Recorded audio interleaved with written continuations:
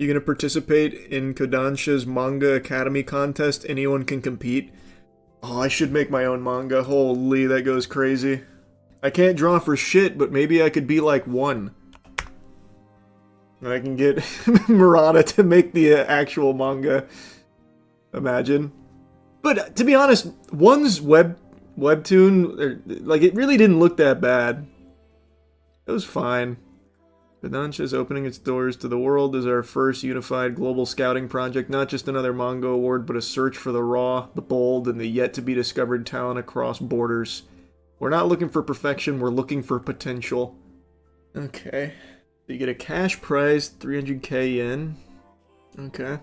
Do I get like a deal with them? I get featured, but I don't get like a deal? It's about $2,000. Okay, so it's 2K, own editor, and publication on manga platform. Alright, gotcha. I thought, the way I was reading this, it seems more like you just get one spotlight. They just feature it once. But if you get like a deal, that's good. That sounds cool. The man who forgot how to poop manga, here we come. Yeah, I'll submit a bunch of my ideas. I will submit the woman birthing herself to achieve immortality. That might be the way to do it. A shotgun approach, just everything all out there at once.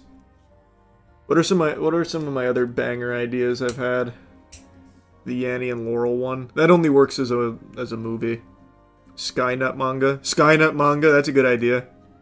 But if you win, would you actually go to Tokyo? No. No, I'd ask someone to go in my place. A body double. I can't fly. Oh yeah, we could go for one of those like long title ones. That's good, that's a good idea. I used to be a shitposting loser, but then I leveled up to level 900 when I got whisked away from my magical refrigerator and I gotta defeat the Shadow Lord before breakfast. That kind of thing.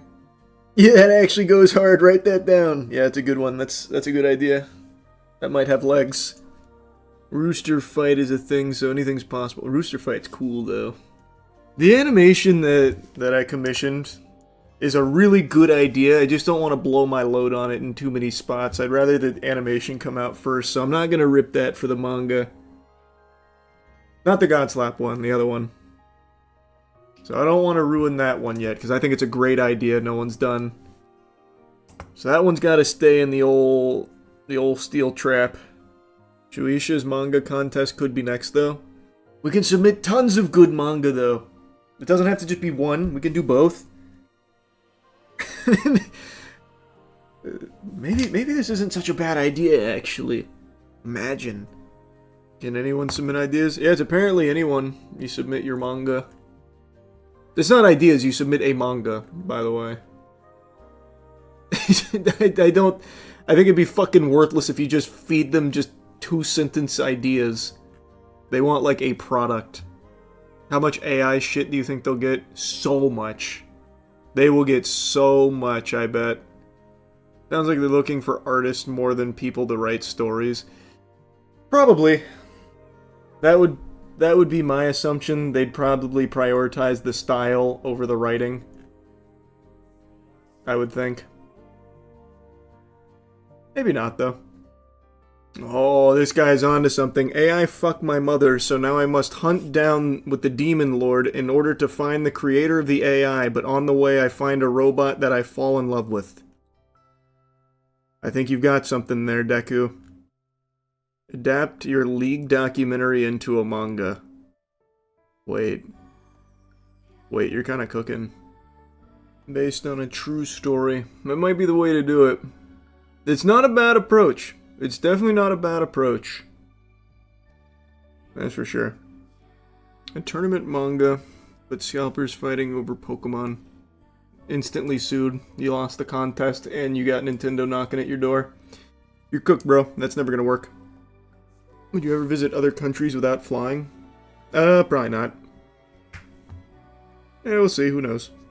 Make a Baki spin-off about Unnamed Cop 1. Oh, generic police officer? That could be a cool idea. A character who never actually participates in any of the fighting or the story itself, but is always a witness to it. So you experience the story through his eyes because he just happens to be in the right place at the right time to see everything unfold.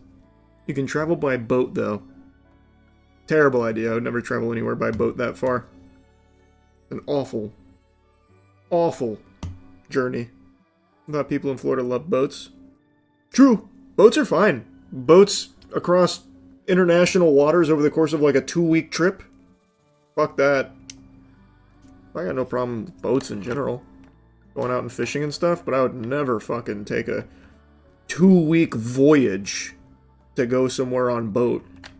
Your requirements for flying is having a fighter jet with military pilot and parachute rig. So would you travel on a boat to another country if the captain was Navy? Yeah. Oh, for sure. If for some reason the fucking Navy was like, oh, Charles, you wanted to go to Sweden? Yeah, hop aboard. We're actually heading that way right now. I'd do it, yeah. At that point. Because if anything goes wrong, I'll just take one of the choppers out or something. Yeah. For sure.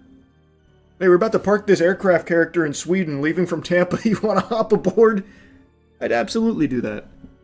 Or Japan or something, wherever it's going.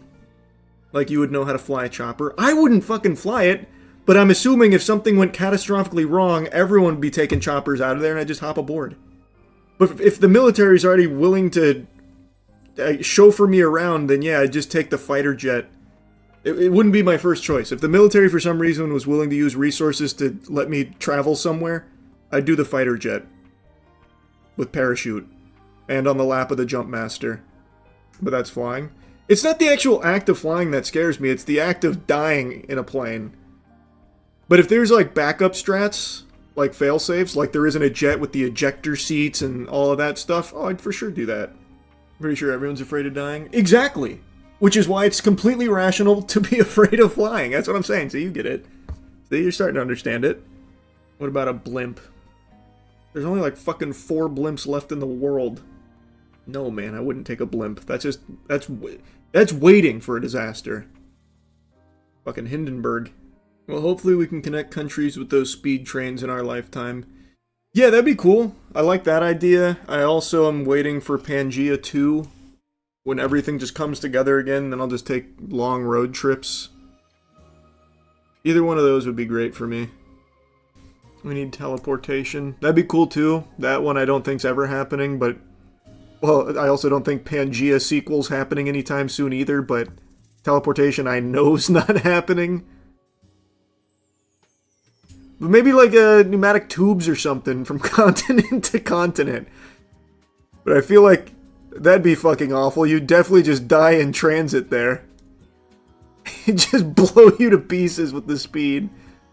That's probably off the docket. Over the years, you may have noticed there's a reoccurring side character I talk about on my channel from time to time. Someone who is by all possible definitions a hero. A very, very important presence in this country. And, unfortunately, the only time his name is invoked is when there are some villains looking to murder him. Literally slit his throat on the street and spill his blood to our dismay. This is a hero that every normal person should be celebrating. It's like Moomin Rider from One Punch Man. Might not be the star of the show everyone's talking about, but it's someone that everyone should support, except for the bad guys. This character's name is Section 230. I got a little lost in the sauce with this introduction here. Section 230 is an extremely important piece of legislation that's been around for coming up on exactly 30 years, 1996. Wow. That really put in perspective how old I'm getting, because I'm 1994. I am older than Section 230, holy shit. But point is, outside of my bones turning to dust and everything, Section 230 is still young and spry, and extremely important for the current landscape of the internet, and was a fundamental building block that allowed the internet to bloom in the first place. It's extremely simple. Even if you're hitting whippets right now, you'll still be able to comprehend what it's saying. No provider or user of an interactive computer service shall be treated as the publisher or speaker of any information provided by another information content provider. Now, why am I bringing this up now? Well, it's because there seems to be a pretty big push to dismantle Section 230. Actor Joseph Gordon-Levitt actually just made a pretty strong statement in condemnation of Section 230 and how things desperately need to change to save ourselves. I understand what Section 230 did to bring about the birth of the internet. That was 30 years ago. You know what else was 30 years ago, Joseph? Your last good movie, dweeb. So even though it was 30 years ago, it is just as important today as it was then. Now, over the years, I'm sure a lot of you have heard me yap about Section 230 a handful of times because the people in power are trying to kill this fucking thing more often than Kinney in South Park. They hate Section 230. When Democrats were in charge, it caught a lot of scrutiny, claiming that it was enabling the spread of racism and harming children. With Republicans in power, they're claiming that it's spreading misinformation and anti-Semitism. This is a bipartisan punching bag that they desperately want to just beat down. It's just been thorn in the side of people that want to control your speech pretty much since its inception. Since the advent of the internet, Section 230 has been a target for people that want to control your speech and infringe on your First Amendment rights, and dismantling Section 230 would fundamentally change the internet as you know it, and that's not an exaggeration to say it. To put it even more simply, Section 230 allows goobers like me to post whatever they want, saying whatever they want, and the platform itself is not liable for whatever I've made or said. That is on me, personally. The platform isn't going to be, fucking dragged through the streets with legs spread like a goddamn Thanksgiving turkey for it and getting blasted by lawsuits or whatever.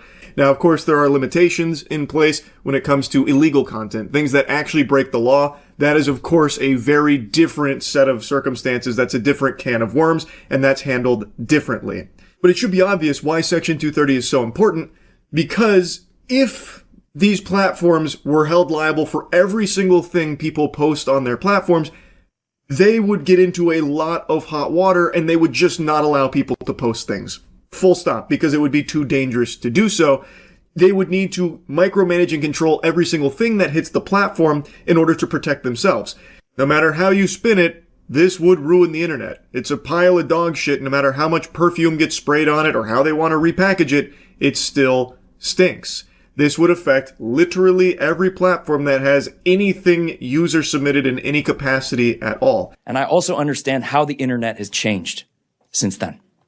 Because back then, message boards and other websites with user-generated content, they really were more like telephone carriers. They were neutral platforms. But that's not how things work anymore.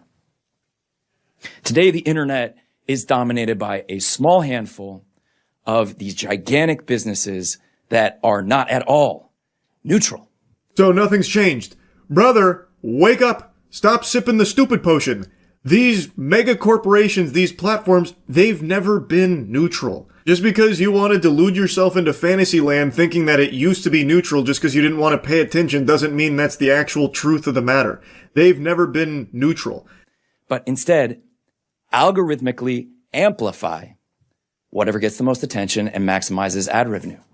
And we know what happens when we let these engagement optimization algorithms be the lens that we see the world through. We get a mental health crisis, especially amongst young people. We get a rise in extremism and a rise in conspiracy theories. And then, of course, we get these echo chambers.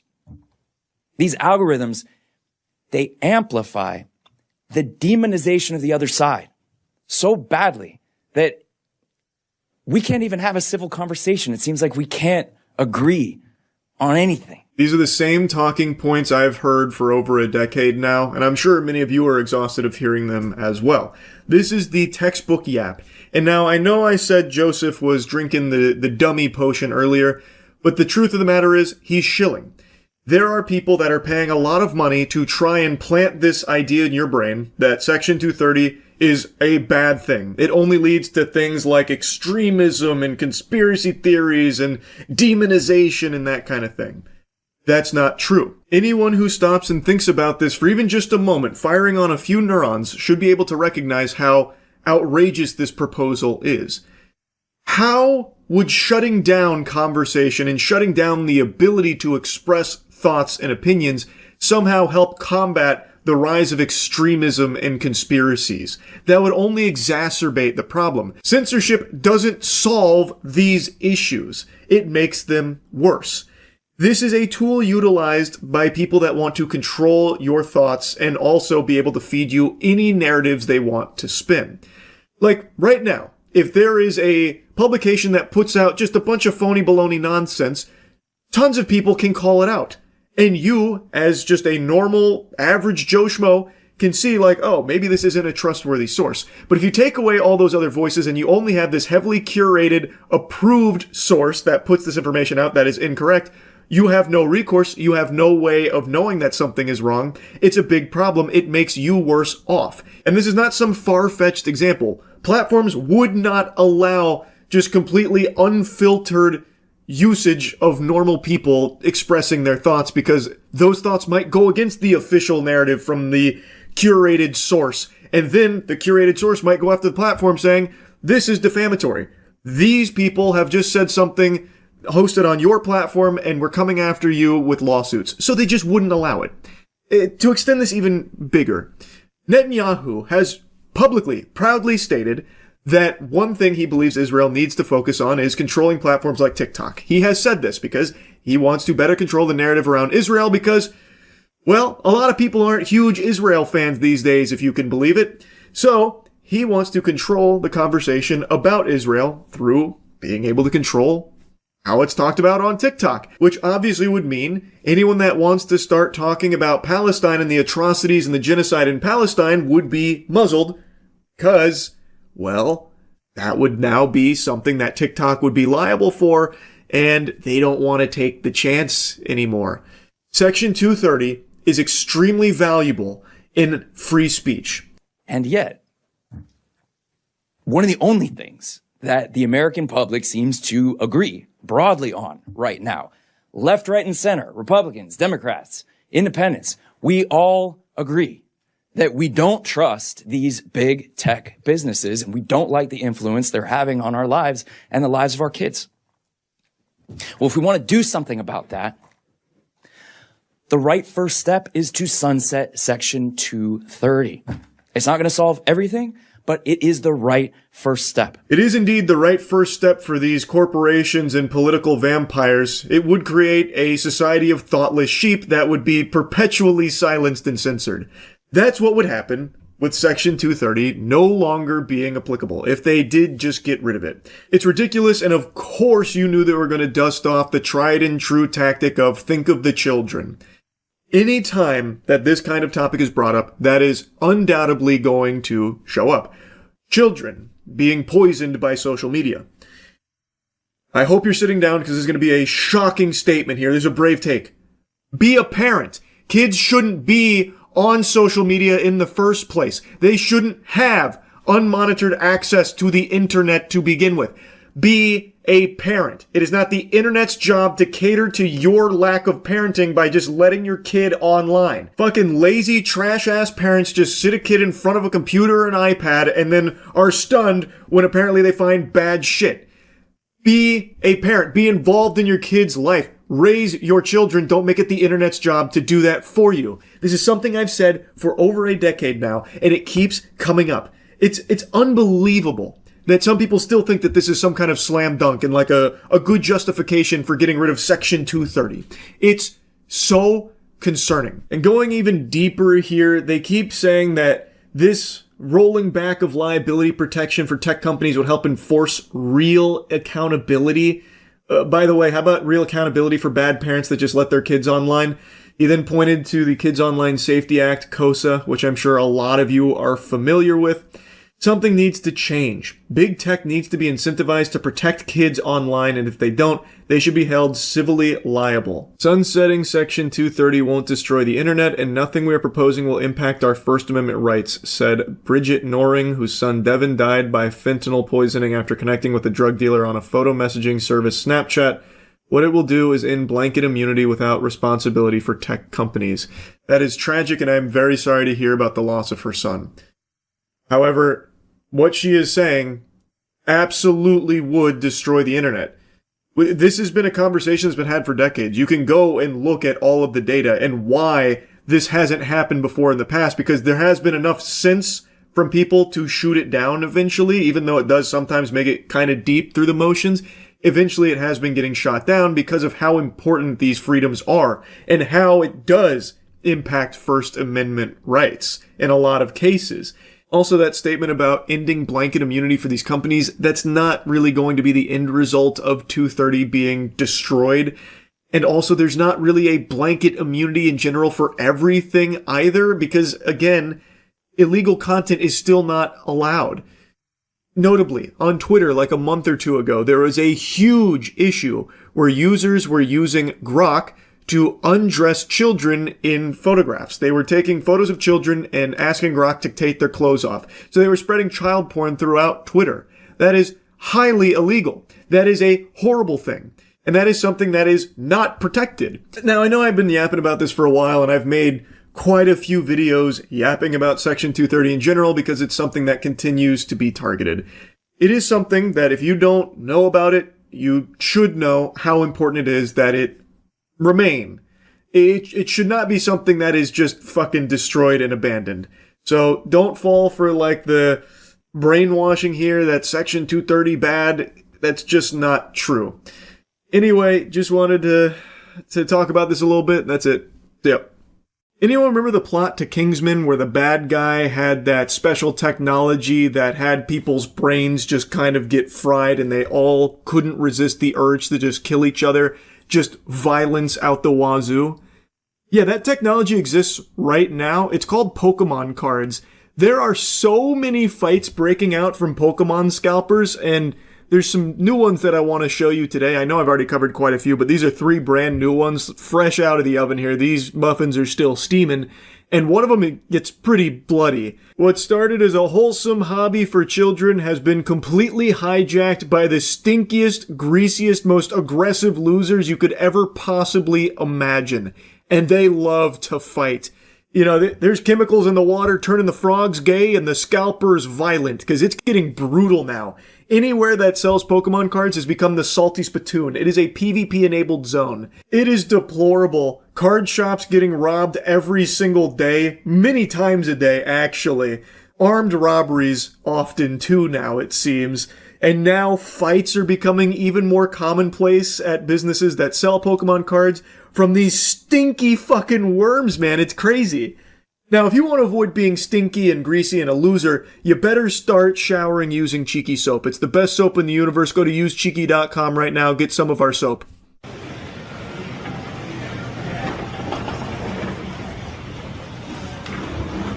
Everyone just gonna look. I'll look. No. Nope, you didn't hit it, bud. No, get the fuck out of here. You for real? Are you for real? Are you fucking kidding me? Chill. We were sitting here for an hour. Chill. One of those rare scenarios where everything and everyone in here seems peculiar. So this guy rolls up, I'm guessing he's got like his meta glasses on, so Dweeb kind of rolls up, scoots in sideways after locating the Pokemon card vending machine, and then goes to get a box out of it. There were 3 dudes standing in front of it, all on their phone, but they're not interacting with it. Even though the machine is on, it's functional, they're just standing there idly. I guess they all entered low power mode or something.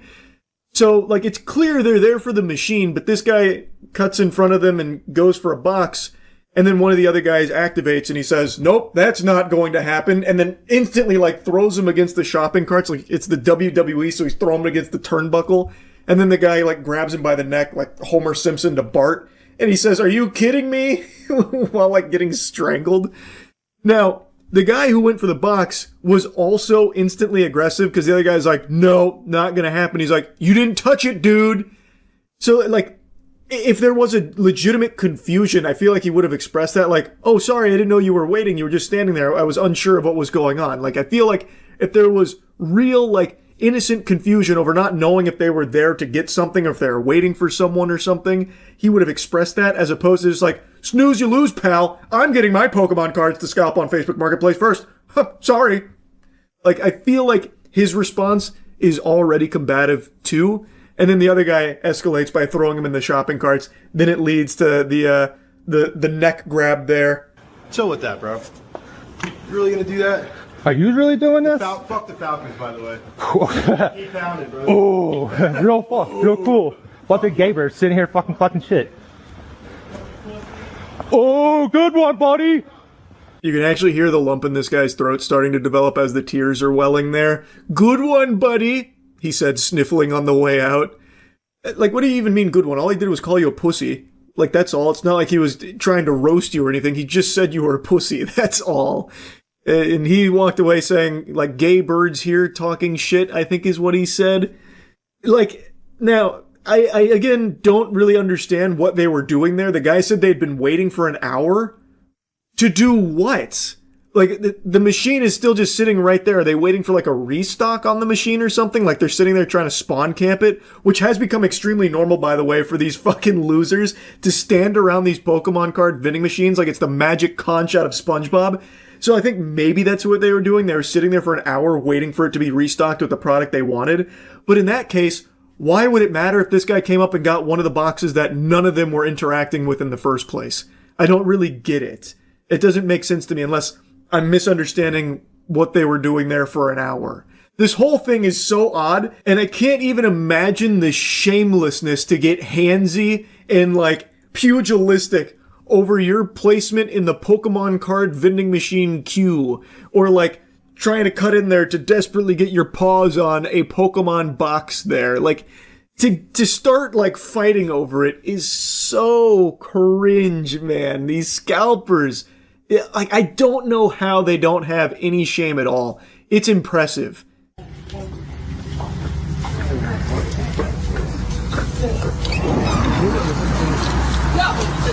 Round two. This one's just a little quick one. This one's kind of just like a little hors d'oeuvre for you here of a fight for Pokemon cards. I don't know what led to it. I don't have a whole lot of context. But there was a scuffle that broke out, apparently over Pokemon cards, and it ends with that guy getting him in like a headlock there. And the cameraman saying round two. So I don't know if this is like the second time like that they've tussled like in that afternoon, or if this is a thing that keeps happening between these two guys. They keep meeting up here and squaring off over Pokemon cards. Either way, it's pathetic. This isn't Guys, yo. stop! Stop! Guys! Oh yeah! Stop! Stop! Oh yeah! Stop! Oh yeah! Get your shot. We not fucking doing that here. What do you mean they can't do that here? You sell Pokemon cards at this establishment, right? It's a fight club, fundamentally, then. This is exactly where you go to exchange some knuckle sandwiches. Now, according to the Poke Street's description here, it's not known what exactly caused this altercation between these two gentlemen, but I think we can make an educated guess based on the ambiance of the card shop. Pokemon seems to be a pretty integral piece of its identity. I would say it was likely something to do with some Pokemon cards. Just a hunch. This one gets kind of wild, though. This one, there are some blows that are connecting. They are swinging on each other. It does get a bit bloody. This one's one of the more brutal fights I've seen over Pokemon cards, outside of the guy that got stabbed over Pokemon cards a few months back. Guys! Stop! This isn't needed! Yo! Guys! What the fuck? Hit anyone. Come on! You little bitch. Stop on camera. Stop! I'm gonna throw. Get sued. You the one over here going crazy. Why are you fucking swinging on him? If you don't want any altercation, Swinging, what just swing, sign bro? you. Oh, whatever. I'm getting him off him. Yo, chill out. Guys! The guy who's pushing the other one like it's a weight sled is now leaking a little bit. His nose has been popped. His snoot got booped there. So he's now dripping blood all over the floor of the card shop here. And the guy who's pushing him back and eating punches like it's a bowl of cereal is threatening to sue him. He makes that threat multiple times. I'm not a lawyer, but I feel like you'd have a really hard time winning that case when it seems like he is also aggressively pursuing this confrontation. And according to the comments, he may have even been the aggressor in the beginning too. Again, it's not entirely confirmed or not, but I think he'd have a really hard time winning that lawsuit there. He'd have to really fucking get Saul on the horn. Bro, I don't care. Oh, this is gonna be so good for me. Guys! Stop! Guys! Stop this! Bro, Guys, come on! Guys, come on! Guys! We don't need any of this. Chill. your life is so fucked. Chill. You're like that? Stop. Andrew, you don't know me, dog. Stop. Yo. Get your stuff. Yo, we don't need any of this going on, guys. What the fuck? Like a dog chasing the mailman, this guy who is actively still bleeding cannot stop chasing the other guy around the store. The other guy seems to be trying to disengage with this now. He's like, all right, look, enough is enough. We've been pugilistic for far too long. Let's let bygones be bygones. He's like trying to get away from it, and the other guy just keeps saying, your life is fucked. You don't know me. He's still threatening like the lawsuit angle, and then gets pushed onto this table. He just keeps trying to go up to him. So like I said, I feel like he'd have a really hard time with that lawsuit, because it's not like he is trying to get away from it. The other guy's disengaging, and the guy who's threatening the lawsuit just keeps chasing him down for more action. Yo! What the fuck? Bro, I'm coming back, bro. He's the one that called, bro. Oh, yeah? You gotta get him off. You gotta get him off him. They're attacking me, bro. Guys, Keep attacking him. head out, dude. Head out. He's so cold. Bro, what the fuck? Yo, Johnny. Finally, they separate them again, and the guy immediately tries to go outside, but then is still followed by Lawsuit Larry over here, who now is following him outside to continue the altercation further. That's where the footage cuts off, so I don't know what happened next. I'm assuming they continued the tussle out there, which, you know, I guess that's a little more civilized. They at least took it outside there, taking it out of the card shop. All over some Pokemon cards. Well, most likely. We don't know for sure what was the catalyst, but I really think we can make a good guess here. Just look at the spot. It is a card shop that clearly has a strong Pokemon presence. They're both, I think, in the Pokemon card collecting or scalping community. I think it probably stemmed from that. Anyway, though, just wanted to show you some of the more recent Pokemon card fights. The hobby is not improving at all. It is still being completely fucking destroyed by scalpers, and it's just a disaster. That's really about it. See ya. What's up, everybody? It's Critical. I'm playing Cooking Mama, People for the Ethical Treatment of Animals edition. Let's do this shit. Make a Thanksgiving feast, prepare the fetus. Pluck the turkey, click on the feathers with your mouse, plug them from the dead turkey. This must be the fucking Jack Bauer of turkeys here. What am I doing, poking him in the face? No, grabbing him by the feet? Oh shit, the feathers are falling. These feathers don't belong to you, turkey, you fucking thief. Call the president, tell him the interrogation is going according to plan. Oh shit, done. Nice work. 56 points, that's a lot of points. Remove the internal organs using your mouse, stick your hand inside the turkey. I'm sold, don't need to read the rest. Not sure why its anus is bloody, but we're going in. Brace for impact, turkey. It's gonna be a wild ride. This is fisting of the highest caliber, the next level of fisting. Where's its shit-producing facility? I'm taking it out. Shit, I'm running out of time. Fuck. Get in the bowl. Oh, now I'm just holding its heart. I'm sorry, turkey. Your shit box remains intact. Complete? Little do they know, it's incomplete. That shitting box is still in that turkey. I feel bad for the family member that bites into that. Gonna get a mouthful of turkey shit right up in there.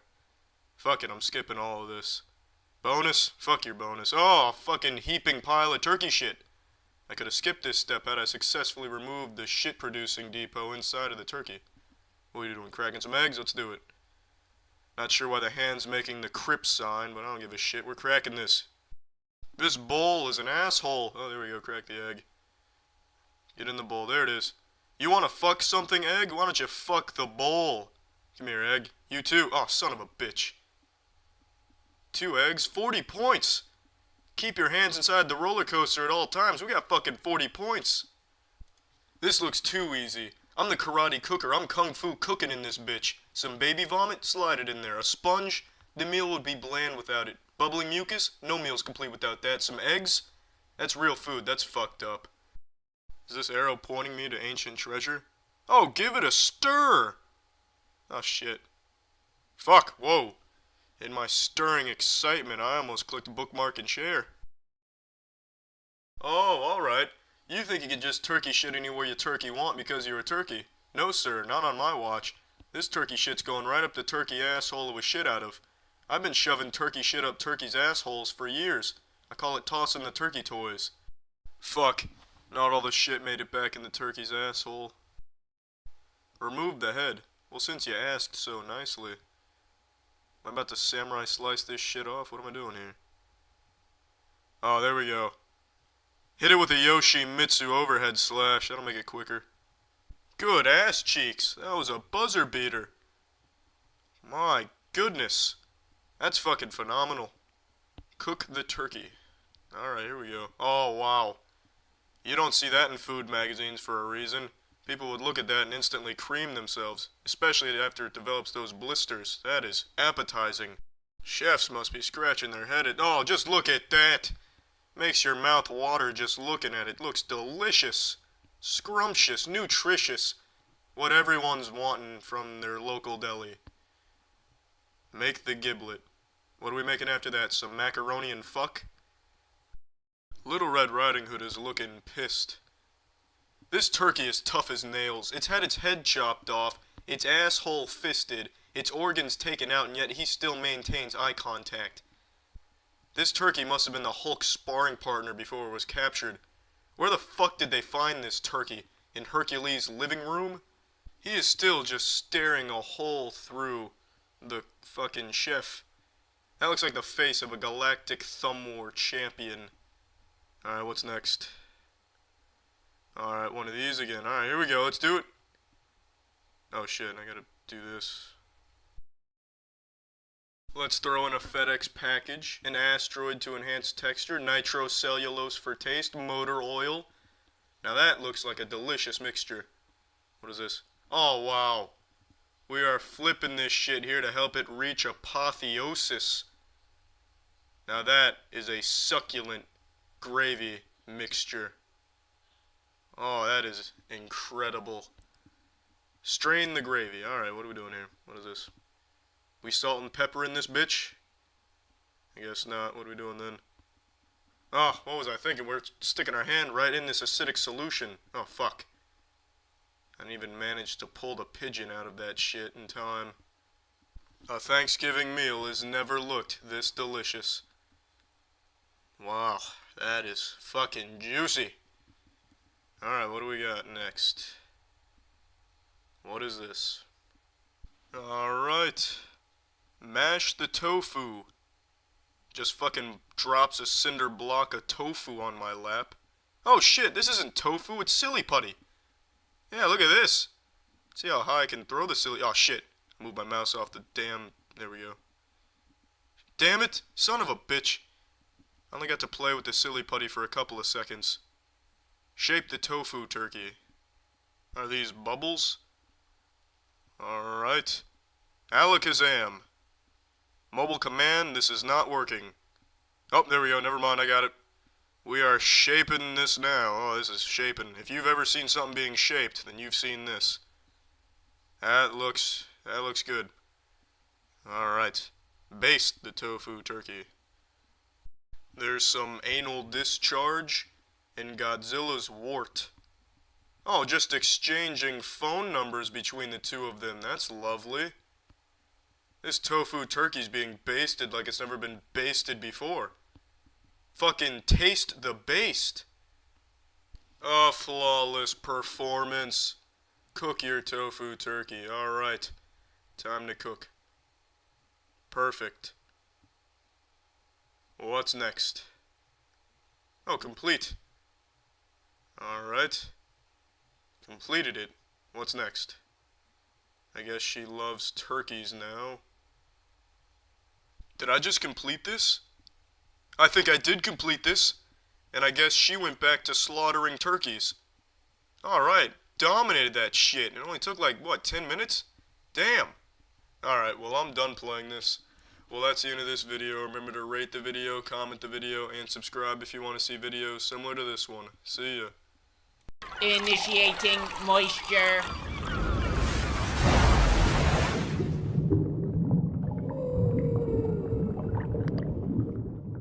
Hobbs and Shaw. It's exactly what you would expect after watching the trailer. Stupid, over-the-top, fun. It's exactly what you get. Fast and Furious has cemented itself as the go-to series if you want to just go. You don't want to think hard. You just want to see some shit explode. You want to see some nice ass in your face being shaken around a little bit when a nice song's playing. And you want to see testosterone overflowing, big meaty hands being thrown, fast fucking cars. And that's what you get with Hobbs and Shaw. And in this movie in particular, it's like some superhero shit. They honestly should have just dropped Fast and Furious and called this like DC's Hobbs and Shaw. It'd be one of DC's only good movies. It's just like an actual superhero movie. The Rock plays basically the Hulk. Jason Statham plays basically the Hulk. And Idris Elba plays Super Idris Elba. The characters are goofy, over the top. It's a constant, bickering back and forth between The Rock and Jason Statham, Hey, fuck you, man. No, you couldn't fuck me with a dick that small. My ass is too big for your little dick. Oh, you take that back, Hobbs. My dick's 10 times the balls your dick once had. It's just that throughout the whole movie with a little bit of family undertones, becoming brothers and good friends and stuff like that. Huge censorship going on in gaming right now. I'm sure a lot of you saw. Steam a few days back announced that hundreds of games have been pulled from their catalog because of the efforts of a group known as Collective Shout. They got proof they're in the Epstein files or some shit, but they have got these payment processors by the nutsack, and they are squeezing the piss from their balls. So now the payment processors are LARPing as the moral authority on what people are allowed to spend the money they earned on.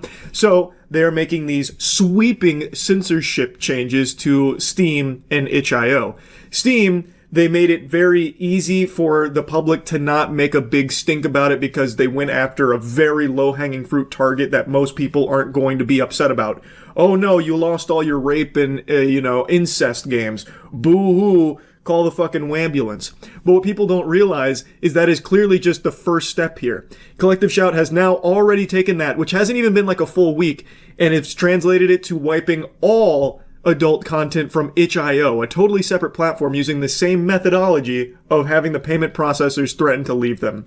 Censorship is not something that is a good thing. This is not a positive thing.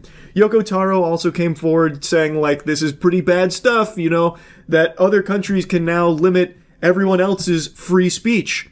He's right. That's not great. You don't like to see that. And let's go ahead and extend this to its natural conclusion here.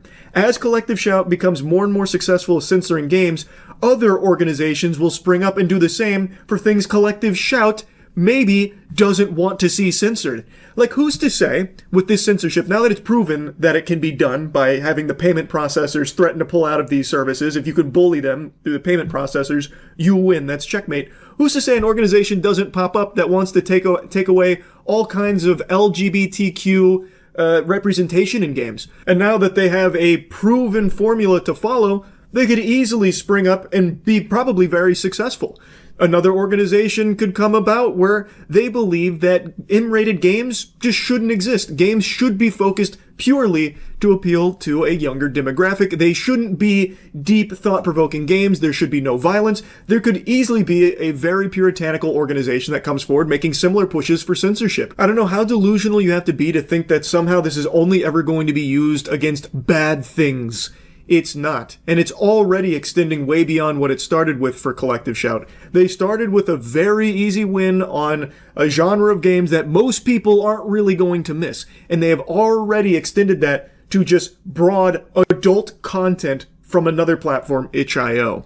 And as they continue to be more successful, more organizations are going to follow that blueprint, follow those footsteps, and be successful as well, censoring other things that maybe Collective Shout doesn't want to see censored. It's going to just be fucking pandemonium because it is clear now that these platforms are willing to go belly up, roll over, and suck the fucking schmeat of the payment processing cartel that shackles them. These payment processing patriots, who all of a sudden care so deeply about morality, are able to get these platforms to censor themselves at the behest of the organizations that are strong-arming them. It's absurd. And it doesn't stop there. If you do any amount of research on Collective Shout, you'll see that it's not just like adult games. they also went after Detroit Become Human and Grand Theft Auto 5 for absolutely fucking outlandish reasons. Like, this is actual horse hockey. And another scary fact, the article I was reading on stream, which I'm going to show you clips from so you can see about their previous attempts to go after things like Detroit Become Human and GTA 5, that article that I was reading then got taken down 8 hours after stream because Vice deemed it was a little too controversial, because the article wasn't super favorable to Collective Shout. So Collective Shout not only has pull in censoring games, but it looks like they can even take down some articles that are a little, harsh on how they're going about their mission or what they're trying to do here. In other words, it seems virtually impossible for Steam to host any adult games depicting child abuse. Rather, Collective Shout may be targeting popular video games that depict children in scenarios where they face distress or harm, even if these depictions are intended to encourage concern and care in the player. From there, the organization may be describing these titles as featuring child abuse. In 2018, Collective Shout encouraged its supporters to sign a petition to ban Detroit Become Human for sale in Australia, claiming the game features child abuse and violence against women. The petition focused on an abusive father's violent behavior towards his housekeeper and daughter in the game. This dynamic, core to the character Kara's story arc, is intended to encourage empathy for the abused woman and child.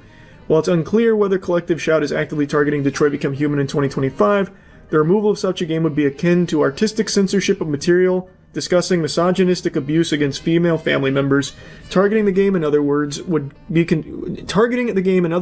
be considered anti-feminist in intent. That doesn't really make any sense. In 2014, the organization called on Target to remove Grand Theft Auto 5 from store shelves, sharing a petition that claims the game encourages players to commit sexual violence and kill women. Collective Shout described GTA as if it were a misogynistic funhouse, stating the game lets players enact their fantasies of committing extreme violence against women, including punching women to the point of unconsciousness, killing them with a bat, gun, or machete, running them down with a car, and setting them on fire as they continue screaming. What world are we living in? What? So that all this is only reserved and acceptable if it's men. Like, if you're killing men with a bat, gun, and machete, running them down with a car and setting them on fire as they scream. These arguments are so weak and flimsy, and I think just downright detrimental to what they claim their mission is. This would basically, like, these two things in conjunction would make it so, like, most games won't even put women in there. So let's take the first example about, like, how children in, like, distress and harm is something that they would target and try and take down. It's why they went after Detroit Become Human. Let's extend that scope. Things like Limbo, Last of Us, Out of Sight, like these games where there are kids present and they do go through, like, hardship, that would be removed under their guidelines here. In Detroit Become Human, it's not like they're trying to glorify this type of horrible thing. It is used as a way of showcasing how bad a situation is and getting empathy from the player for what is happening to these characters. And yet, they want to take it down, even though it is used to deliver positive messaging to the player. It's like they don't want any deep themes in their games, and not only that, it's like they don't want women to even be interactable in the games. So also something that wouldn't fly under their protocol here would be things like Tomb Raider. Any game where a female is leading it wouldn't really be possible because the women in the game are going to go through distress. Like, Lara Croft goes through a lot worse than what they listed for GTA 5 being a misogynistic funhouse. Lara Croft gets killed in so many different ways, potentially, if you fail certain things. She's constantly being hunted, hurt. It's all, like, pretty much no game with a female character in it could be made if Collective Shout continues to gain this much power. It's a fucking absurd notion here. God of War, the new God of War, those games couldn't be made because Kratos' son obviously goes through a lot there. That would be a child in a harmful and distressing situation. It would be poo-pooed by Collective Shout. They would banish that shit to the Shadow Realm. Like, their rules on what is and is not acceptable are just unhinged. Again, this would fundamentally, like, scrub women from video games. Like, I don't know why they're not grasping that concept. They call GTA 5 a misogynistic funhouse because you can hurt women in it and that kind of thing, which you can also do to men. but the issue is exclusively because women can also be hurt and killed in GTA 5 just like the men can. It's not like GTA 5 is telling the player, you have to go commit these sexual violent acts against women right now. We need you as the player to score 100 sexual violent crimes against our women in the city right now. Go out there. That's the quest. Go fucking just slap 1,000 women for maximum turbo gamer points.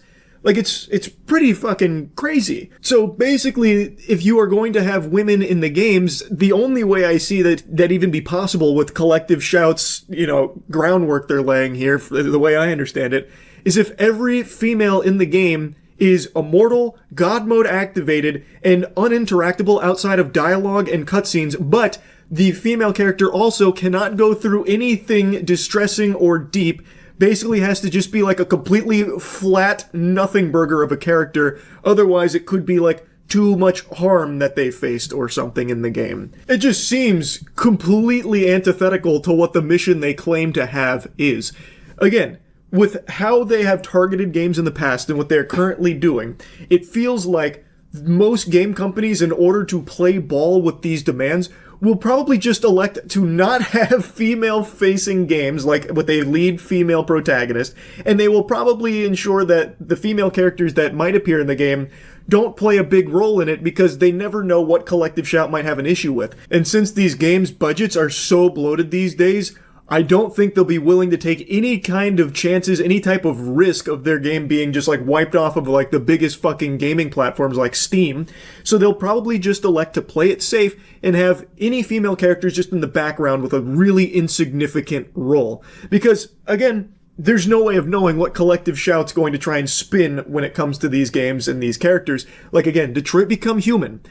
All of that they listed there as an issue that was literally in the game to deliver messaging on how unacceptable that shit is. It was used for empathy, not a glorification or anything at all. It was actually delivering a message that really feels very in line with what Collective Shout claims to fight for. It is completely out of control. And let's go ahead and just continue to play a little here, a little theater of the mind. If you can successfully bully payment processors, and it's reported that Collective Shout is doing this by constantly phoning them up with like 1,000 employees or so. I don't know if that's all confirmed or not. But if you can get 1,000 people together and successfully have these payment processors threaten to leave some of the biggest platforms for gaming, think about what kind of power you can control with these payment processors. If you can just have them like puppets on your strings, that is so dangerous. There is no amount of mental gymnastics you can possibly do to conjure up a justification for why a payment processor has a say in what you can spend your money on, what they will permit you to spend your doubloons on. That is a bad direction for the future, which obviously extends far beyond just video games. This is a much bigger topic, a bigger issue than just gaming. If payment processors are now going to step in and basically be like the fucking, lacrosse house party guy who's like, who do you know here? No, you're not allowed in. When you're trying to spend your money on a product, we've got a huge problem. Just play with that possibility here for a second. Like, let's say you want to buy a dildo or something, right? You want an adult sex toy. Well, what if the payment processors deem those to be obscene? We will not support any businesses that are selling these adult toys. Consumers shouldn't be able to buy these. Okay, all of a sudden you can't buy those? That's been fucking wiped out. And let's take it to something that's not even sexual. Let's say a katana or something. I want a katana for my room. I really liked some of the blades from One Piece. It'd be really nice to have a replica blade. Well, turns out the payment processors deem those to be a little too dangerous and threaten to pull out of any websites that are offering katanas for sale because those are some very scary, lethal weapons. So, can't buy those anymore. It's a big issue. Payment processors should have no say in what you spend your fucking money on. Of course, that doesn't apply when it's like you trying to buy something highly illegal. I get that. But things like this is absurd. Like, this is completely preposterous and out of control. Anyway, I just had to yap about this a bit. That's really it. See ya. I got up this morning and saw some awful, heartbreaking news that I want to talk about a little bit here and kind of honor the memory of a great man that we've just now lost. Daniel Naroditsky has unfortunately passed away. Daniel was my chess teacher for over a year and my friend. And even though I may have retired my jersey in professional chess playing, I never lost the passion for it, but I never stopped following the chess community, and in particular, Daniel and his achievements. Daniel was such a bright light in the chess community and just such a fucking amazing guy. For so many people, Daniel Naroditsky was their entry into chess. He had the most educational streams. He was the best instructor at it. He was able to make it exciting. His love of the game was infectious, and he was able to teach people that had no prior knowledge of chess at all how to really get into it and what it all means and make it just so fucking fun. He was an amazing teacher, an amazing player, and an incredible friend. And like, I mean this genuinely. He had such a profound effect on my life in just that year and a half of him being my fucking sensei here, taking me into his dojo of discipline and teaching me the ins and outs of this game. Throughout my 19 years of making shit online, there's a few moments that stand out to me as unforgettable experiences that I will remember for the rest of my fucking life. Like, even if the Men in Black hit me with a neuralizer, those memories will somehow remain. They will persist through that. And at the top of that list is the PogChamps tournament, where Daniel Naroditsky was mentoring me, teaching me chess, and preparing me for my biggest match against XQC. Because when you bring out the bishop like this, it can become very vulnerable right away. So I'm not sure that I like the variational approach here. No, please don't. And it's too soon. It's too soon, Hikaru. We didn't even reach a climax.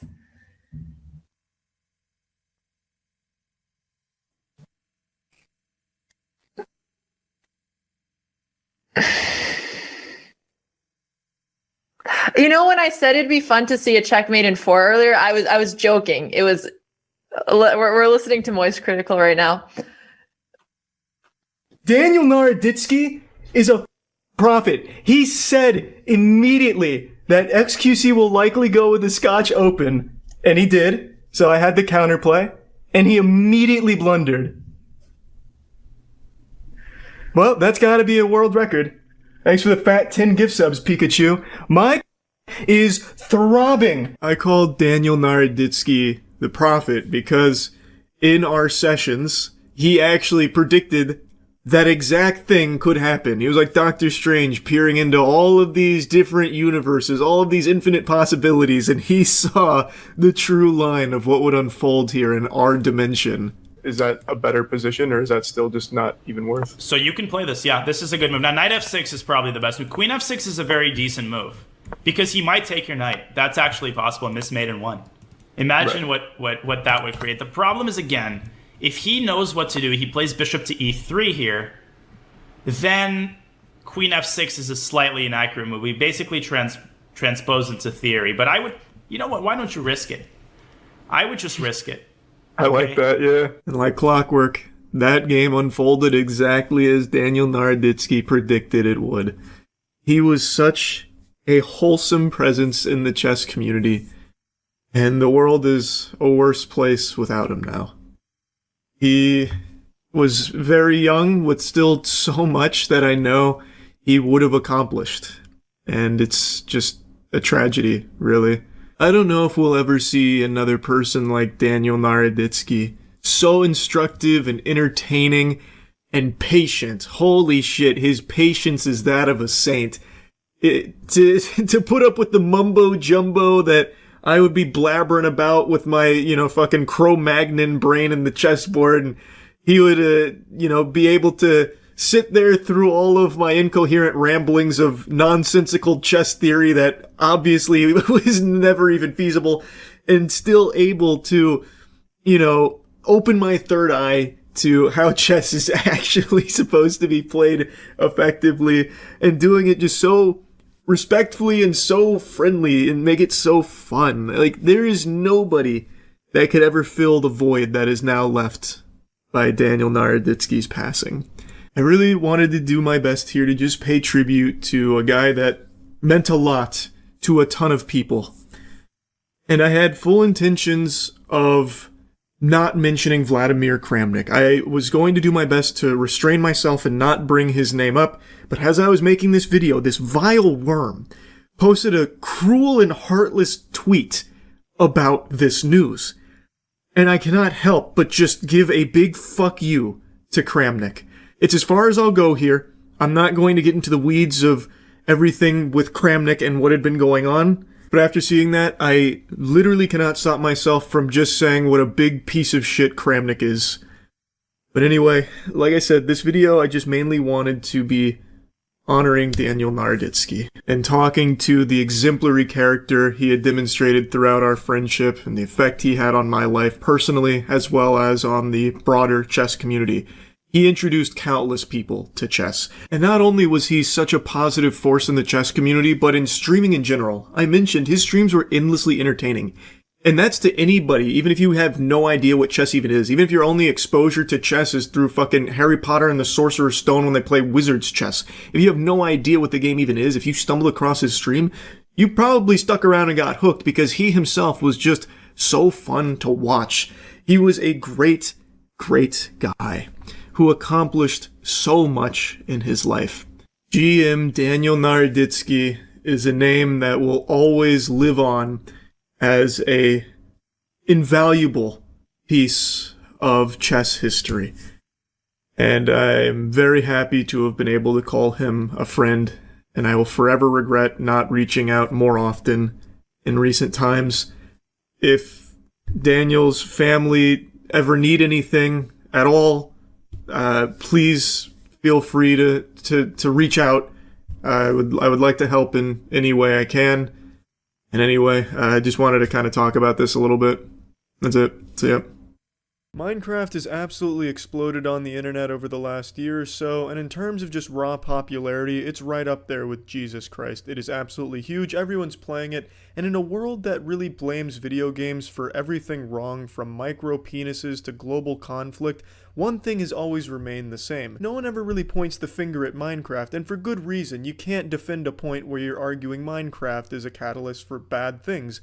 Not even the most dustiest, pussied, wrinkliest, scrotumed old boomer could possibly make a case, because Minecraft at its core is all about exploring, learning, being creative, imaginative, all things society really puts a big emphasis on. And it's honestly just about as innocent as anything can possibly be. It's not overly predatory like a mobile game that's constantly flashing in front of your fucking face, triggering your epilepsy, begging you to get your parents' credit card to buy a bunch of shit in the game, spend thousands of dollars behind their back, offer no refunds. Just all this to say, Minecraft has a reputation for just being a really great, innocent game. But like most things on the internet, YouTubers find a way to fuck it. And in this case, I do mean literally. I found a very disturbing rabbit hole recently in the Minecraft YouTubing community, and like most things, I dove in, both nipples erect, ready to really get the most out of this experience, looking around, absorbing all of the sin that the Minecraft YouTubers were putting on the platform. So let's get into this. There exists a very powerful network of Minecraft degenerates, basically the Illuminati of the Minecraft community. It's accessible by typing in best Minecraft animation, top Minecraft animation, and in a nutshell, it's just sexual degenerate Minecraft fetishists that have these channels dedicated to uploading Minecraft porn thumbnails on top of stolen Minecraft content. So what you'll see when you type in this phrase on YouTube is you'll see a ton of videos with these exact titles, and all the thumbnails are sexual, some just outright full nude Minecraft models. So right away within the first three, you'll see the third one down is doggy styling a Minecraft character. Is it consensual? I don't know, you'd have to ask the character, but judging by the thumbnail, you don't get a lot from it other than doggy style. If you actually click on the video, there is no sexual content in it. Usually it's either stolen Minecraft animations or original pieces, none of it very well done or anything like that, obviously. But all of the thumbnails have a very similar vibe. Right under this, you see a character's clitoris being flicked by a creeper, or excuse me, a zombie. Pardon me, I don't know the proper nomenclature, I'm not a big Minecrafter myself. But anyway, you see the bean being flicked. or perhaps even a penis being jerked off and you can't see it over the character's arm. There's no telling, but I have named this rabbit hole the Mine Shaft because it's all about penises and stimulation and doggy style. It's very odd. It's baiting people in with these misleading thumbnails, capitalizing on either curious children or other sexual degenerates that like Minecraft shit, and they're getting tens of millions of views a month. Some of these videos have 10 million plus views, just a single video. It's crazy what they're pulling. Directly underneath that one, you have Super Mario 64 dressed up in a pirate costume 69ing with Patchy the Pirate. Just underneath that, you have a full nude beach volleyball squad, and directly underneath that, you have one of the most shameless offenders of what I'm talking about. Look at the woman on the left here, to the right of the zombie man. Also, I don't really understand their fixation with the zombie man. Maybe they like gangrene, that's another fetish, I'm really not sure. But anyway, the woman to the man's right, look at that, full titties out, and she even has landing strip pubic hair. I've seen that countless times from porn actresses, and it's just right there in the thumbnail. Are you kidding me? Sweet goodness gracious, you need not scroll down too much further to find full missionary sex right there in the thumbnail. And then two underneath that, you have reverse cowgirl doggy style extremo with looks like a little backdoor reach around action as well. Of course, using the zombie man again for the activity of this sexual zombie man. I don't understand the fixation with that character. They must like cactus looking motherfuckers. I really couldn't tell ya. But he's in all of these for the most part. It's filthy. It's gross. It's not what Minecraft is about. Whoops-a-daisy, hope you weren't watching this at work, cause that's full-blown Minecraft tits and pussy. Not even an attempt to censor anything or put pubic hair there. That's some bald vagina shit right there. On a Minecraft character. And then you scroll down a little further, you get a fucking combo here. A quad kill of Minecraft porn thumbnails. And then there's also this beautiful collage of 3. It's amazing. And all of this, for some reason, is all still on YouTube, despite the huge crackdown they've had on misleading thumbnails, allegedly, and shit like that. I mean, I can't upload a fucking thumbnail that even remotely resembles what could possibly even be misconstrued as the smallest molecule of even the most tiniest fragment iota of an ass cheek. Meanwhile, you got full-on Minecraft pussy just staring you in the face that's only one click away in one small search. This really about covers it for all of my findings during the investigation. There is hundreds upon hundreds of these videos and a bunch of big channels that upload almost nothing but this shit. And it's just really the tip of the iceberg. It's just I don't need to go through each individual video frame by frame showing you more Minecraft porn thumbnails. I don't know if YouTube knows about it, or if they do, if they're jerking off to it. That must be the case, because it's not exactly like they're underground. These are recommended videos when you click on some Minecraft shit occasionally, and they're getting tens of millions of views, making thousands and thousands of dollars off of these Minecraft porn thumbnails that are in multiple violations of YouTube policies, if nothing else, misleading being the biggest offender, because that shit doesn't even appear in the videos. It's wild. It's fucking wild. Minecraft's super innocent game, but man, YouTubers have a remarkable ability to make anything fucking degenerate. It's crazy. That's about it. See ya. This is just actually unhinged. This is crazy. I don't know what I'm going to call this video yet. I have no idea what to title this. It is just so bizarre. So to give you the cliff notes, today I was researching about a huge crypto rug pull that Stream Chat made me aware of last night. And I know crypto rug pulls are the most common thing on the planet, more common than a sneeze. Did the sun rise somewhere in the world? If the answer to that question is yes, then that means fucking 50,000 people lost tons and tons of money in a crypto scam, probably on pump.fun. That's the main hub for it, the main cesspool. And last night, Stream was telling me that there was a disabled man who was doing a crypto coin on pump.fun called 120 hours, because he claimed he had 120 hours to live. And when it reached about a $500,000 market cap, he rugged it and went offline and hasn't been seen since. Now, it doesn't seem like he was faking the disability based on all of the available evidence that does seem to be true, but there's no way of knowing if he really had 120 hours left to live and this was his final oorah of just stealing a ton of money from a ton of people, or if that was all just fucking phony baloney like half of the other scams on pump.fun. Regardless, the fact is, tons of people got rugged, left with their dick in their hand there.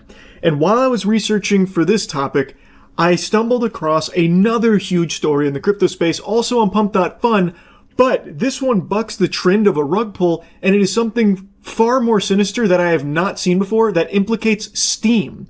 So, if you've been around the channel for a while, you might recall I made a video years ago about a really odd Steam game that I downloaded while dumpster diving, because it's something I like to do on Steam, just looking through like absolute dog shit that no one's ever heard of. And I found a game that I downloaded, and it didn't have the executable file. Like, it didn't even have the game. It had like ancillary files around it, and it was really suspicious. So I thought there was a chance that I had downloaded something very harmful, but I was assured that that's not possible through Steam. And Steam has also kind of positioned themselves as like a safe place to get your games. I've never really heard of a story of someone downloading something that like literally ruined their lives or like stole from them. There's been like some suspicious games on there that have done like some weird things in the background, but never like stealing from users as far as I know. Until today. There is a Pump.Fun streamer, his handle is Rostaland, who is battling stage 4 cancer, and he streams on Pump.Fun to raise money for his treatment. Now, I know what a lot of people are thinking, already raising an eyebrow, that this must be the scam. He must be faking cancer to try and scam people. Based on everything I can find, that is not the case. It seems he really does have cancer, and this is his way of generating funds to try and survive. It seems very legitimate. And while streaming, he was doing some gaming. And a chatter, apparently, had it convinced him to download a game called Block Blasters. And when he did, he had all of his crypto stolen from him. Approximately like $30,000 was drained from him. And now people have been looking at the game and finding a weird set of files in there that seems to scan the user's device to look for crypto credentials, which is how they must have stolen this money from him. It's very peculiar, and at first I was kind of wary of it. I thought this could just be an elaborate scheme where, like, he pretended that it was the game he downloaded that drained his money, but really it was all just a ruse so he could make off with the cash. That does not seem to be the case. It seems like the game actually is stealing from people. He is not the first victim. Now, here's when it happened on stream. It happened live. No, no, no, no, no, no. No. No. That happened in the crypto. For you, I understand this can be very difficult because that money normally can help you for a lot of things in your life. But it's not the end, okay?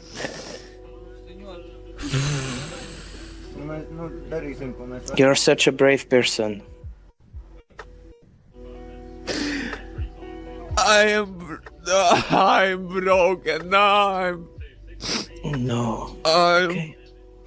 I'm sorry, guys. That is brutal. Now, there is no one more harsh of a critic on Pump.Fun than me. I shoot spitballs at that platform all night and day because it is 99.9% scams. I would have said 100% scams if not for this story. I really think that this is real. He's provided, like, receipts. He has proven that he is not faking the cancer diagnosis or anything like that. And when it comes to, like, the money being stolen here, it seems like it really did get stolen by this game. I don't think he has any involvement with the game, and someone I trust more than anybody else in the crypto space when it comes to scams, Zach XBT, has made a post about this, seemingly confirming that the Steam game is the culprit that stole this money from him as well as others. So Zach XBT kind of coming in here really solidified this to me as like a legitimate, like the real deal. That's fucking terrifying. I truly didn't think Steam games could have this kind of vulnerability. I've made jokes in the past about like a terrible game being a crypto miner, and apparently there are actually some games that do kind of do that to a certain extent, but I've never seen something to this level. This is a huge security like flaw, a huge danger on the platform. As someone who buys games that have like 0 reviews and 0 players, sometimes I am literally the first one to play a game that no one's ever heard of, planting my flag on the moon. This makes me really afraid of like what these games could have in there as like running in the background that I don't know about. It makes me afraid of my own Steam library and hesitant to go dumpster diving through Steam new releases again, just out of the fear that it could have some dangerous files attached in there somewhere. Now, I do really want to mention this here before diving back into the Steam component. The community banded together to try and make Rostaland whole again, so someone named Alex Becker sent him $32,500 to cover what was stolen from him, and it's extremely wholesome. Everyone banded together to try and show support and try and help him out after something so devastating happened to him, and here's a post Rostaland made thanking him for it. That's super great. I'm really happy he was able to get the equivalent amount back. The scammers made off with the $32,000, and I imagine Block Blasters will be delisted. Nothing will happen to them, I'm sure. Very rarely do crypto crimes get punished, it seems. But I'm very happy that Rostaland was able to get that money back, that amount of money back. I am still just kind of stunned that this kind of thing can happen with a Steam game. And I know some of the games through Steam are vulnerable. I remember Dark Souls had an exploit where hackers could literally remote access your computer through the multiplayer. I know that kind of stuff exists. The same thing happened with Call of Duty even somewhat recently.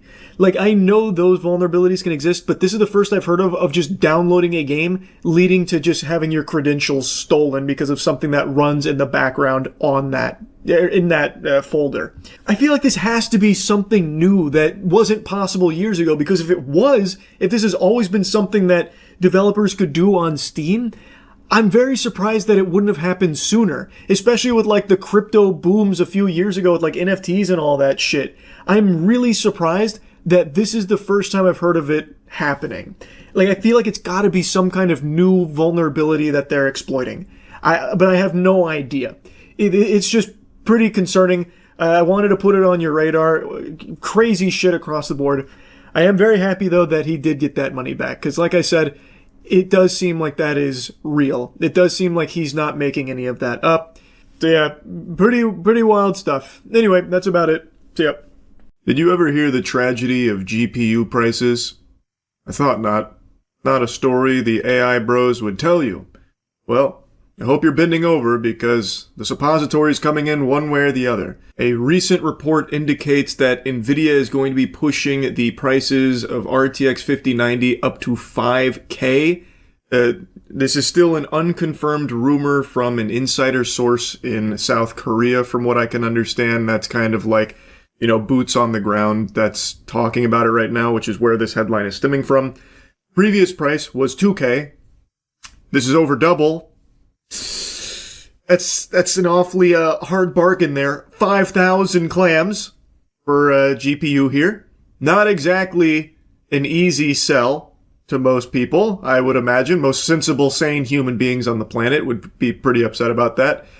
Now again, this isn't fully confirmed, but what we do know is that, prices are probably going to be going up, which isn't all that surprising. I think most people were able to predict this. Don't need to be Baba Vanga to have that kind of future sight. We're already seeing it with RAM prices, and I gotta tell you, you might not like to hear this, but we're gonna rip the Band-Aid off. It's because of AI.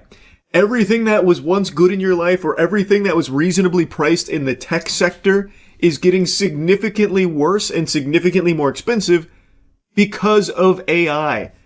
If you want to keep plugging your ears to that fact, or just keep kicking the can down the road for the realization of AI having a supremely negative effect on your life, that's your call to make. But regardless, the sun still rises. The AI plague, the scourge, is coming. Whether you want to accept it or not doesn't matter. It is coming fast, aggressive, hard, and unlubed. It is raw. So I think it's best that you start paying attention to all of this now. Anyway, back to the regularly scheduled doom and gloom here.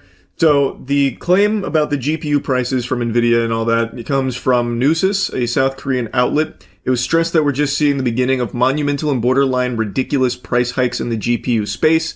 The report explained that sources have suggested a climb in RTX 5090 stakes from $2,000 at launch this year to as much as $5K later in 2026. AMD's RX 9000 series is apparently set to mimic that ticket growth, but not as steeply. The article also has a brief mention of the RAM prices, which I've also touched on and what I've also bitched about quite a few times now because of AI-driven data centers, and also one of only 3 RAM manufacturers just abandoning the consumer market come 2026 because they'd rather instead just exclusively sell and work with AI. So, yippee! That's great for all the normal people out there that want some technology in their homes.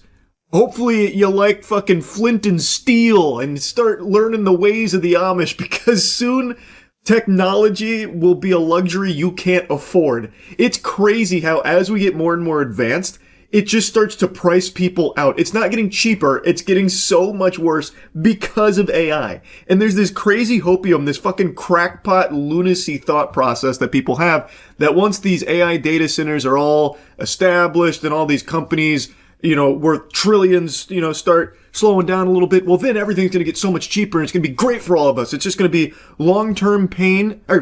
short-term pain for the long-term gain. Because that always works. Trickle down has a great history. That is a fucking flawless. That's 100% win rate when it comes to trickle down. And not only that, we all know corporations love to lower their prices. So once they're set up and once they've made oodles unfathomable amounts of money, they'll definitely start lowering the prices for every average Joe Schmo out there. That happens all the time. They love lowering prices. We see it often because they are for the people. So it's clearly just a matter of time before everything's really affordable again in the tech sector. We just gotta wait for them to reach the golden age. And then it's all smooth sailing. We're in good shape. And until then, well, why don't you just go ahead and start renting computers? Yes, a subscription-based economy. Just start renting your PCs because you don't need to own anything. Companies don't want you to own anything. You will own nothing and you will be happy. You can have the imagination of ownership with their little permission slip. You can license it for a certain amount of time, and that's all you need. You don't need any pesky ownership of anything, especially not a computer. I'm getting a little lost in the sauce of sarcasm. It's all bad. It's all really bad right now. It sucks. This wonderful little nugget of good news also comes on the heels of a previous blessing that NVIDIA gave us, where it was announced that NVIDIA might be cutting supply by up to 40% in 2026 due to memory shortages. I already talked about that, where there's the potential that NVIDIA is going to be cutting back on supply by 30 to 40% come 2026. Very few things to be smiling about when it comes to the future of PC gaming, and not just PC gaming. I know everyone gets focused on that. This affects every industry in the tech space. I know a lot of people are like, oh, that means consoles will be the best option going forward too. And maybe they will be a more price-conscious option because PCs are looking to astronomically change in price. But those are also going to be affected too. The price on those is also going to be all cattywampus as well. It's just a matter of time. We don't know what that's going to look like, but it's going to happen. They use components that are exploding in price. So it's everything that's going to be affected, and it's not just gaming. It is literally everything in the tech space that uses these components, and guess what?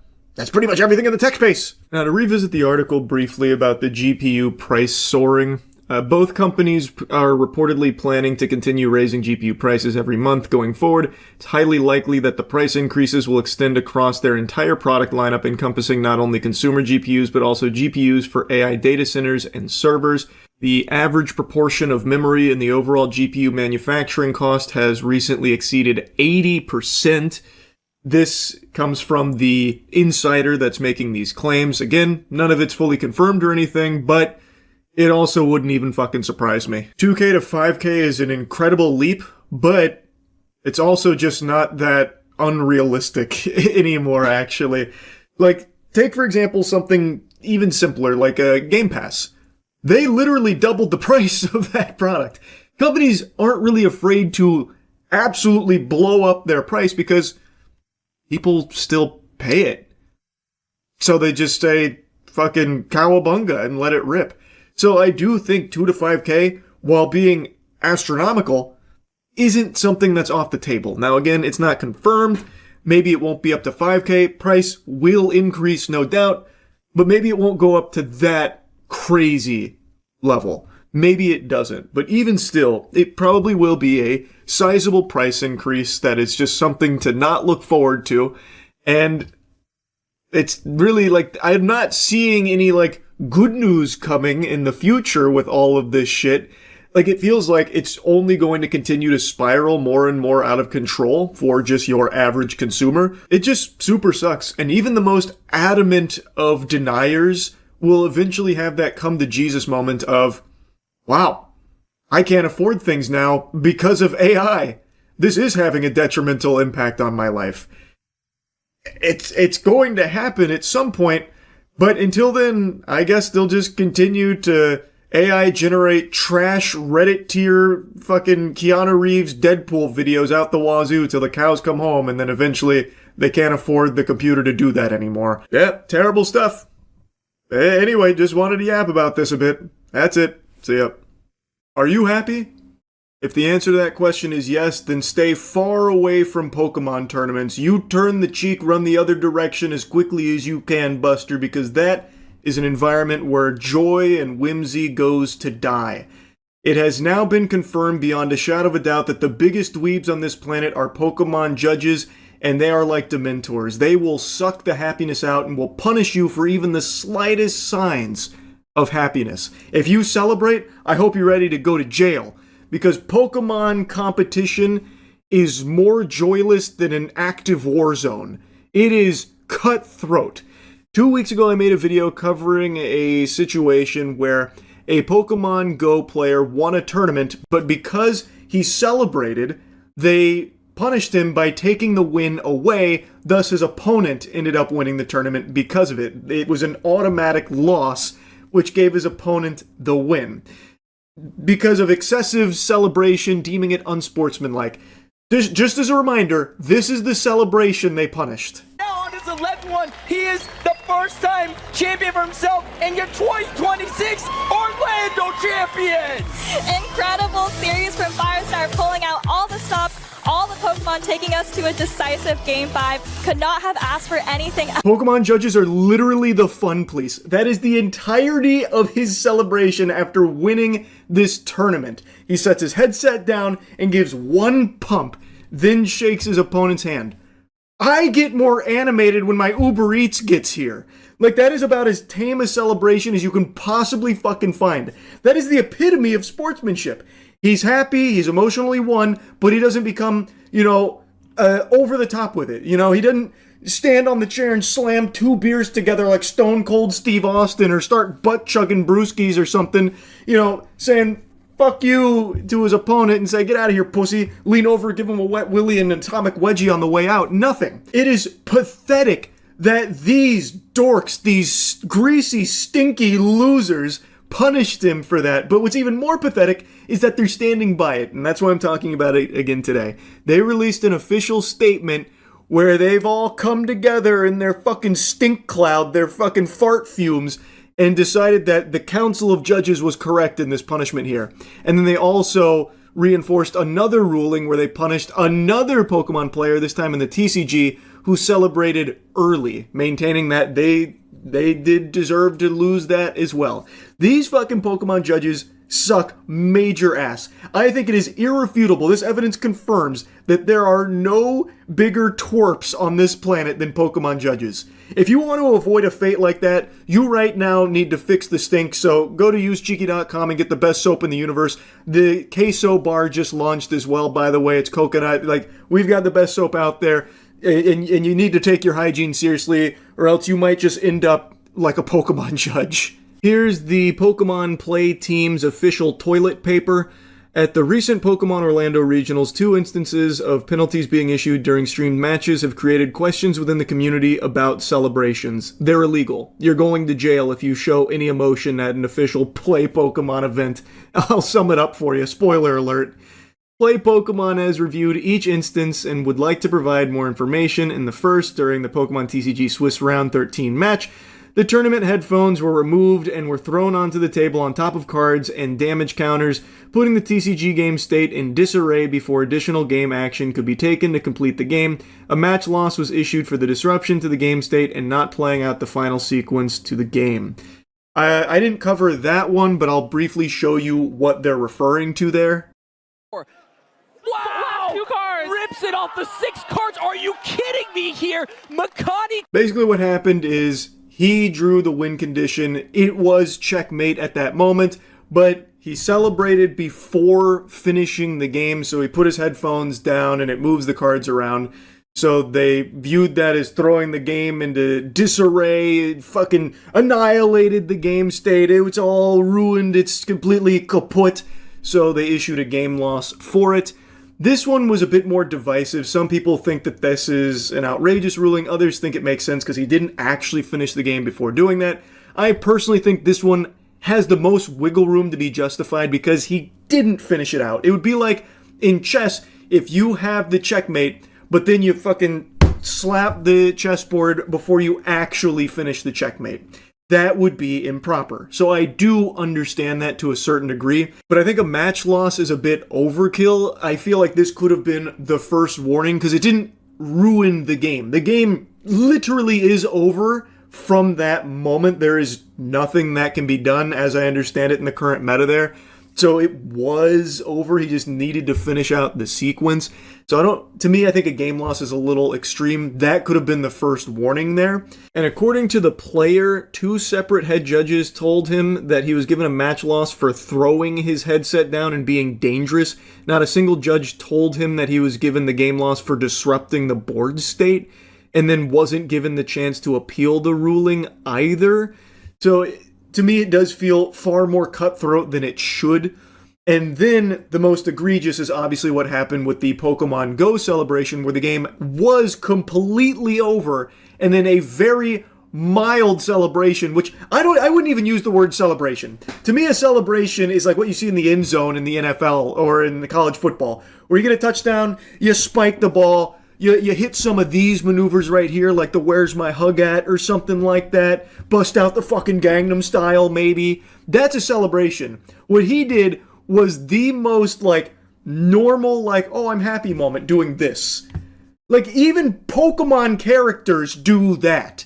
They do more than that, mind you, but that's like literally the bare minimum of being like, oh, whoopee, I won. And they're calling it excessive and unsportsmanlike. And they're standing by that decision. So going back to their official statement, in the second instance, during Pokemon Go Grand Finals, we would like to share some information which may not be known to the broader community. Prior to the final game incident, during Game 1 of the Bracket Reset series, a player was issued a warning for the action of hitting and shaking the table during gameplay. Actions such as these can have a negative impact on the experience of participants and disturb the match in progress.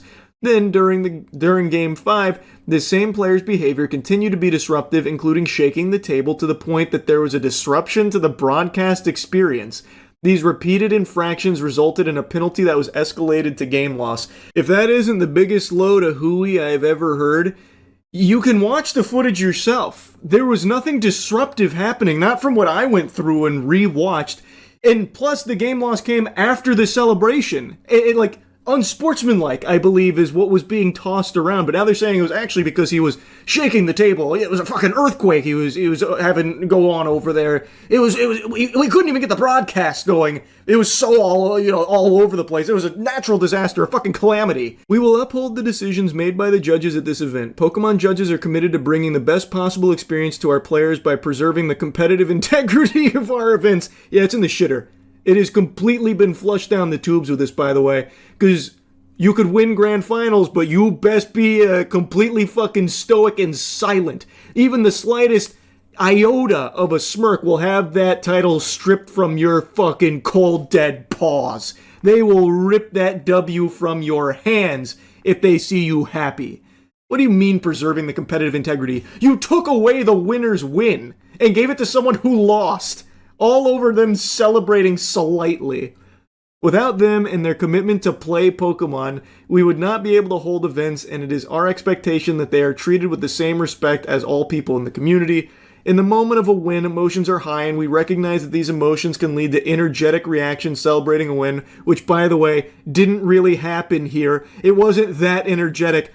My fucking grandfather, I saw him get more animated when the mailman would show up than I saw from this guy winning the fucking grand finals of this tournament. It wasn't that energetic, mind you. We want to support this authentic positive reaction and not discourage this excitement. Celebrations are not an issue, but actions that disrupt or negatively impact competitive integrity can be. We will continue to listen to the community of players and our judges on how best to evolve our tournament system rules and how penalties are enforced. The Play Pokemon team, they sign it off. Now, Firestar73, the player who had his title ripped from him for his celebration, did make a statement after this official Play Pokemon piece and said, "The incident you are now for the first time claiming was the basis of the decision did not affect the gameplay at all, yet decided the whole tournament." That is 100% correct. It had no impact on the game at all, even if he was shaking the table, which I don't see any strong evidence of him being over there like, you know, the waves of the ocean, moving the table back and forth all wobbly.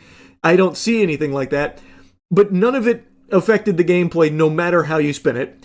Section 2.1 requires a clear explanation of any infraction and its penalty, and I was never given this as the basis at all. That is also true. Apparently that was never relayed. There's even a community note that talks about this. Firestar wasn't given an initial warning for shaking the table. This is a major infraction under section 5.1 of the penalty guidelines, and then it also has something about Makani, who received a game loss for a headset throw and wasn't able to appeal. And section 433 of the tournament rule handbook allows for an appeal. So they're not following their own guidelines, basically. Which doesn't come as a surprise to me, because it feels like these are complete losers that are power tripping and looking for any excuse to exert their authority here. Did I just catch you showing emotion? You lost now, Buster. Ha! Give that back. Don't you ever show me a smile again. And I mean it. I'm a Pokemon professor, by the way. So cringe, man. Actually so cringe. So they're standing by the decision. Firestar73 does not get the win that he earned. Also in the TCG space, Makani does not get that win either. They're standing by both decisions there. I think the most egregious is the case with Firestar73. I think there are no grounds for that. I think that is a complete sham. And I think the community should be very alarmed that this is who controls the events. You best be on your most emotionless behavior in the future of this competitive scene here. The competitive environment of Play Pokemon events from this point forward better be quieter than a fucking library. It's going to be like a funeral in there, not an ounce of joy. So, I guess that's what they're looking for. That's what they're trying to cultivate. This shit's so stupid, man. It's so embarrassing. It's so shameful. Had to yap about it. I had to give you the follow-up. That's really about it. See ya. Initiating moisture.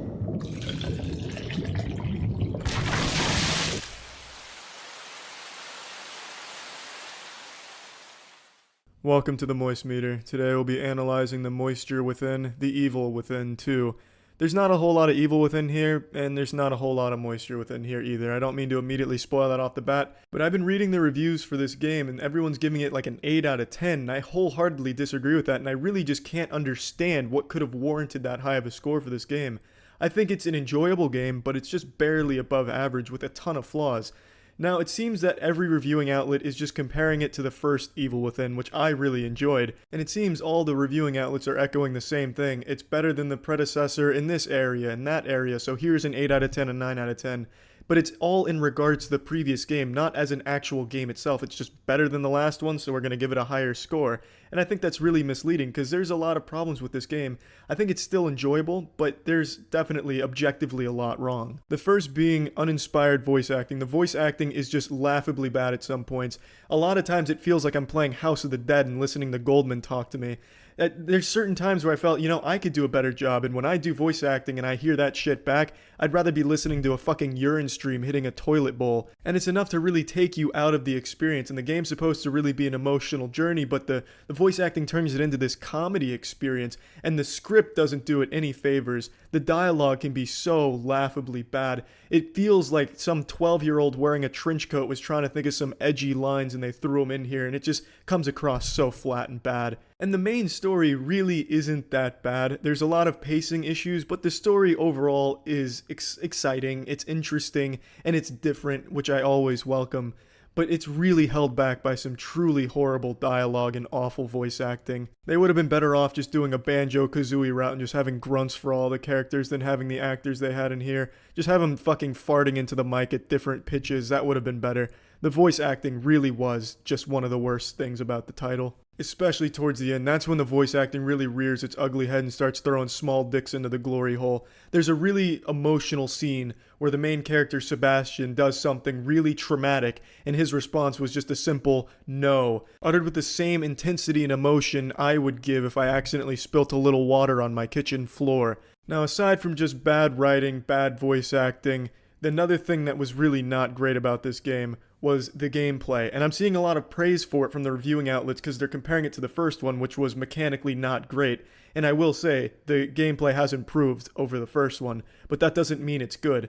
I mean, it's like comparing, you last 4 seconds during sex, and then the next time you last 5. Yeah, it's improvement, but that doesn't make it that great either. So the gameplay is very stiff. It's very clunky. The gunplay, not great. There's a crafting system in here, some upgrades that are very bare bones. I see a lot of praise for them, but they're extremely bare bones. They're very simple stuff.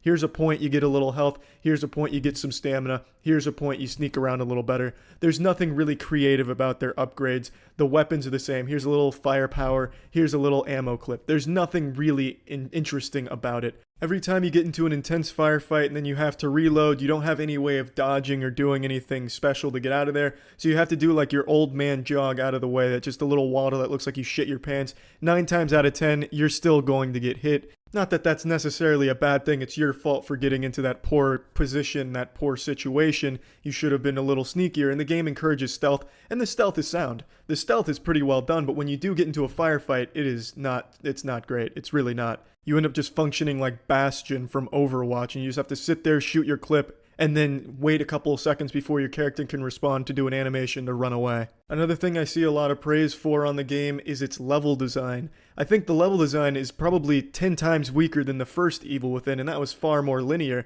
The levels here are all exactly the same. Here's a few pieces of cover. Hide behind it, wait for one of the zombies to go around you, sneak kill it. There's no puzzles to really be solved. There's no puzzles at all, really. I think there was 2 throughout the whole game, and they were very, very simple. And the level design was always the same. Go right, go straight. Go right, go straight the whole time, and then you hide behind cover whenever you see enemies and just wait for them. There was nothing special about the level design. It wasn't inventive, as a lot of review outlets are claiming. Now let's get to some things I liked about the game, and a lot of things I can agree with the other reviewers out there. The atmosphere of this game is fantastic. I love the little haunting atmosphere they have going on. Union as a setting is really nice and interesting. And I think one of the main villains, the artist, is fantastic. Hunting him led to some really memorable moments, a lot of really cool set pieces, and a lot of awesome environments. The artist definitely was the best part of the story and the best part of just playing through the game. There's also a certain charm to playing this game, and the story is good enough to make you want to finish it and see how it ends, even though there's quite a few plot holes in there. I also really enjoyed the soundtrack to this game. The music was absolutely beautiful, especially at the end of the game. Truly just a fantastic fit for the tone. Everything just kind of fit with what was going on. Music was truly a massive improvement over the last one. Just fantastic score here. There's also quite a bit of content here. It took me 10.5 hours to beat the game, and that was without playing a whole ton of side missions. I also didn't even find all of the weapons either. So there's a lot to do and a lot to find within Union here.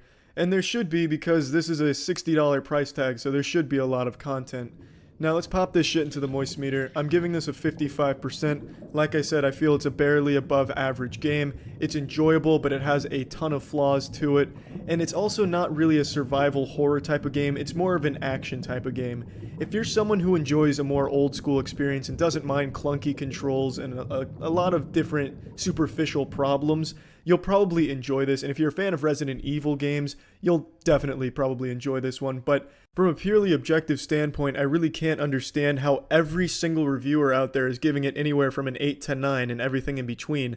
I haven't seen anything even below an 8 for this game yet, and I just don't understand it because there's such glaring issues with this game in every possible department. Yes, it's still a fun game to play, and yes, there is improvements over the first one, but that doesn't make it an 8 or 9 game. Even compared to the last one, I don't think the improvements are that significant. In fact, I almost prefer the first game for the most part. But yeah, anyway, that's it. See ya. What's up, everybody? It's Critical. I'm playing Bassmasters 2000 for the Nintendo 64. Let's do this shit. I'm gonna do a tournament. I think a tournament is just what I need right now. Professional difficulty. I am a professional fisherman, so that is the appropriate difficulty setting. Let's make our angler here. And I can't really tell the hats apart. Or the hair, what the fuck? This is just a silhouette of a person, I can't see the changes here. How am I supposed to design a character when the character is a fucking ghost? Alright, I'm just gonna change all these settings and then I'll see what I end up with. John Fisher, the master of the unknown. I have no fucking idea how this character looks. But I guess we'll find out. Lake conditions look optimal. Boat. Looks like a piece of shit, but good enough. Rumble pack shit sack, get off the screen. What the fuck is this? Is this where I'm fishing? It looks like the water shit itself. Did a wastewater treatment facility explode and pollute this lake? Looks like pure sewage here. Old Hickory Lake, this is just appalling. Sunny?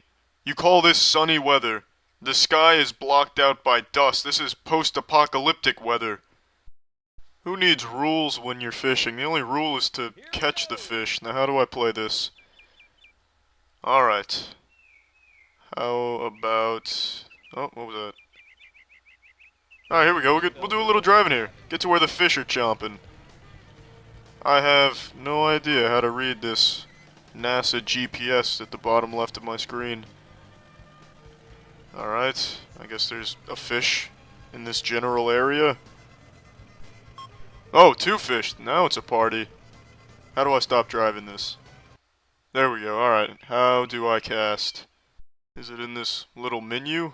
Live well. Thank you. You too. Alright, how do I cast? Tackle, maybe? No, this is my tackle box. I don't know why the fuck I thought that'd be there. Alright, so do I just jump in the water and fish with my hands? Do I piss into the water and drink my piss? How do I cast? Oh, what was that? What did I hit? Fuck, I don't know what I hit. Shit.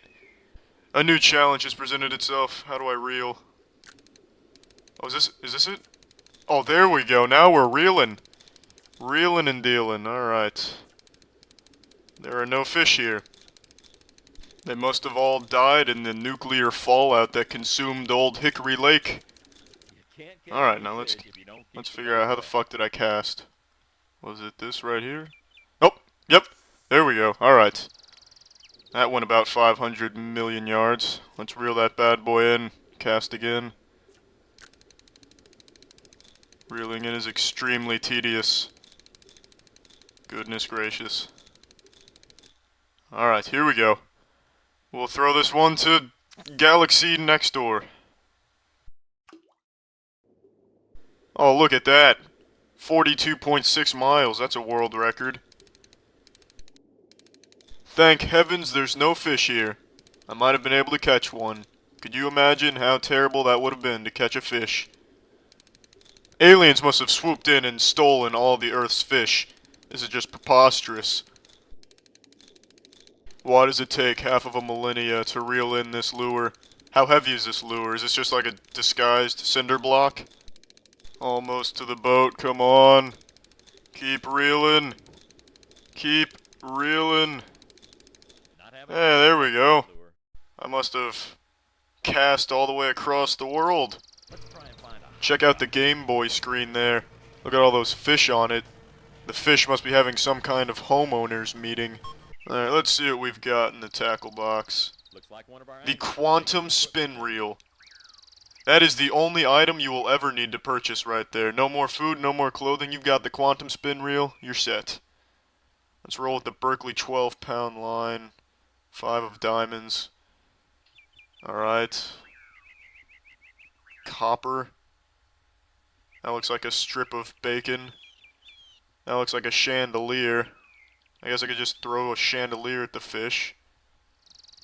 Alright, these are all the same right here. Oh, here we go. A frog. Another frog. Oh, what the fuck? Is that an eel? I am no longer fishing for simple fish. I'm now fishing for a great deal on a house. And I think I've struck gold.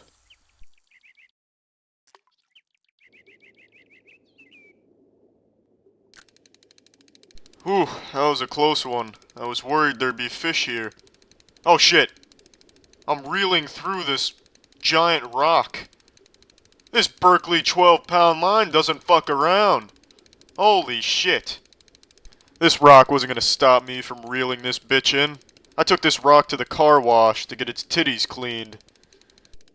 There's gotta be another button to reel in. There's no reason reeling should be this slow, unless he's using a portable asshole. A fishing rod reels much faster than this. There it is. That's the button to reel in. I've just been using the wrong button to reel in. Excellent. I'll teach you to watch fishing. Take some of that. I hope you learned your lesson. You're next. Don't think I don't see you over there. Nutritionists recommend at least 1 serving of fishing lures per day. But you're gonna get 2. Take some of that, bitch. There we go, there's a fish on the scanner. That means there's gotta be a fish nearby. And where there's 1 fish, there's a lot of fish having a lot of fish sex. There are no fish here. The scanner must be broken. There's no fish in all of Old Hickory Lake. It's all a conspiracy. Holy shit, is that a fish? That's a fish! Oh, what the fuck? It just left reality.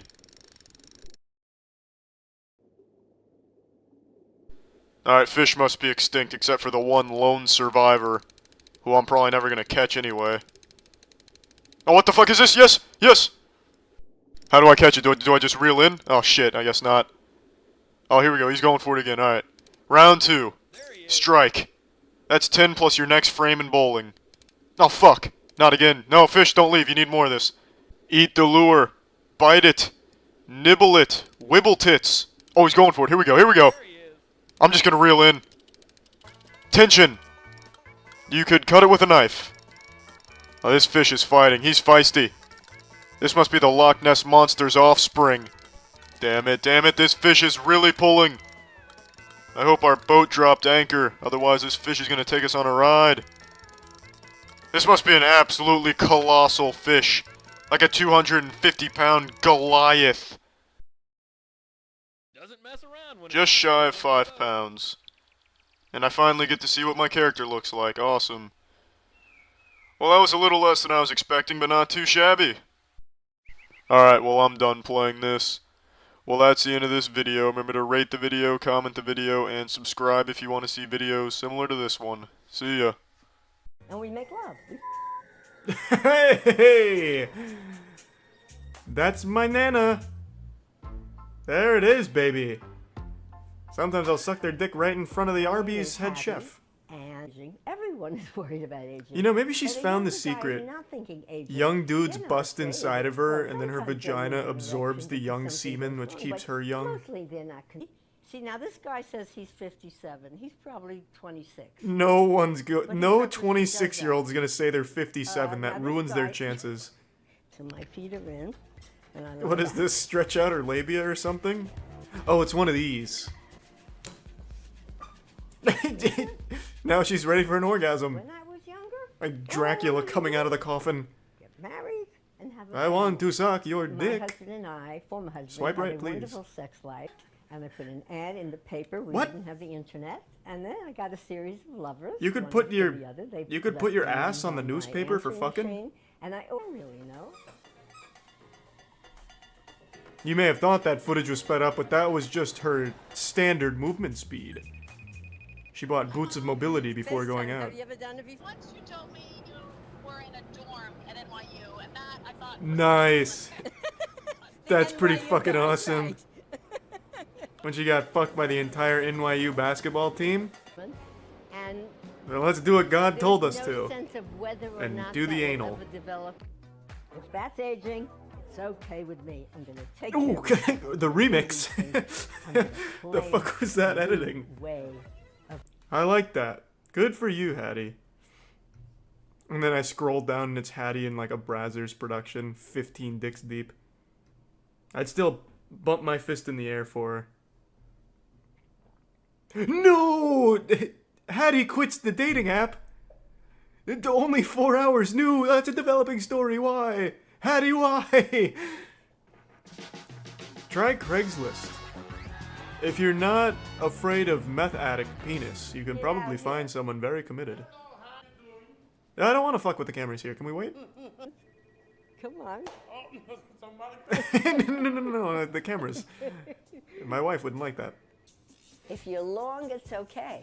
But if you're wide, I can't take you in. No! 20 wonderful nights. That's an odd necklace. It looks like a stethoscope. Oh, yeah. But without the thing on the end. I wouldn't want two men work. Well, this, I don't know. Now that I'm thinking about it. There is the butthole, Hattie. That's more likely. The old forbidden chamber of secrets, as they call it in Hogwarts. The logistics make sense. You could handle 2 wieners, depending on the angle. Do I have... 2 days ago, in the mail, I get this envelope. For horniest grandma. It's from her. It says, and I open it up, and I take this out, and it's love of life. I mean... That is wholesome. And then she turned it over, and it was a dick pic. You don't need anything more. Oh, Hattie's so fucking awesome.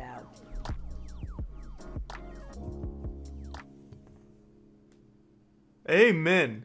Fuck yeah. Hey, age gap. Age gap lovers. I hate it. Who's that? Her brother? Who cares if your brother doesn't like you? Person and not over the phone because it is a big life decision. It's probably easy. Well, it's just a normal It's probably thing. easier over the At her age, phone. you get married, you have. We were going to do a vasectomy reversal. I had What? a vasectomy in the early 90s, and because of the amount How of do you time reverse it? and my What do you do? that opened up the Reattach the epididymis? do what we- Or maybe they use like PVC pipe or like a substitute. I have no idea. It's like a mild. You're welcome, my dear. Hey, I fuck your daughter. I'm older than you and I fuck your daughter. See you later, dear. High five. Hey, what's up? The Did you age pussies know gap I fucked this never girl was and a she's big 30 years younger than me? problem for Love you. I love you. Drive safe. I'll do it. Text me when you get back. Okay. He treats her like a queen. That seemed like a I feel very that's what scripted everybody exchange, looks for, like you know, NPCs someone talking just to to each love other in a them video game. Hi, Hills. Do you accept the Come on, quest? Yes, kid. I accept the quest. Thank He has a vasectomy for God's sakes. What is he gonna do? Concentrate hard enough to like regrow his epididymis? They have decided to. I think that's what they cut when they do a vasectomy. That- Hey Bruce, what's up? You still a virgin? The fuck is that, Chris Raygun? What the fuck? Of course it is. Of course it's very strange that she's younger than I am. It's, yeah. So? The age gap, I That's mean, good. It's not exactly negative, but it's just like more like, wow. Yeah, it's overwhelmingly positive, I imagine. It's a, fuck yeah, Larry. How the fuck did you do that, Larry? Blink twice if you're being held captive by Larry. Huge part of my channel. Hello, everybody, and welcome. Oh, she's a back to YouTuber. Today's video is a highly Today I'm gonna show you how to French kiss old men. husband. Today we'll be doing the Fortnite 1 death equals 1 piece of clothing comes off of Larry. Here is actually the chapel at the reformatory, and originally this was the backup plan just in case it poured rain on the day of our wedding. Luckily, it That's a didn't good pour idea. rain, Yeah, and you we just were give able all to of the get there attendees outside in the tinnitus. front of the building. Jesus, not tinnitus. Tetanus. Give this video a Well, I guess maybe tinnitus if Larry's hitting a gong or something. I don't know. Yeah. Very nice. That's a prohibition-style kiss right there, baby. That's how we do it. And he's late for his other pussy date. That's why he's checking that watch. Are you going to cause a pregnancy? Why is this guy making fan art of her vagina? Yeah, this is the same couple. It's Larry and Michaela. She's only using Larry for the OMG I kissed an old guy clickbait. Yeah, the long con. She's basically just a prop for he's basically just a prop for her YouTube channel. I've won the lottery. Goddamn right, Larry. You've lost your son, but you won some fine young punani, I guess. The age Oh, is that her difference ex? scared me, and I was terrified. I was expecting him to take You know, I don't it have totally siblings, different. Like, but if I just did and thought my that he sister was would like married to a accept it and 70-year-old guy at like understand. 23, I don't think I'd care. I'd be like, yeah, whatever. I don't. Why the fuck do I care? I'll just get ready and I'm Damn, that is a high-tech setup. What the fuck? What the? It's like half a lifesaver with a camera in the middle. Never seen that. The fixer where obviously, as you can Today we'll be doing the try not to twerk challenge. and Uh-oh, we're both twerking.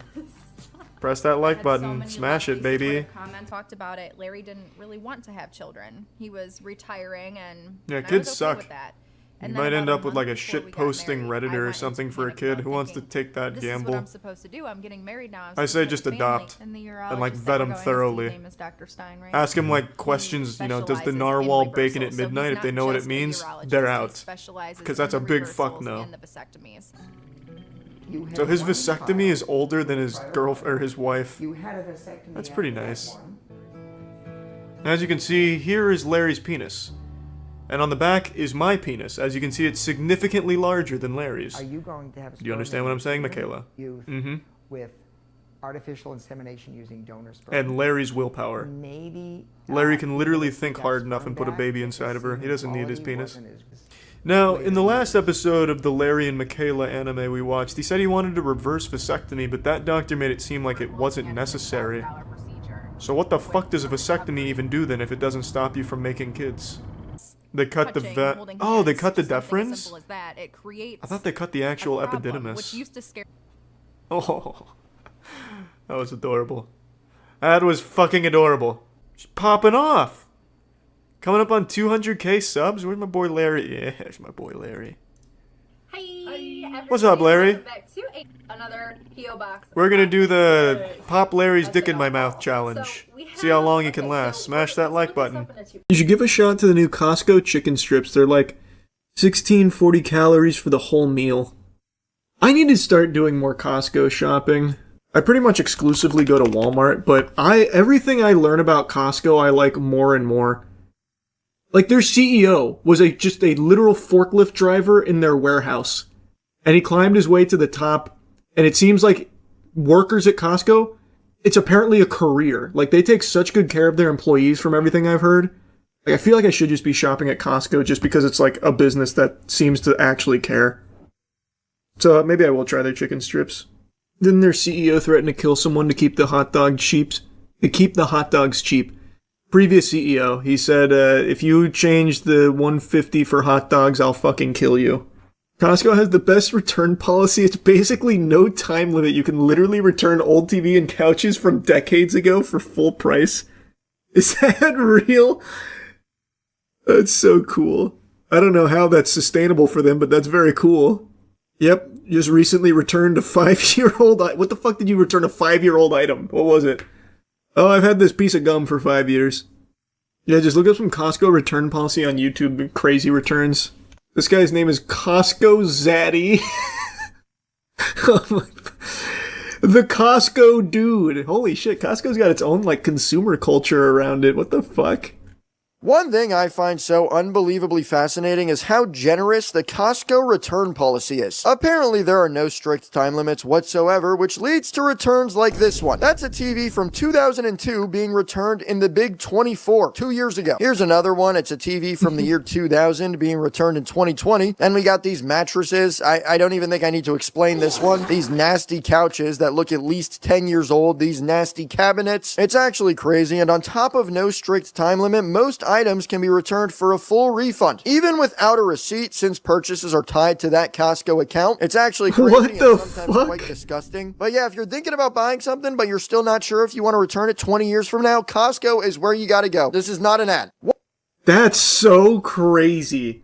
I gotta become a Costco shopper. What the fuck? That's awesome. I do not know how that's sustainable for them in any way, shape, or form. But I gotta start chipping away at the Costco Battle Pass. Every time I've been to Costco, the returns line wraps around the building. Bro, I'm gonna put some boots on the ground. I'm going to Costco this weekend. I'm getting a membership. I gotta check this shit out. Sounds like a mythical wonderland. I've only ever been like once or twice with friends who are members. My parents are Sam's Club members, but I gotta get in there. I gotta see it. Aren't your friends huge Costco guys? They just did that video. Yeah, Aaron in particular is a big Costco guy. From what I understand. I don't know, I just never knew it had game like this. Like I said, I'd heard how cool it was, like in terms of how well they treat their employees. Like, a cashier, I think, gets paid $30 an hour. I think entry position is $30 an hour at Costco. So, like, they're really generous with their employees. But I never knew that they had so much other wacky, cool stuff. And I knew their food, obviously, from doing tier lists when we bring Costco food in. It's $8.50, I work there. Is that true? Because we went through this whole rabbit hole a couple months ago. Let me see. I think the base salary for a cashier is $30. Let's see. At least in my area. So let's see. We'll do more specific so I don't get the broad range. Okay, Florida Costco's are $20.50 an hour for a cashier. According to this. But in specifically Tampa, it's $15.25 an hour. Okay. So yeah, I guess it does vary quite a bit across the country. It's $28.50 in New York City. Yeah, there is a big variability to it. But doesn't it come with like crazy benefits? Let me see. If I remember correctly, there was also benefits on top of that. Like much more generous than other companies. You get stock options, 401k contributions, you get 10 sick personal days a year plus vacation time, half Sundays. Oh, so, okay. This is just coming from an employee, like a veteran employee, I guess. I don't know. Yeah, so there are quite a bit of perks here, and then according to, what is this? Oh, this is just actually Costco.com. It also includes healthcare, retirements. This is the 401k contribution.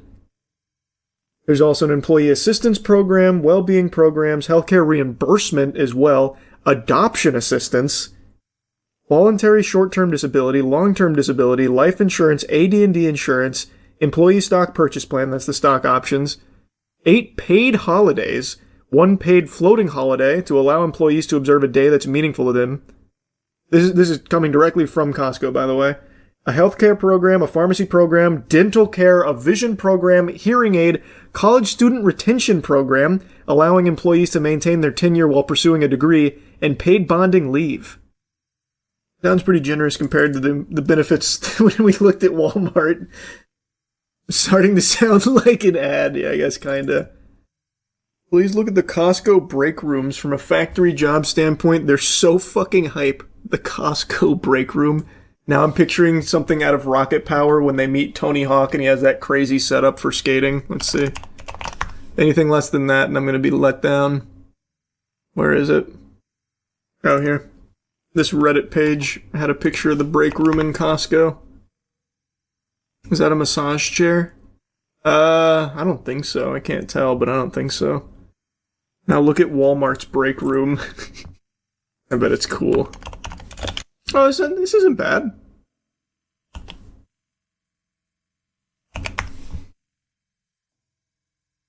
It's a little less cozy, but I mean, it's got space. It's not super crammed. That's all right. Do a break rooms tier list. You and the boys get jobs at different retailers and rank them. I'm gonna be honest. I don't think we're landing the jobs. Bro, my resume is gonna look like absolute dog shit. Fucking all of ours is. I don't think they'd hire us. There are the images of Dollar Tree break rooms. Shit's depressing. Oh. No way. No.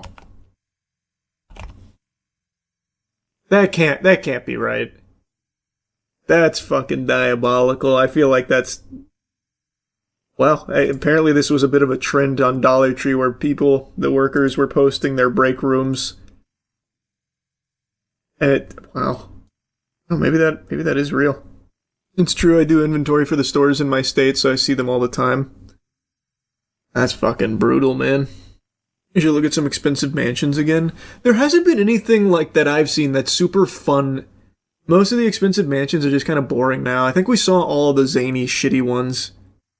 r/Zillow Gone Wild. I've never heard of that. Zillow Gone Wild is actually a really good name, though. That looks like the facility you'd find in like a Resident Evil game. Oh, wow. Wait.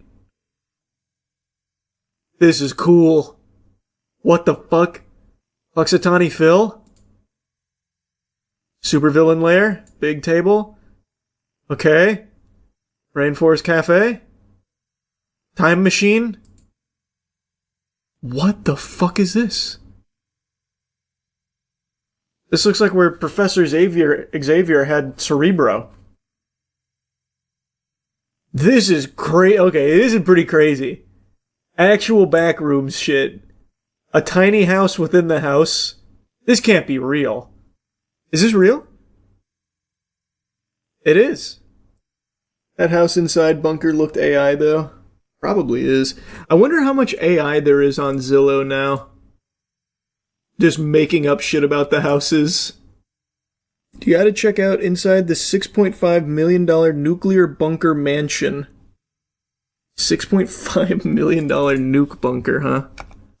Ah! He's back! Alright, I'll take a peek. It's been a long time since I looked at one of these. Yes, I guess so. Follow me in. I don't know what I'm getting into, but...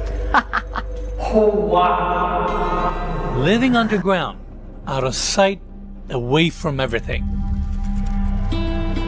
For some... Damn, he really upped the production value. And for others, it's about survival. What can this structure withstand? The home we're touring today takes that concept to a completely different level.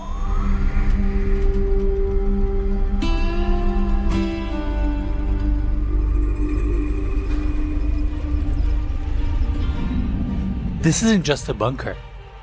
So this is what it looks like up top.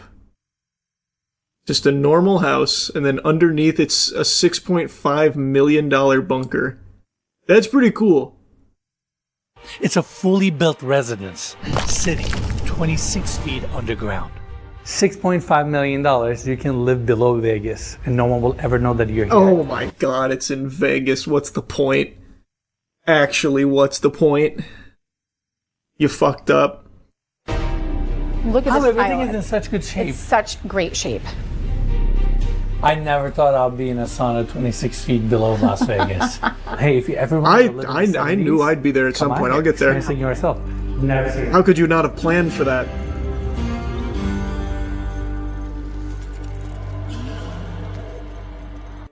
I don't know if I ever mentioned this on stream. My dad's... what is it? My dad's... I don't know. He's like a cousin of mine. I don't even remember his relationship to the family. But they are out like in the middle of fucking nowhere, Georgia. And back in like the 70s-ish, somewhere in that ballpark, he bought a fucking bomb shelter in his backyard. Genuinely, like this... If the whole world blew up, I'm pretty sure this place in Georgia would still survive. It actually was a ghost town of like 100 people. But my I don't know his relationship to my dad, but he's like a cousin of mine, and he bought a fucking bomb shelter back there. And my dad was telling us stories about every time they'd go over and visit. It's so silly. I need to ask my dad for some pictures of it or something, or where it is. Because it is actually in the middle of nowhere, Georgia. Like, the most, like, run-down place. It looks like it already got hit by a bomb. Holly, how's it going? I'm great. How are you? I'm doing well. So, above surface, we have a 2-story home, but down below, we have a bunker. It's like nothing you've ever experienced before. I mean, tell me the story here. You know, I lived down the street for many years and drove past this property for years without a clue what was in eyesight. Text my dad right now. Now it's just forefront of my mind. I really want to go to that bomb shelter. Right below the ground. So the underground home was constructed and completed in 1978. At that point, there was just a 2-car garage with some boulders that protected the arrival experience and the discretionary and the privacy of the homeowner. Okay. 10 years later, the above ground portion of it was first constructed with an addition over time. So that's where we arrived to today. Amazing. What's the square footage? Underground, we've got a 16,000 square foot lot. 16,000? 26 feet below grade. Below ground, below grade. Crazy. And within that is a 6,000 square foot home, and your additional above ground normal 4,000 square foot home. And this home was constructed because the homeowner passed away and his wife decided to live above surface. Above ground. Hence built a 2-story home. Yeah. But there's so much more to it, and in total we have 4 car garages outside. Correct. Plenty of parking. We can park about 20 vehicles up here. You have 3 emergency escape exits. But there's a formal entry through the main home. Yes. Yeah. Shall we go Let's see inside?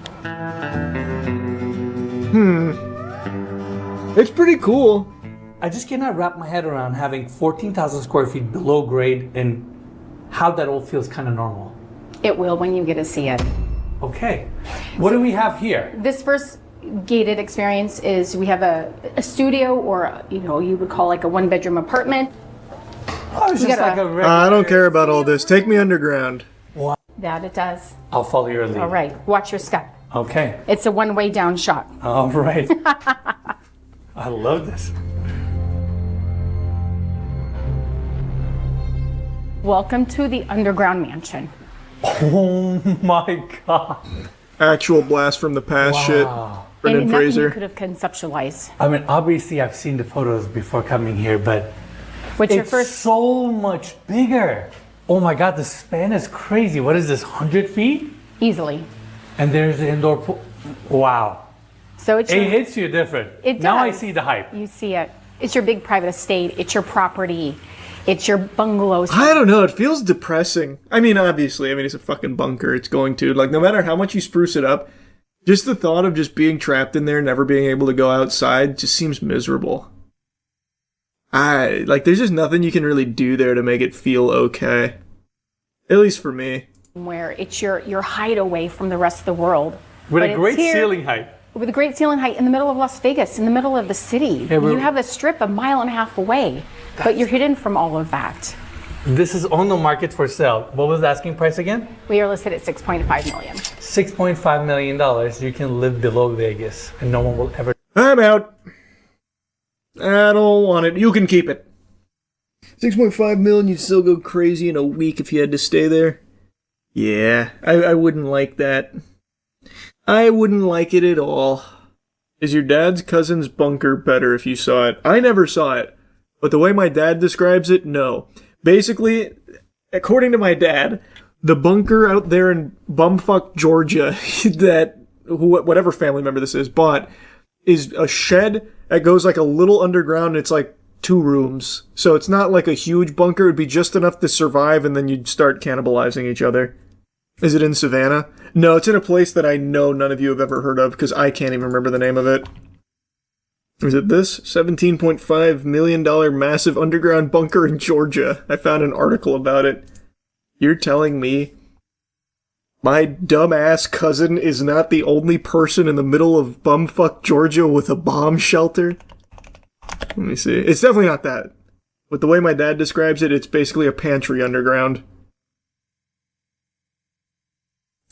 Nice. Oh, yeah. Oh, that's some OG shit. It's got a classroom and a theater in there as well. Oh, man. Yeah, they got this shit set up like it's a town hall. God, that seems miserable to live in.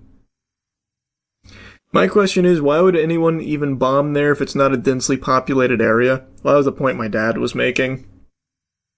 It is genuinely in the middle of nowhere, Georgia. Where my cousin's got a bomb shelter, or had a bomb shelter, no telling if it's still there. International bodyguard event? They may be the world's best bodyguards, but can they protect them from hurt feelings on Twitter comments? We'll see. Oh, this looks like a strong group of bodyguards. These are going to be the front runners. Damn, this is an intense competition. Jesus Christ. Is being covered by snipers. How do they know who won since they're firing blanks? Did the terrorists win or the bodyguards? Wait, what the fuck is that? Is that a man hanging upside down by his legs, being slowly dropped down? Looks like a fucking lobster, like a charred lobster. I feel like this was just like an accidental casualty and this man is really dead. How is this bodyguard competition shit? Oh fuck! Round 2! An entire new team entered the game. This is an intense sport, Jesus Christ. Good getaway. A lot of amateur bodyguards don't make that turn very well. Which team was that? Was that TSM? Oh, this is gonna be big. The terrorists are gonna roll in on a full fucking tank. How are they gonna take care of this one? Or maybe like a helicopter, like an attack chopper is gonna come in firing blanks at them.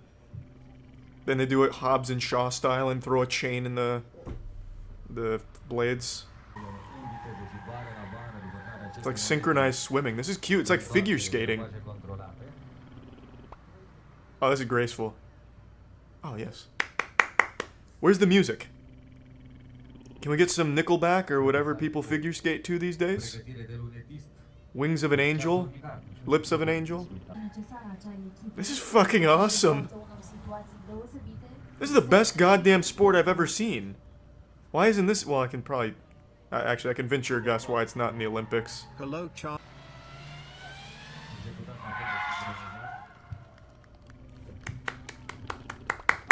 Fantastic. I love Need for Speed. Oh! Excellent. That was a par 4. Oh, we're gonna have a joust? Bodyguard joust. Ooh, he hit the cone. And he was fired on the spot. If you hit the cone in the car, what's to say you don't hit the president in the car? Do they have like tennis ball boys run out there and put the cone back before the terrorists get there and light it up again? Oh, what is this? Bodyguard's getting stinky out here with this beat. When does the Rainbow Six Siege match begin again? Are those... Oh, if those buses all have terrorists on them and the bodyguards have to fight them off, I'll shit my pants. Oh, wait. Oh, God! Why would a bodyguard ever need to know this? I don't know why they'd ever be in this situation, but god damn it. I'm impressed. Car's just out here doing the doggy piss on everyone out here. I respect it. 2016. They don't have 2018? Did they not get funding or something? Well, let's see 2016. This is boring. They're not even using blanks. They're using little fucking foam swords. Oh, it's not even. He's using a newspaper. Don't trust her. Oh, alright. Get away from him, bitch. Like, this was like the Cirque du Soleil of bodyguarding. Nothing in the related. I really think that's it. That's the only good bodyguard championship, and it was fucking awesome. Different events? Okay, how many divisions of bodyguard championships can there possibly be? It's not like the college football where there's the, you know, the East, West, packs, decks, strength builds all over the place. There's not going to be that many subdivisions of bodyguard sports. Charlie, but... Wait, they have judges this year? 85%. I saw the tip of the knife get near the president. Well, that's a goddamn shame. This was a masterpiece in sports. If anyone on the Bodyguard European Moldova Championship Committee is in the chat, please know we want more. Let's fire it up for 2020, baby. Haunting Adeline. I finished this like a week ago. Matt's just been too busy to talk about some good old-fashioned smut with his best friend Charles, so I've just been sitting on absolute gold in my head with this book here. It's been a little while for me, so you're going to be saying things and I'm going to be remembering it.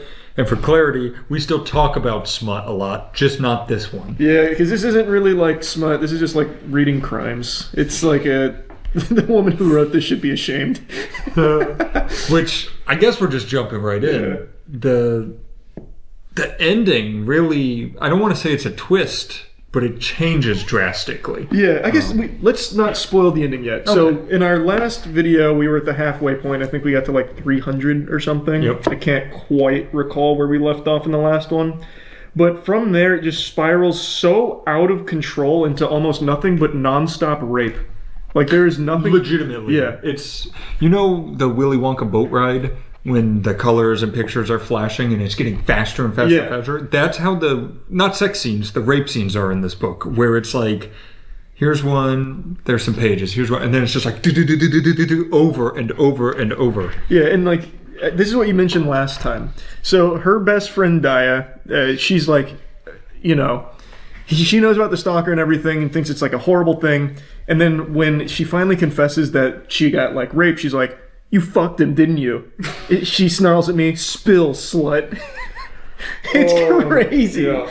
So it's like, that goes on for a while. Like, now Daya's coming to terms with it. And someone summed it up best in a comment I saw, where this book is basically just Stockholm Syndrome from the perspective of the victim and the perpetrator. Yeah. And that's exactly what it is. Because eventually, Zaid rapes her enough that she falls in love with him. Right. She falls in love with him. She realizes her grandma or nana or whatever, great-grandma, fell in love with her stalker. Like, yeah.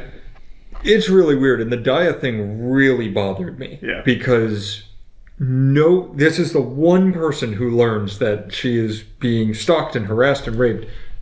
And she's like, oh, juicy gossip. Like, that is it. There is no, like, are you okay? I think she, like, hands her a shot of liquor and is like, tell me about it. Like, how was his dick? Like, what did that meat look like? Oh, and it's the way the author describes the encounters is fucking nauseating.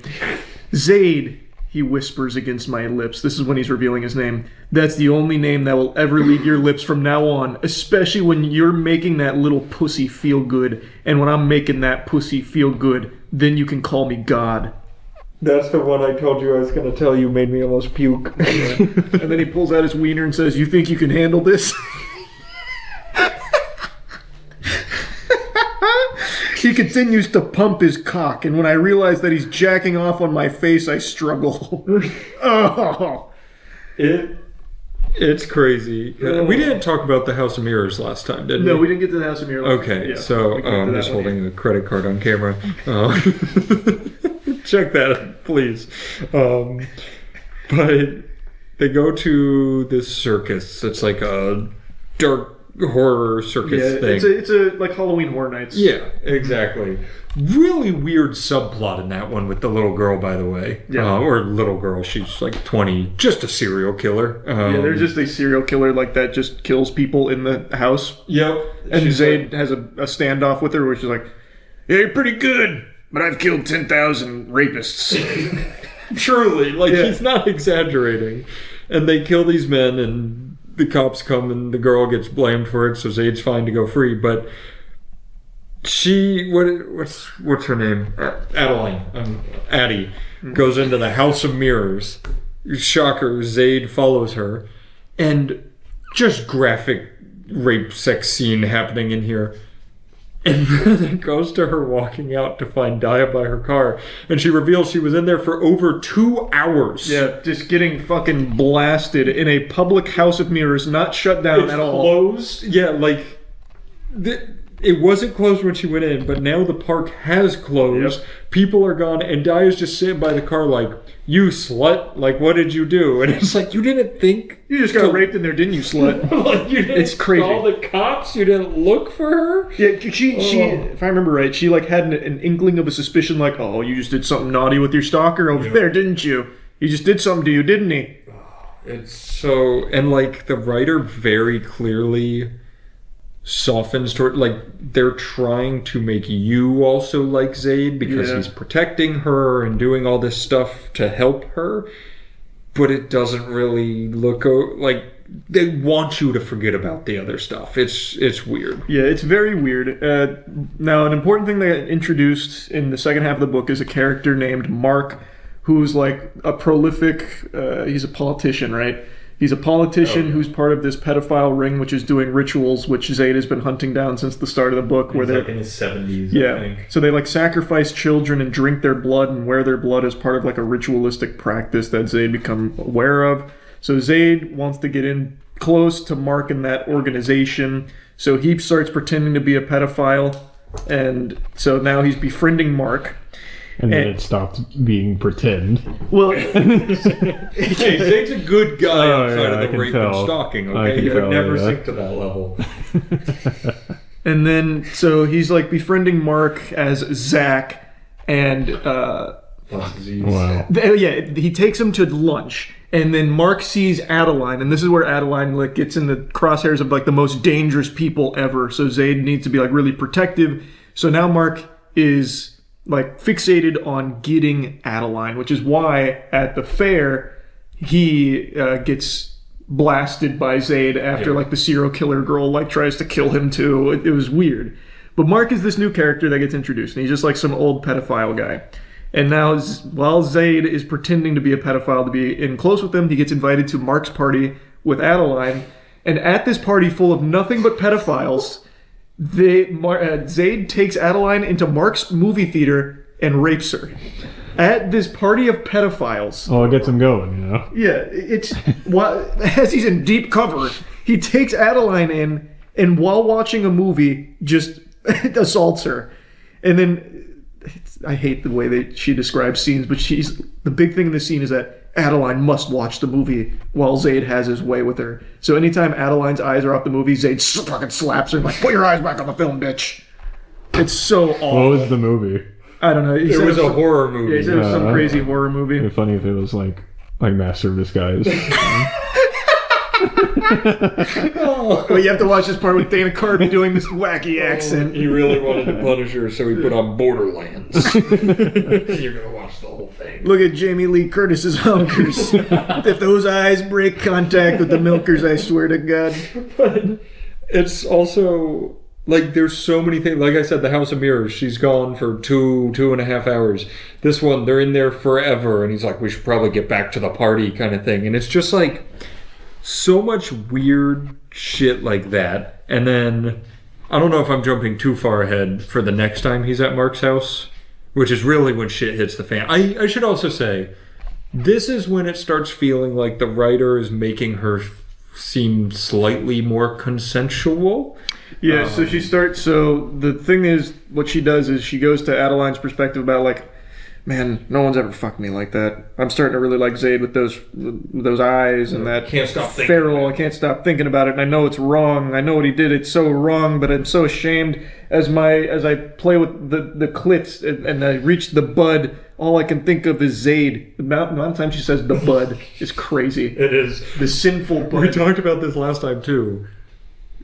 The author thinks of a word. She's like, "That's a good word," and then uses it exclusively for the next 3 chapters, and then thinks of a new word and is like, this is a better word. It's really, really poorly written. Everything is so gross about the way she writes this kind of stuff. So the only one who's truly in danger is me. No, I whisper. I tip her chin up, brushing my lips softly against hers. The sharp intake of breath has my cock straining against my slacks. If you were my little girl, I would worship every inch of your body for as long as our souls are tethered to this earth.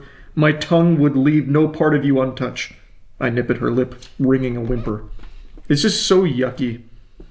Just so gross. This is when they're in the movie theater, by the way, at the pedophile's house that he's supposed to be trying to bring down.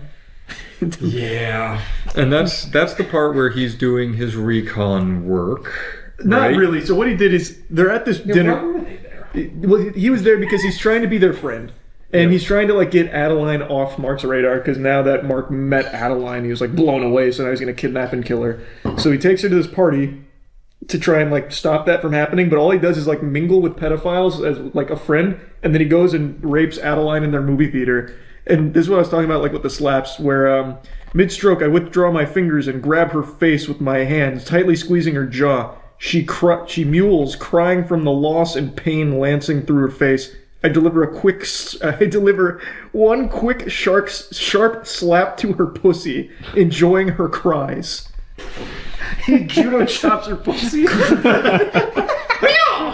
Yeah. Whenever you talk, whenever there's language like that, it makes me think of, I forget what property it's even from, but like licks his whole hand and goes like like wind up and everything. Yeah. And that's the thing, is like, I mean you're Genghis Swan. Yeah. I'll peel back the curtain. Yeah. I think all smut has a level of cringe to it. When you're writing sex, it's always going to have some cringe to it.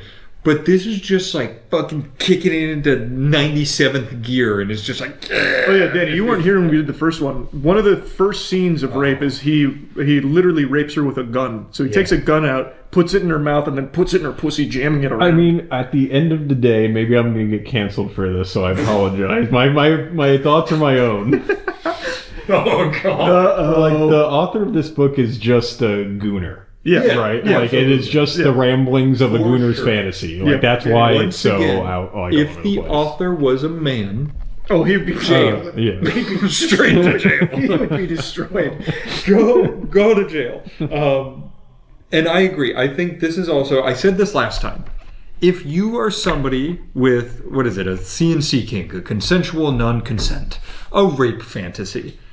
A book is one of the safest ways for you to enjoy your kink. I completely agree. I think with how popular this is, there's way too many people reading this that are probably disgusted by it. But I'm like... I think you're wrong. I think there's a lot of people who are not disgusted by it. Like, I think the reason it's so... Like, it sells so well is because they're not disgusted by it. Like, I feel like the whole thing with 50 Shades of Grey, I feel like that was I've never read it, never watched it. From what I've heard, I think that is consensual non-consent. Is that right? Have you guys watched it? Nope. I've watched all 3 movies. I never read the book, though. Is it... It's like they have an arrangement, though, right? She's in on it. She's 100% in on this relationship and everything that comes I feel like it's more just from the outside looking in. It feels like more of a... like a power imbalance relationship over a full force, like absolute no control. This is just straight up unadulterated rape. Like, there's no way around it. It just is. There's also multiple times in here. I highlighted them somewhere, but I haven't found them yet. There's multiple times where like a character like Jay's like you hunt down these pedophiles and these rapists, but you're like literally stalking and raping a girl. And then Zayd's response is, yeah, but it's because I know she loves me. Yep. Like, I know deep down this is what she wants me to do. Jay doesn't say it even how you just did, though. He's like, yeah. Like, you rape her. And it's like, whoa. Why is everybody okay with it? He does make it like a joke. But, like, there are times where the author calls it out, and then the response Zayd gives is, well, I know it's because she's going to love me deep down eventually. Yeah. Like, I know this is what she wants. Yeah, he's psychotic. Yeah. And...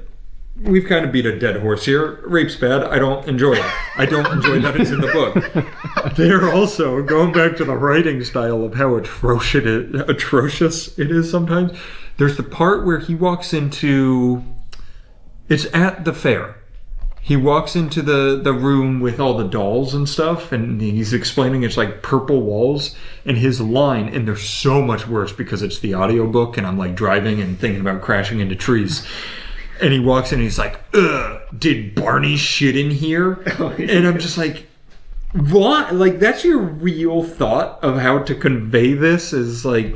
That's like an actual teenager is writing. Yes. Yeah. There were also a couple mentions of anime references. There's a couple anime references. Which means we're getting weeb gooner authors in real time. You're seeing it here.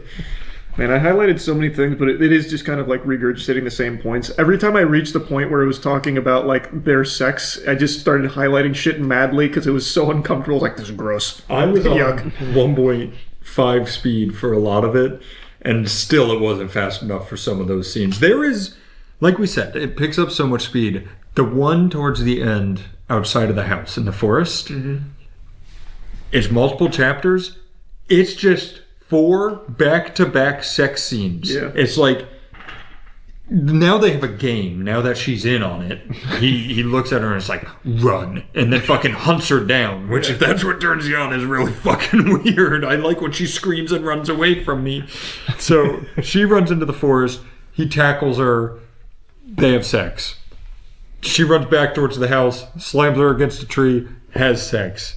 She runs back towards the house. He throws her in his car, has sex. That's the whole thing. That was like 2 chapters. And no breaks. Just boom, boom, boom. Also, to your point you mentioned earlier about how the author tries to make you like Zayd. Like, oh, he only like hurts bad people. Yep. And then, I guess, stalks Adeline Just her. and sexually assaults her. But then there's also multiple times where she does this.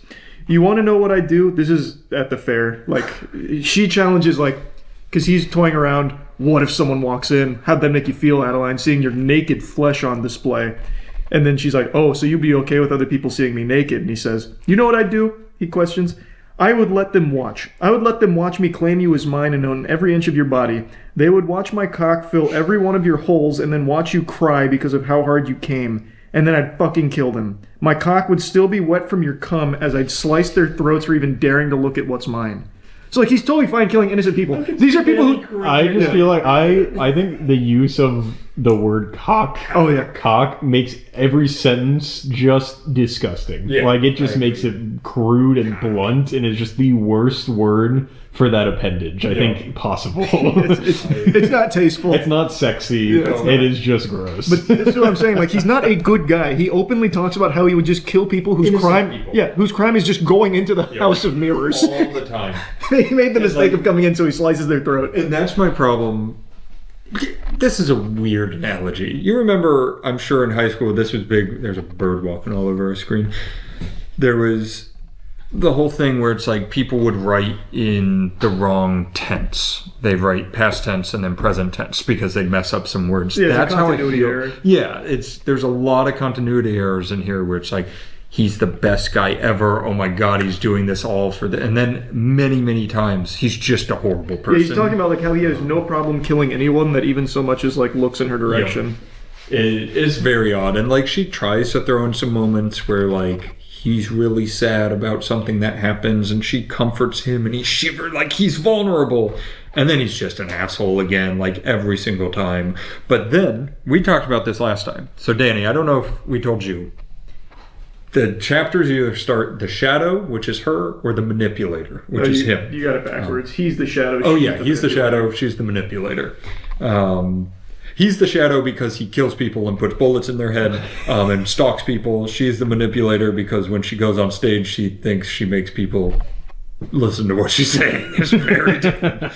But the shadow chapters are all... It actually is outrageously stupid why she calls herself the manipulator, because she writes books, so she manipulates them into having feelings because they read her words or some shit. It's very different, where then the shadow's like, I walked into a warehouse and put bullets in 40 guys' heads. And you're like, okay. Oh, God, yeah, I need to read you an action scene here in a moment, Danny. Holy fuck, the way she writes action is like how you would when you're in elementary school, doodling, you're like, and then he shoots 5 people. Exactly. His friend said he only had 30 seconds. Bullet around the crate. Yeah. You only have 30 seconds. I only need 10. Which is actually like a line in here. It's so bad.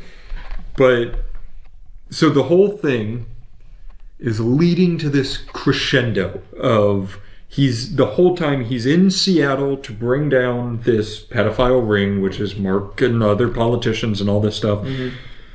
It goes as far as he goes back to Mark's house for, it's like an initiation dinner? It's not Mark's house, so you're getting confused. He kills Mark at the fair. Mark. The house he goes to is the other guy. Yeah, what's his name? Was it Jacob? It's a younger guy. Yeah, it's a younger guy, but he's like the Cream Supreme pedophile ritual guy. And he starts befriending him, like...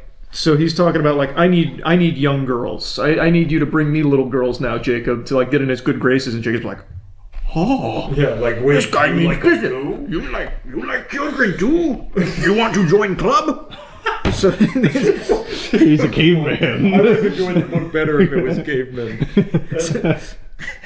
What the fuck is his name? I can't find it now. But it culminates to him going to this guy's house while setting up an FBI raid and being super careful. Fake FBI. He has friends in the FBI, so he fakes the FBI raid. Instead of just bringing your friends in the FBI. Daniel.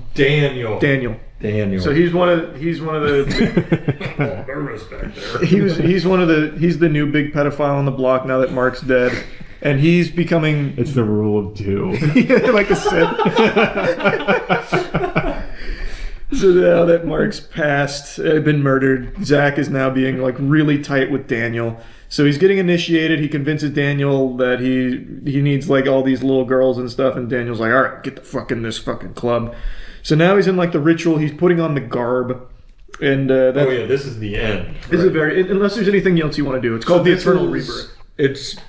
First, there was the one at Daniel's house. Yeah, that was the normal dinner party where he had like a little girl put on his lap. Yeah, they were going to serve the little girl, and then Zayd does the whole like serve like with a suit. I think they eat them too. Oh. Yeah, there's a weird mix. They eat children and they pedophiles. They consume them like their flesh or some shit. They do, and they drink their blood and that kind of thing. But so Zayd is like, this is where he makes the FBI raid kind of thing, and he sets up a distraction and saves the little girl, and it's like, oh my god, he's a hero. But it's very, very interesting because he like has to pretend and put her on his lap, and that like the whole thing's wildly uncomfortable, especially to listen to a man reading it. I don't like that at all. Sure is. And like his voice is like, yeah, I'm Zayd, and he's like, so I put her on my lap, and I was like, whoa, yeah, I hate this. I'm Batman. Yeah, but now once again, this builds to the crescendo.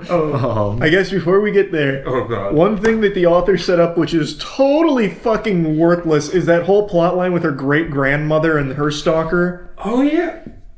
What happened with that? So her mother anonymously sent her letters, which allowed Adeline and Daya to cross-reference and trace that her great-grandmother's stalker that she fell in love with, which is supposed to be like the parallel to what she's going through with Zayd. The stalker was not the one that killed her. It was actually her husband, who found out about the affair and murdered her out of a passion. And the mother knew, Nana, her grandmother, knew about it and covered it up. And so she lived at that house to punish herself, to always surround herself with bad memories. That's right. And Adeline's mother found out, which is why she hated her grandmother. And that's the whole thing. It adds fucking nothing. Which you once again reminded me, we talked about this kind of thing in the first one too, where like, she adds a plot point and then it's gone forever. Yeah, it's just useless. There were real ghosts. Oh yeah, there were real beginning. Ghosts for a while. Like they would walk through and be like, I can see my breath and I have a chill and I see something run past me and do this and help me find something. And then ghosts aren't in there for the last 300 pages. They're just gone. Oh. Yeah. Go on. Talk about the big ending. Oh, with the Eternal Rebirth? Because that was the whole ending to the great-grandmother stalker. Yeah. Turns out it wasn't the stalker. The ending of the book. In fact, if you go by this book, there's no such thing as a bad stalker. Yeah, like, stalkers are good guys. It actually turns out the stalkers have always been the good guys. They're just being viewed incorrectly. Yeah. There's a limit of rape that apparently it flips to, like, a hero. Oh, God. It's crazy. According to Haunting of Adeline. But yeah, the Eternal Rebirth is their ritual where they sacrifice a child and like coat themselves in the blood or something. I'm trying to find the names. Nonchalant. Something like that. I'm trying to find the names here because I can't recall, but he's getting initiated. He puts on like the cloak and stuff, and then he meets like a dweeb, like a really anxious dweeb, and then he starts doing his tough guy talk.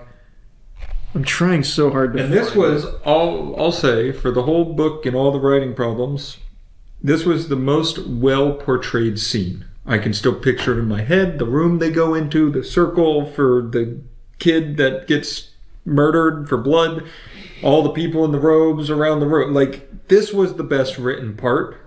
There was a part where I'm like driving and I'm listening to it, and I was like, all right, like, what's that? Like, I'm actually a little invested in this action for the first time in the whole book. Yeah, so they have a child up there. They're about to sacrifice. Well, Zayd's about to sacrifice the kid, and that's when he says, "Close your eyes," I whisper. "Don't open them until I tell you." Gripping the blade tightly, I lift it up and swipe my arm to the left directly into the frat boy's throat. The chanting stutters before stopping completely, gasp ringing out as the boy beside me suffocates on his blood. Jerk the blade out, the suctioning noise swallowed by his choked gasps. He's staring at me, eyes wide in disbelief. And the frat boy he's talking about is a guy who's like, "I can't wait to kill a kid.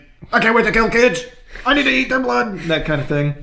And then, this is the big twist, an explosion rings out. Jay comes through. Oh, God, where is it? The explosion breaks out. Jay shows up. Jay's like his camera guy. Jay's the guy who says, like, "I can turn the cameras off for 10 minutes. And Zayd usually goes, "I only need 3. That kind of thing. And then he goes and slaughters bad guys. But this time... okay, hang on, back up. I didn't hear the first part. Why does he need a cameraman? He's a hacker. Yeah. So Zayd's second best hacker in the world behind Zayd. Yeah, Zayd taught Jay everything he knows about hacking. Zayd he's basically like a server admin. He can do anything in life as long as there's technology involved. He can hack every camera, He can hack fucking digital alarm clocks if he wants to. So he taught Jay. No, it's got to be really difficult to get into. I'm making you late for your meeting. Yeah, I like how that's the one I went to. Like, that's so crazy. You can hack the Pentagon and digital alarm clocks. And my smartwatch. But yeah, so Jay's like the hacker. So it's really weird that Jay shows up after this explosion. And then it turns out... Wait, does that mean there's a Haunting Adeline 2? There is. Which I do not want to read. So she does it. Yeah. I don't think it says that. It doesn't. It doesn't. We can take that. I'll take that out. That's a big... We'll save that for the others. But yeah. So we'll rewind. Hopefully everything was scrubbed from there. If not, fuck it. Yeah, who cares? But so, like Charlie was saying, kid almost gets killed. Zayd takes the knife, kills the frat guy to his right or left, whatever. Mm-hmm. Big explosion right as this is about to happen. Yep.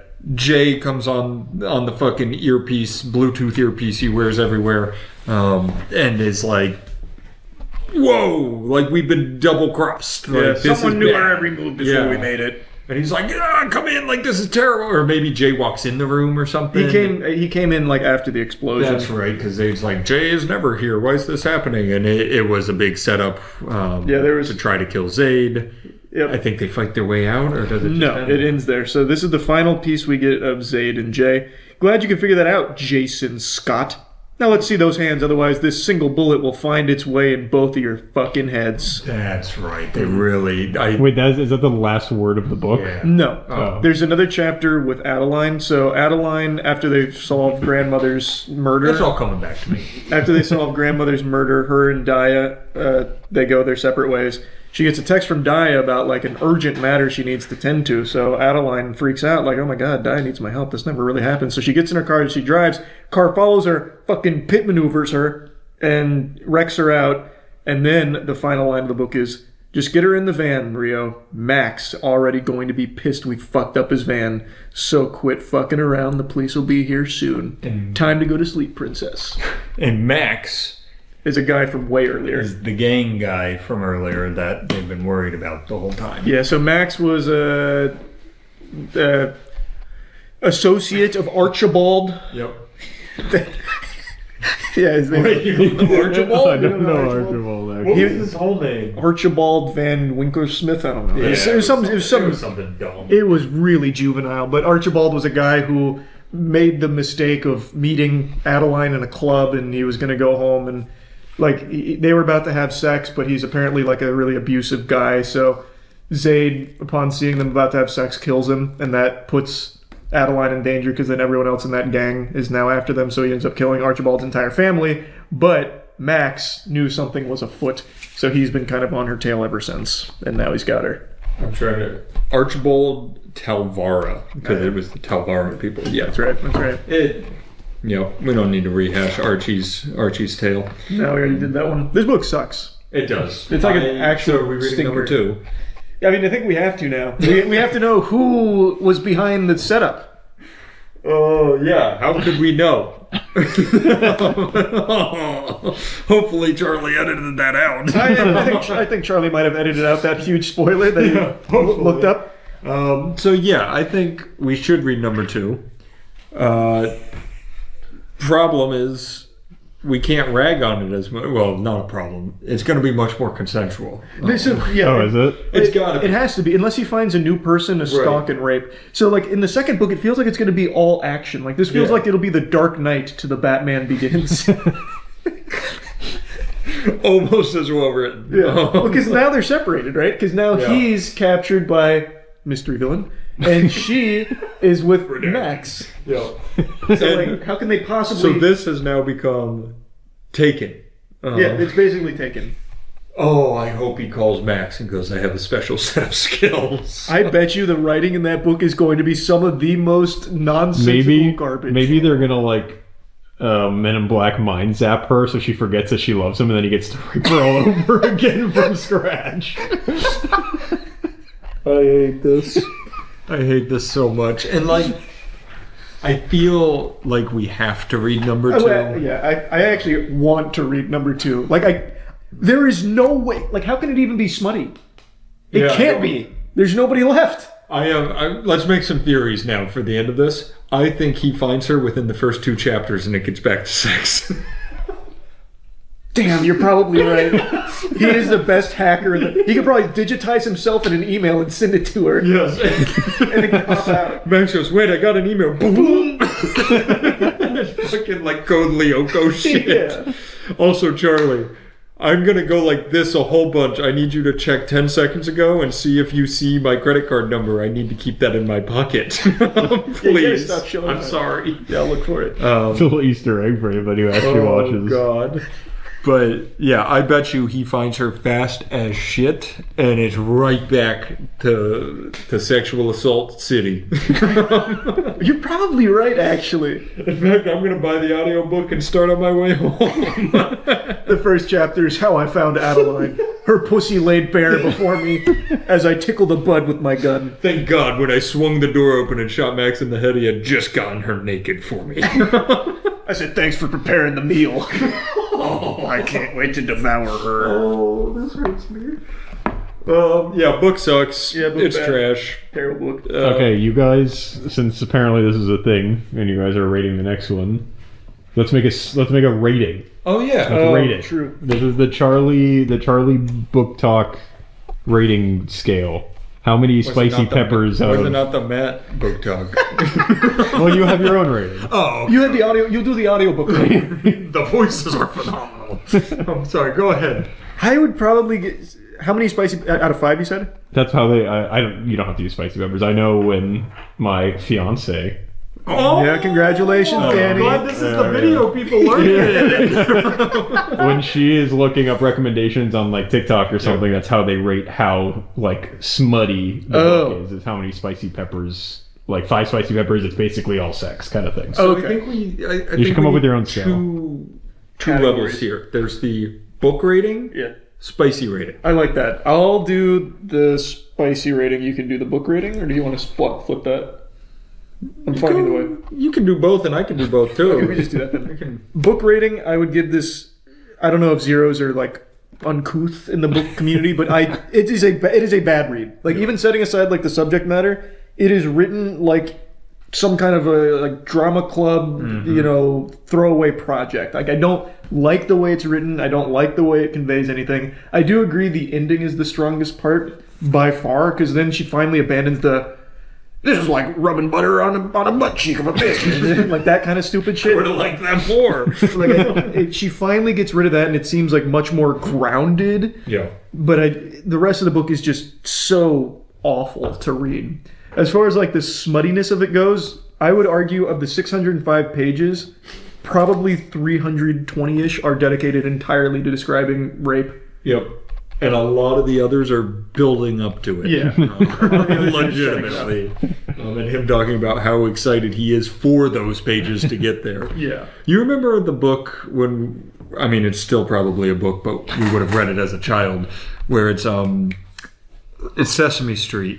And they're scared of the monster at the end of the book. Yeah. So like, it's who's the blue guy on Sesame Street? Grover. Yeah, Grover is so scared to get to the end of the book. So Or is it the Cookie Monster? Which one is Cookie Monster. Cookie Monster is, but I think it's Grover who's in the book. I don't know if he's also blue. Grover's in the book.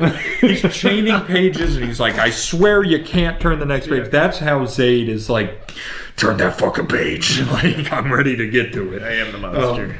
But I would agree. I think this is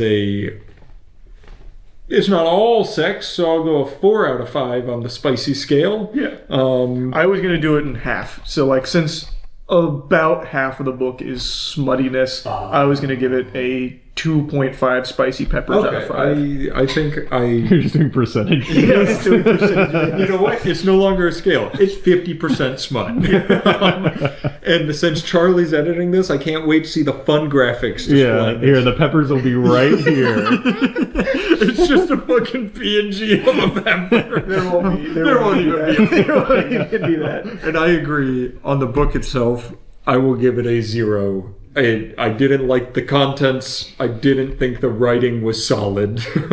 So the 0. I think with Haunting Adeline 2, do you want to go back to back, or should we read an ACOTAR? I think we should just go back to back All right. while it's still. I'll get it right now.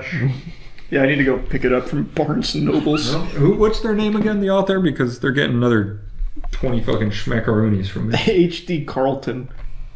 Adeline. Ah, yes, they call it The Cat and Mouse Duet, Book 2. Yeah. $22? All right, when are you writing your next smut book? Oh, yeah. Genghis Swan? Yeah. When does he pick up the pen again? So we have... Oh, you can cut this out if you want. We have a property that we have all written that is smutty. Yeah. Could be turned into smut. We read that for the charity stream, actually. Should we get somebody to turn that into a book? We should. Yeah. It's a good whodunit, I thought. Here, real quick. I'm just going to give you the preview of book 2 so you can hear the voices. My eyes shut as a sob crawls up my throat. A tear slip. Sorry, it's on on 2.5 speed. Yeah, that was really fast.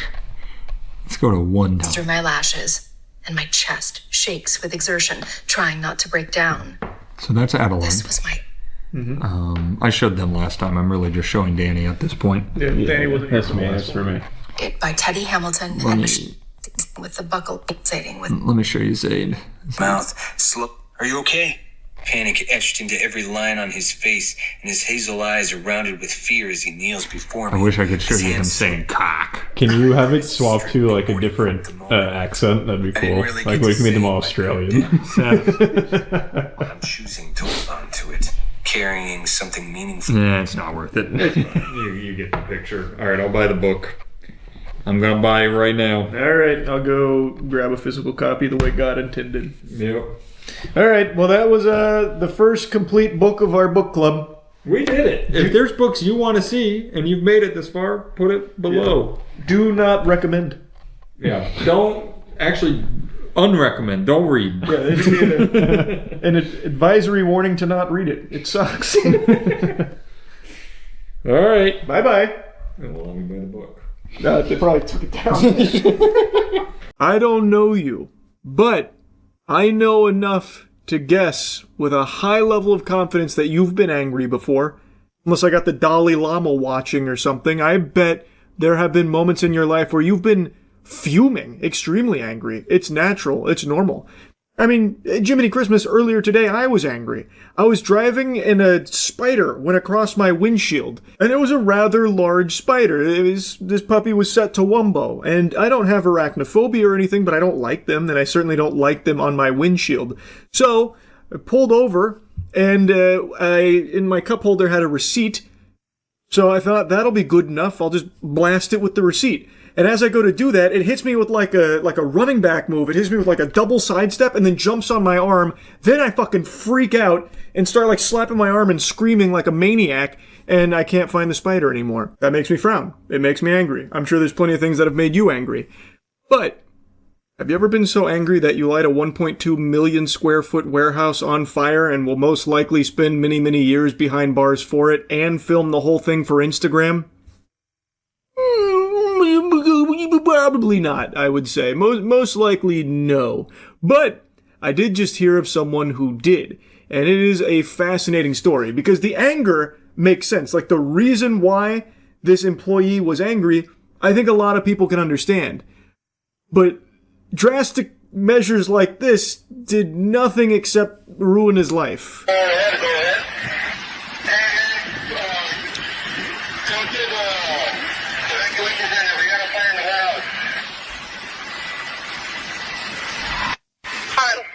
Should have paid us enough to fucking live. You know, we may not get paid enough to fucking live, but these bitches dirt cheap. All you had to do was pay us enough to live. All you had to do was pay us enough to fucking live.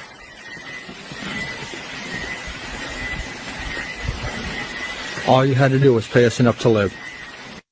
There goes your inventory. This is a Kimberly-Clark warehouse that apparently served 50 million people. It was located in California, and a disgruntled 29-year-old employee filmed these videos, posted them on Instagram of him lighting it on fire, and it completely fucking torched it. It like incinerated this whole facility. Pretty fucking stupid plan. Extremely dangerous. Could have easily killed people in the warehouse. The fire could have spread outside of the warehouse as well. It's California.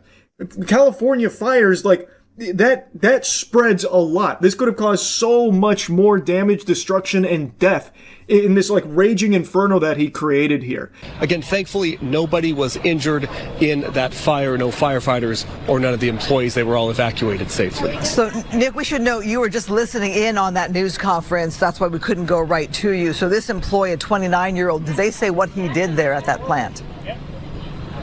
It's unclear exactly what he did. What we know is that they house lots of Kimberly-Clark products here. Again, this is a 1.2 million square foot warehouse here. So very large space filled with products. We know that they load the trucks up and distribute them. We don't know specifically what that man did. I feel like we have some strong evidence to what that man did. He filmed it himself. I'm surprised it wasn't streamed on Kick. Like, this has become a very common phenomenon where people film or stream themselves committing crimes, in this case, arson. So he made it very clear what he was doing and why, the motive. He was upset with the pay, saying that all they had to do was pay him enough to fucking live, which is a very real problem, something I have yapped about for years, about how so many jobs right now in the country don't actually pay their employees a livable wage. And as things keep getting more and more expensive, it's not like the pay is being risen to try and help them, enable them to live. It is a huge problem.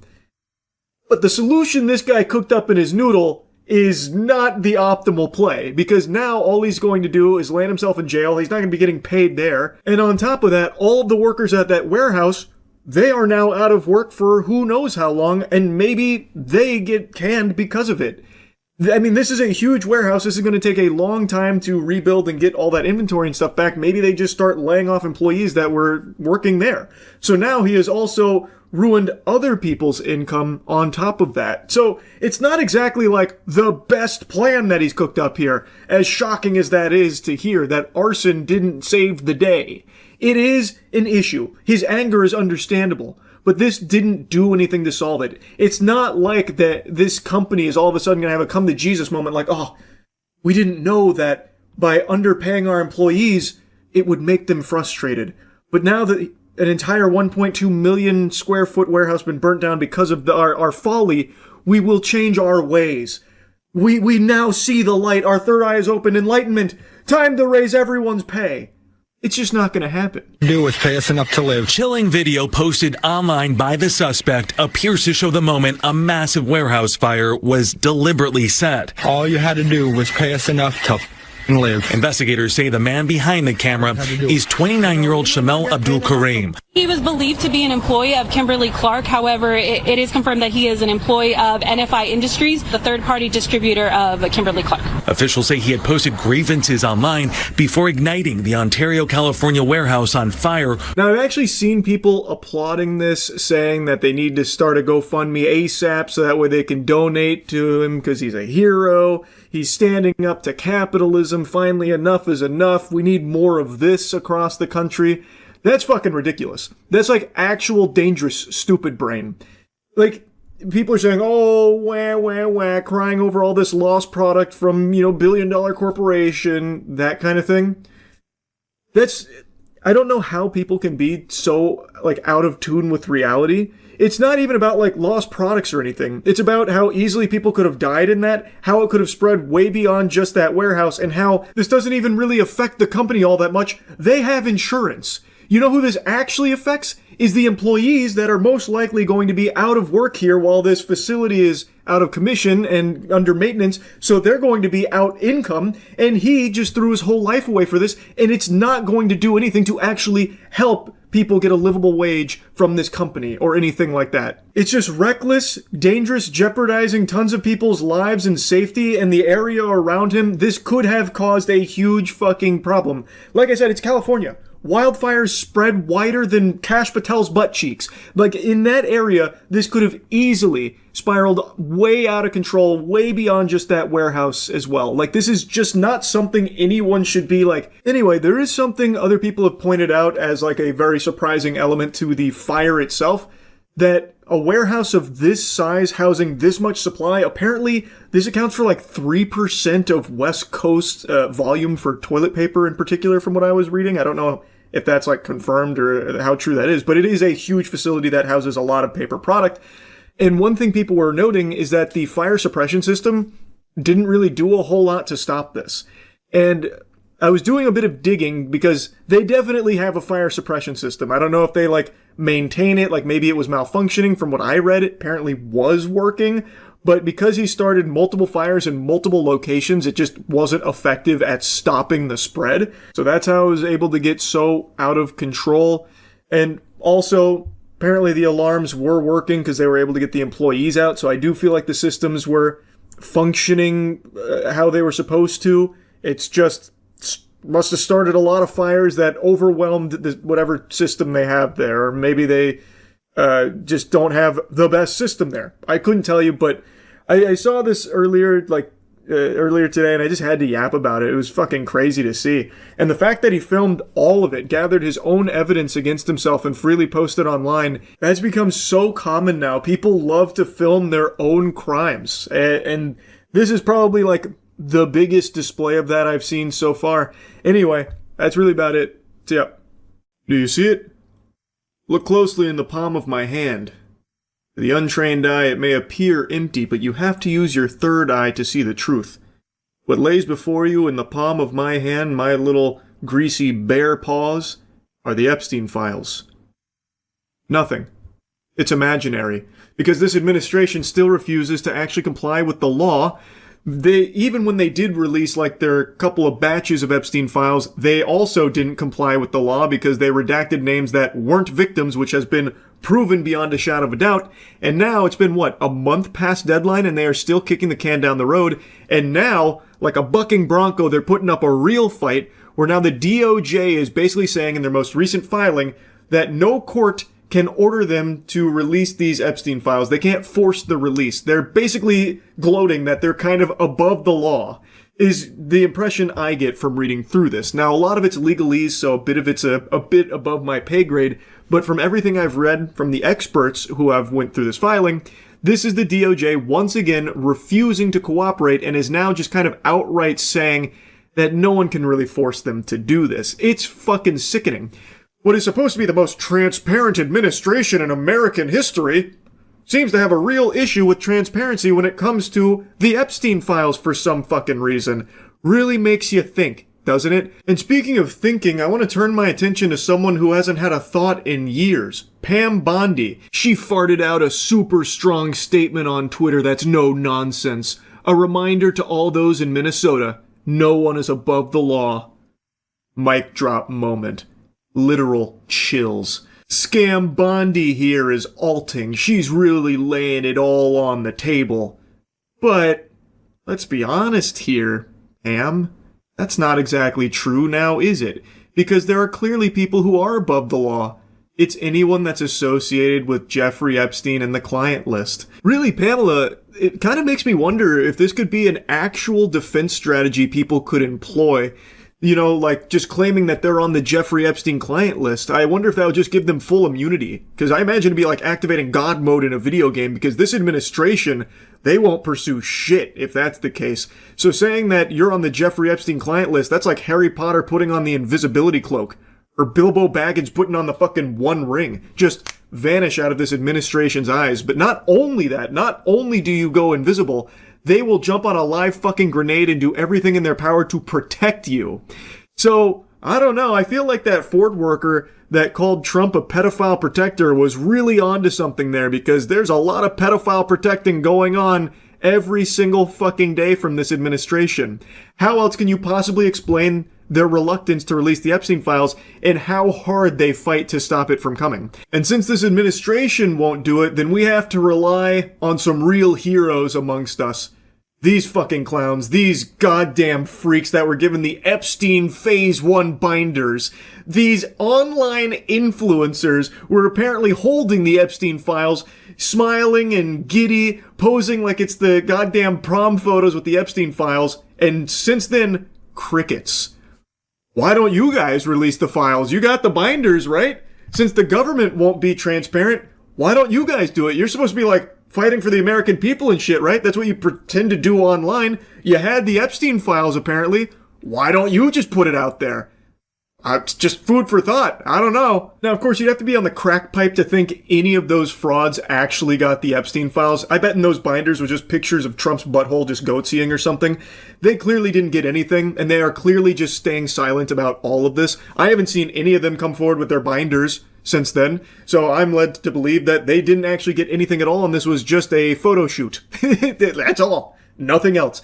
Now, back to the main topic here with the most recent filing where the DOJ is outright taking a victory lap about how untouchable they are and how they're really just not able to be forced to release the Epstein files.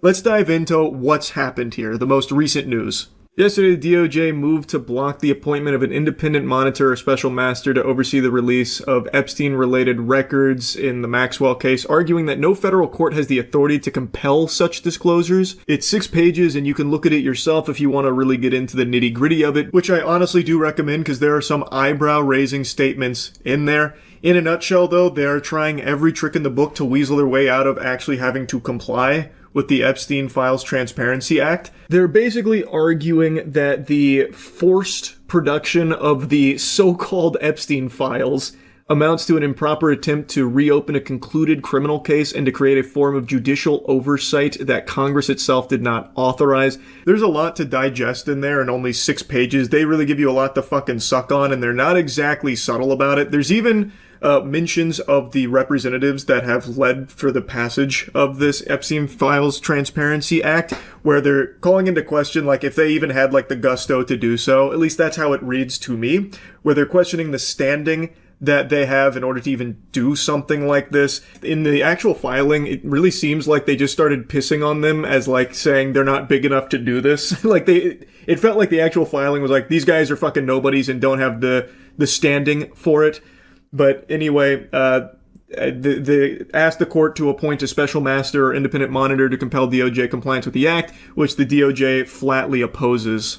To go a bit further, they argue that even if the court were inclined to entertain the request, it could not do so constitutionally. This is in regards to some of the things from the Epstein Transparency Act, and they assert that the representatives here they haven't suffered a concrete, particularized injury, and the Epstein Files Transparency Act does not create an individual right to obtain information, unlike the Freedom of Information Act, nor does the act authorize lawmakers or anyone else to sue the DOJ for alleged non-compliance. When I read that, I let out an involuntary noise of disgust, because that's just being very blatant and open about it. Like, yeah, if we don't comply, you can't do anything about it, dork, you fucking dweebs. Go kick rocks, pussy. If we don't comply, you can't sue us or anything. To harken back to Scam Bondi, it really does feel like there are some people above the law. I'm gonna be honest with you. Despite what your tweet is boldly stating, I do think there are some people above the law, Pam, and they might be right under your nose. Again, I'm kind of jumping around here. I recommend reading the whole thing, but in closing, prosecutors maintain that the act provides no cause of action at all. Where Congress has not explicitly authorized judicial enforcement, federal courts are barred from inventing one. As the DOJ puts it, courts cannot reach out to award remedies where neither the Constitution nor a statute authorize them.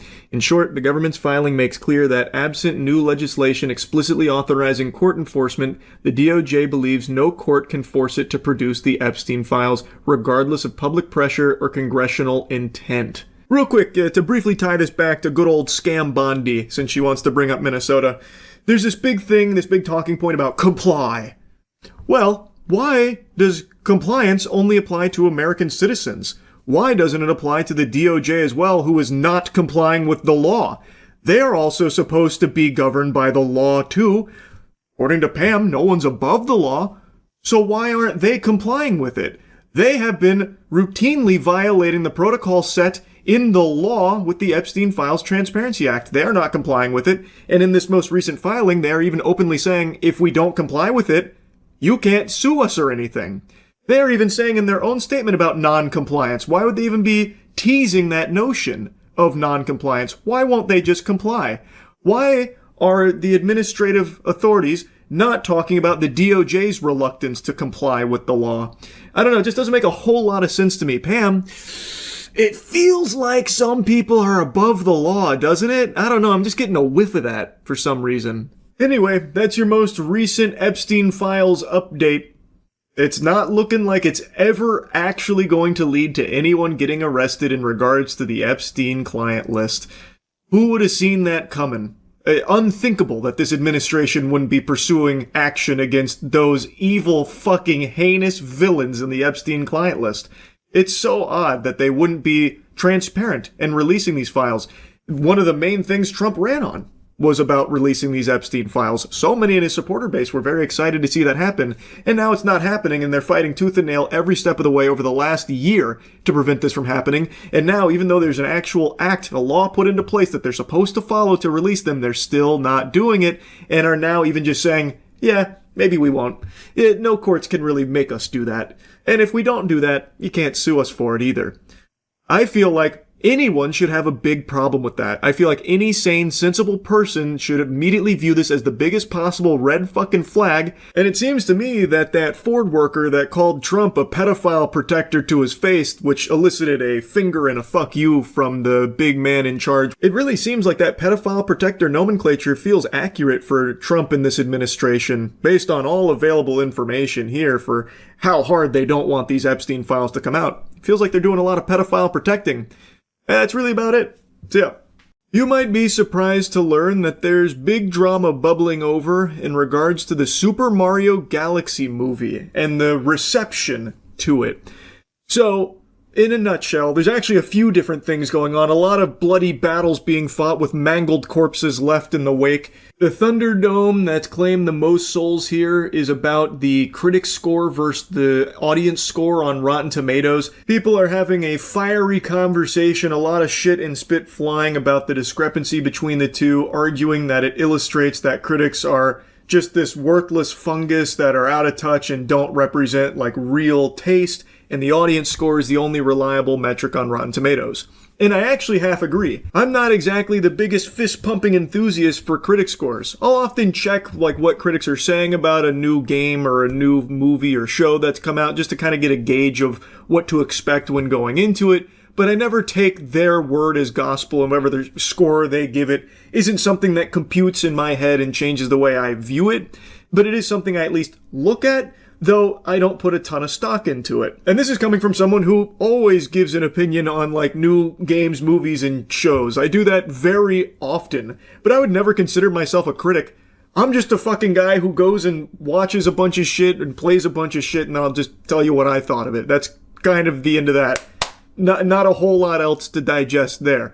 So you can agree or disagree with it till the cows come home. I'm never really trying to give some kind of like objective metric on if something was actually like amazing or dog shit. Just in my eyes, if it was great or poo-poo. But I fully, whole hog, full chub disagree with the other half of the argument that the audience scores is the one that's actually indicative of the quality of something. I have screamed this from the mountaintops for years that Rotten Tomatoes, Jesus Christ, I sound like an actual Neanderthal. Rotten Tomatoes audience score is almost as useless as Pam Bondi. It's not like that's somehow more reliable in any way, shape, or form. Now, critic reviews, especially in recent times, are extremely all over the place and, oftentimes very out of touch. I agree with that. But audience scores, it's not like they're free from that sin either. Basically, every movie ever that comes out has a pretty high audience score on Rotten Tomato, no matter how terrible it is. Something could hit the theaters tomorrow, The Haunting of Titty Nippleless, and it'll be the worst thing your eyes have ever seen. Like, actually an affront to God. And then you'll check the audience score on Rotten Tomatoes, and it's like 75%. And genuinely, do this right now. Any movie that you've seen that you didn't like, check the audience score on Rotten Tomatoes. It's probably pretty high. Like, recently, Scream 7 came out. That movie's pretty trash. 75% on Rotten Tomatoes. Do this for anything. Look at one of the worst Disney movies to come out in recent memory, Snow White from last year. 69% on Rotten Tomatoes for the audience score. Look at the worst Marvel movies of the last half decade. 75%, 77%, 79%, 76%. It is a given that anything that comes out is gonna have a pretty respectable Rotten Tomatoes audience score. It's almost a guarantee, like the sun rising every day. It's very, very rare to see like an actual catastrophic audience score for a film. Like even The Strangers Chapter 3 from last year, genuinely the conclusion to the worst horror trilogy ever made. And just as a reminder, in case you don't know, because a lot of you probably don't, they rebooted The Strangers. I'm not talking about The Strangers with Liv Tyler from way back in the day, which is a classic. They rebooted it with Chapter 1, 2, and 3. Genuinely the worst horror trilogy ever made. And the conclusion is perhaps one of the worst pieces of horror that has ever fucking contaminated the cinema. Even that has a 49% Rotten Tomatoes audience score. So I'm not a big believer that the audience score is somehow the correct metric. Because no matter what, it's always going to be significantly higher than it should ever have any right to be for things that are actually bad. So Super Mario Galaxy Movie having a 90% doesn't mean that it's a masterpiece that just critics don't understand. It just means fans are very excited about it. And thus they go and just storm 10 out of 10 reviews, which jacks the score way up, and everything's always positive. Like, the audience score isn't much better than critics, is the point I'm making. Now, with that out of the way, let's get into the meat and potatoes of the Super Mario Galaxy Movie. I gave you my thoughts on it a couple days ago. Overall, I think it is worse than the first Mario Brothers movie, which I actually really enjoyed. I think it is a huge step backwards. It is basically Jingling Keys, the movie. A lot of people are calling it that, and that's exactly what it is. It's a movie that has pretty much no substance at all. There's not even really a plot. There's a few plot elements that constantly are jumbled around. It is a mess in everything except for its visuals. Its animation is stunning. It's very colorful, and it's very fun animation to watch, especially with the fights, and the music is absolutely slapping. They got boner jams out the wazoo there with very recognizable tracks remixed, and they sound great. But as a film, it is not very good. Basically, the film's formula is, here's something, and now that something is solved in the next 3 minutes. So that way they can get to the next something and just keep ham-fisting cameos till the cows come home the entire journey of this film. It is basically a movie that is all designed to just have you point at the screen going, oh, I recognize that, I get that reference. You know, it's basically like the Star Wars formula where fans, glup shitto out anytime they recognize something. That is the Super Mario Galaxy film. It is entirely built around just, here's like a small problem that is so small that we solve it in 2 minutes. So that way we can get to the next small thing and show you some more cameos, and then we can solve that real quick to get to the next thing. The story flows like it's actually a child playing with action figures and making up a story as they go along. And then Mario beats them, and then Bowser gets teleported out of the bee mines right after he hits the first rock, so he's reunited with his son, and then he forgets all about Mario and Luigi and their friendship, so that way they can blow up things in the universe with Planet Bowser, and then everything it gets solved real quick. It's just a mess. It is genuinely a mess.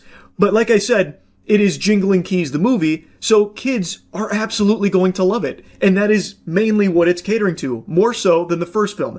I thought the first film was enjoyable for anyone of all ages. It was just a good time. This is solely for children, I would say, or fans of the property that just want to point at the screen going, I remember that, or watching some fights that are cool. The fights are cool. It's just there's no real substance around them. Now, if you like it, all power to you.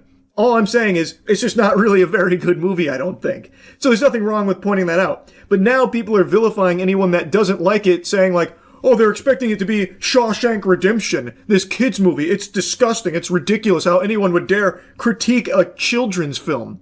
It's just amazing how far we've devolved, where now kids' films and kids' shows and anything geared towards kids is just expected to be trash. Like, it's just accepted that it's just going to be slop, sludge, garbage, just radioactive ooze. And if you try and, like, point out, some flaws in it, you're the bad guy. It's weird to say that something like this has problems. It makes no sense to me, because it's not like we were always this way. Look at the Emoji Movie. The Emoji Movie came out like a decade ago, and everyone hated that. Everyone was critiquing it, rightfully so. It was a dog shit film, but it was solely for children. If the Emoji Movie came out today, I bet people would keep this same energy of, well, why are you critiquing the Emoji Movie? It's for kids. This is dumb. It does exactly what it needs to do. My kids love it, which means it's the perfect film. You're dumb for pointing out flaws. It's just very interesting to see how we've reached this point in a pretty short period of time. Just because something is catered towards a young audience doesn't mean it has to be bad. Take, for example, Transformers 1, to go from recent memory. That is an animated feature film that is geared towards children, but it's also just a genuinely good movie. And there's plenty of other examples to pull from, like Toy Story. I just find it so fucking lame that we're in this era where the prevailing perspective is, yeah, it's a kid's movie, so of course it's gotta be slop. Get over it. Like, that's like the main perspective now. Very fucking dumb. But by far the dumbest part of this genre, and what I've been saving for last, the best part of it, is now Super Mario Galaxy has been fully politicized. Like, now it's become a huge political battle about conservatives versus liberals, because, I mean, in the age of Twitter, it's gotta be. So I shit you not, there's been a huge debate about it, because people are saying, oh, all these critics are giving Mario Galaxy bad reviews because they're all woke fucking liberals that just can't tolerate a good old-fashioned conservative film with conservative values. Which blew me away. Which, like, I found it to be a crazy take, but this tweet right here is one that I've seen reposted on a ton of pages. The protagonist is male. There are no black people. There are no homosexuals. The main romance is heterosexual. If your movie meets these standards, it will be vilified by the media. Different iterations of that have been spewed out and regurgitated by the thousands of drones that do rage bait on Twitter, the blue check marks. But this is something that people are having a real conversation about, which is crazy because the last Mario Brothers movie was applauded far more by most people, myself included. It was just a better film. But it was the same thing. Protagonist was male. There were no black characters. There were no homosexual characters. And the romance was still heterosexual. It's like they forgot that this is the sequel to a movie, and that the main complaint about this one is that it's worse than the last one. This film relies solely on, remember this, remember this, remember this, who gets this reference, who gets this reference, oh, come on, jingling keys, don't fall asleep, come on. It's just not very good. Like, I just don't feel it's as good as the last movie, and a lot of people share that sentiment. It has nothing to do with any of what this garbage they're spewing out is. That's the biggest fucking nothing burger ever. Because it is following the exact same formula from the last movie, it just does it worse. And really, if you want to dive into the nitty-gritty, Super Mario Galaxy is significantly more woke than the last Mario movie. By their standards of wokeness, this one turned the dial up past 10. This shit went turbo mode in wokeness. I feel like they haven't even seen the film and they're talking about it like this. Jiminy Christmas, one of the core elements of the plot here, one of the few plot elements they don't just forget about and wipe their ass with and abandon immediately, is the fact that Peach is a badass who doesn't need saving. She is now just fully capable of just clapping cheeks and saving her sister herself. And that sister connection is the strongest force in the universe. Big spoiler alert, the entire day is saved, the whole universe is saved by Peach and Rosalina touching hands, and the force of their sisterhood and their powers together combined instantly saved the day. By all of the definitions that they have ever talked about in regards to other films, this would be something that they would call a girl boss character and a woke film. But for some reason, now they're arguing the opposite. It's so peculiar. Because if you actually watch this movie and you are trying to follow their logic, then this film being more woke by their standards than the last one should mean that it has a higher critic score, like is more positively received by critics than the last one. But it's not. But the point is, this is just a complete nothing statement about it being, it's conservative versus liberal. That's what it all boils down to. It doesn't. It's just not really a great movie, and it's a huge step back from the last Mario Brothers movie. That's really it. It doesn't go deeper than that. Again, most of the formula is still exactly the same from the last one. They just do it worse and messier and rely significantly more on just cameos and remember this, remember that, who gets this reference, that kind of thing, which isn't overly great. And it's something that gets criticized often in other things like Star Wars. So all of a sudden now it's weird to say that that's like a negative about a film. It's just, the whole discourse around the Super Mario Galaxy movie is fucking wacky. I had to yap about it. I couldn't resist yapping about it. Anyway, that's about it. See ya. Initiating moisture.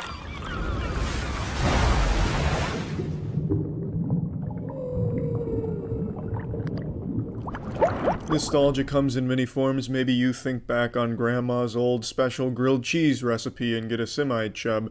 Maybe you're like me and remember supersized options from McDonald's before they phased it out due to causing hearts to explode. Point being, nostalgia's fucking powerful, and nothing is more nostalgic for me than the original Luigi's Mansion. I still remember the Christmas I got it on the GameCube. Just an outright great game that still holds up well today, and I'm super excited to say the newest Luigi's Mansion 3, is just as good and in some cases even better than the original. So let's dive the fuck in. The thing I like most about the new Luigi's Mansion is that they have it as a hotel instead of a mansion, which let them do each floor its own unique theme. In the original Luigi's Mansion, each room would have a different theme or purpose, a fitness room, a ballroom, whereas in the hotel, each floor is dedicated to it, the entire floor, so every room follows the theme.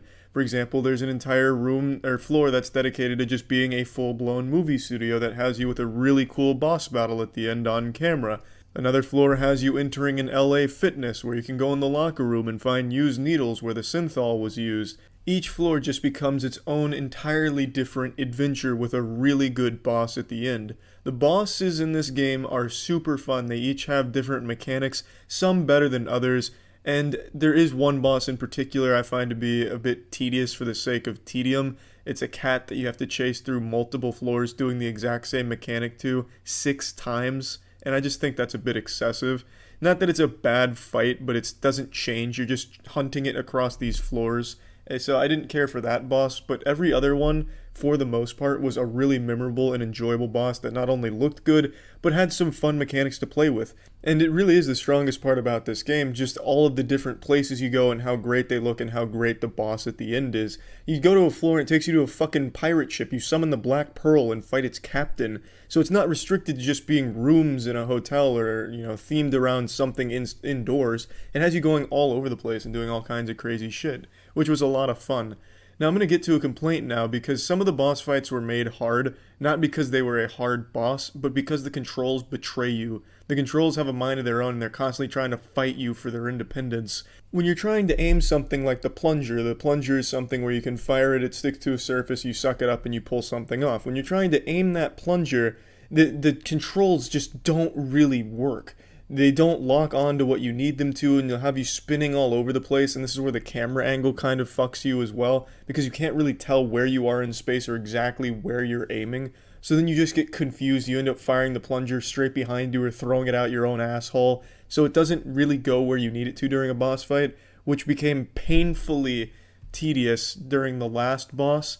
The last boss has you firing bombs into a mouth, and you can't find the mouth half the times because it won't lock on, so be fucking firing bombs like you're doing it with your goddamn eyes closed, because for some reason, it won't target properly. Now luckily it's made a little easier by being able to use the bumpers for the things that you'll need to aim, but even then it's still not great because when you spin around it does it so violently and you can never really quite tell where you're looking, that it ends up still just being very wonky and just not great. There's also an entire level where you're in a water raft, and the water raft controls are abominable. Has you spinning around like you're drunk on a fucking Ferris wheel. It's just confusing sometimes with how the controls work, but it's not the biggest issue in the world, it's just something that becomes frustrating during certain parts of the game. But that aside, those are my only real complaints with just the occasionally frustrating controls with a camera paired with a camera angle that doesn't really do you any favors with figuring out where you are in space. Other than that, the game's fucking great. The majority of the game will have you solving puzzles, which are actually pretty cleverly designed. They're not just surface level baby shit. Has you thinking like a real strong scholarly man. And there's a lot of things you can find, some rare jewels hidden throughout the world. And you have a lot of different things to tackle these puzzles with, so you'll be using a lot of them between the plunger, the dark light, and Gooigi. Gooigi's this sidekick that you fart out. He's basically just a cum clone of you. So then you control 2 Luigis. Gooigi can squeeze through gates and holes and shit like that. So there's just a lot of different ways of approaching these puzzles and a lot of things that you'll have to be thinking about when attacking them. It's a really fun game. And it just feels great to be back in the saddle again with the old Dyson in hand sucking on some ghosts. And the game's also not super short or anything. It took me just under 10 hours to beat it, and that was without going through and finding most of the things hidden in the world. And it does have an online mode, but I didn't find it to be that enjoyable. The online mode basically just has you and some teammates going through rooms, clearing them of random ghost mobs. I didn't find it to be all that enjoyable from the couple of games I played, but it is an option if you just can't get enough of sucking up the ghosts. So plugging Luigi's Mansion 3 into the moist meter, I'm giving it a nice 90%. I think if you own a Switch, this game is a must-have. It's a lot of fun, a really, really cute and exciting adventure, and I just really fucking loved it. That's it. So yeah. I saw something super interesting today that I want to yap about. It's become somewhat of a big conversation even outside of these bubbles that I'm tapped into, because even people that know nothing about guns can recognize that there's something wrong with this little puppy here. It's the SIG P320. This puppy's got a real nasty reputation developing. It's got the cheese touch, people talking about it being stinkier than Sir Strumming. I was going to lore dump on you, and I had even made this video setting all of the groundwork and the foundation for everything that had been happening with the P320 up until this point, but I want to show you the video that's sparked this topic for me today that I want to talk about, and it's got a lot of people talking. Through the firing sequence, through the actual movement of the sear down is less than 1 millimeter. And we're going to see if it'll set the cartridge off. I don't know. We'll try it a couple times. It might not. This safety might be working, but the other safeties might not have been. So let's see.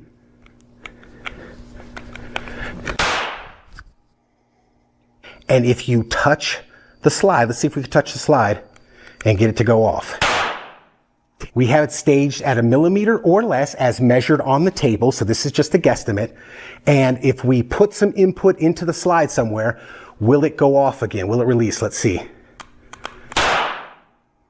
Now, without knowing any of the context for why he's doing this experiment in the first place, there's been a lot of confusion from people that don't know anything about the P320, wondering why he put a screw there. Why did he fucking MacGyver this handgun and make it fire by, fondling the slide? There's a lot of people that clearly didn't watch the full video where he explains that, and they do not know about the P320's history and everything going on with that handgun in particular. So now they're just passing this off as like worthless or a useless experiment that demonstrates nothing and proves nothing, saying like, the trigger is fully engaged, so of course he's up there cranking on the slide like I jerk my dick, it's gonna go off, it makes sense. And yeah, I guess that thought does make sense if you're a resident of Stupidville. This shouldn't happen, and it doesn't happen for most guns, but the P320 has been in some serious hot water for alleged uncommanded discharges and a lot of incidents around this gun firing like while in its holster and such, including the recent death of a 21-year-old airman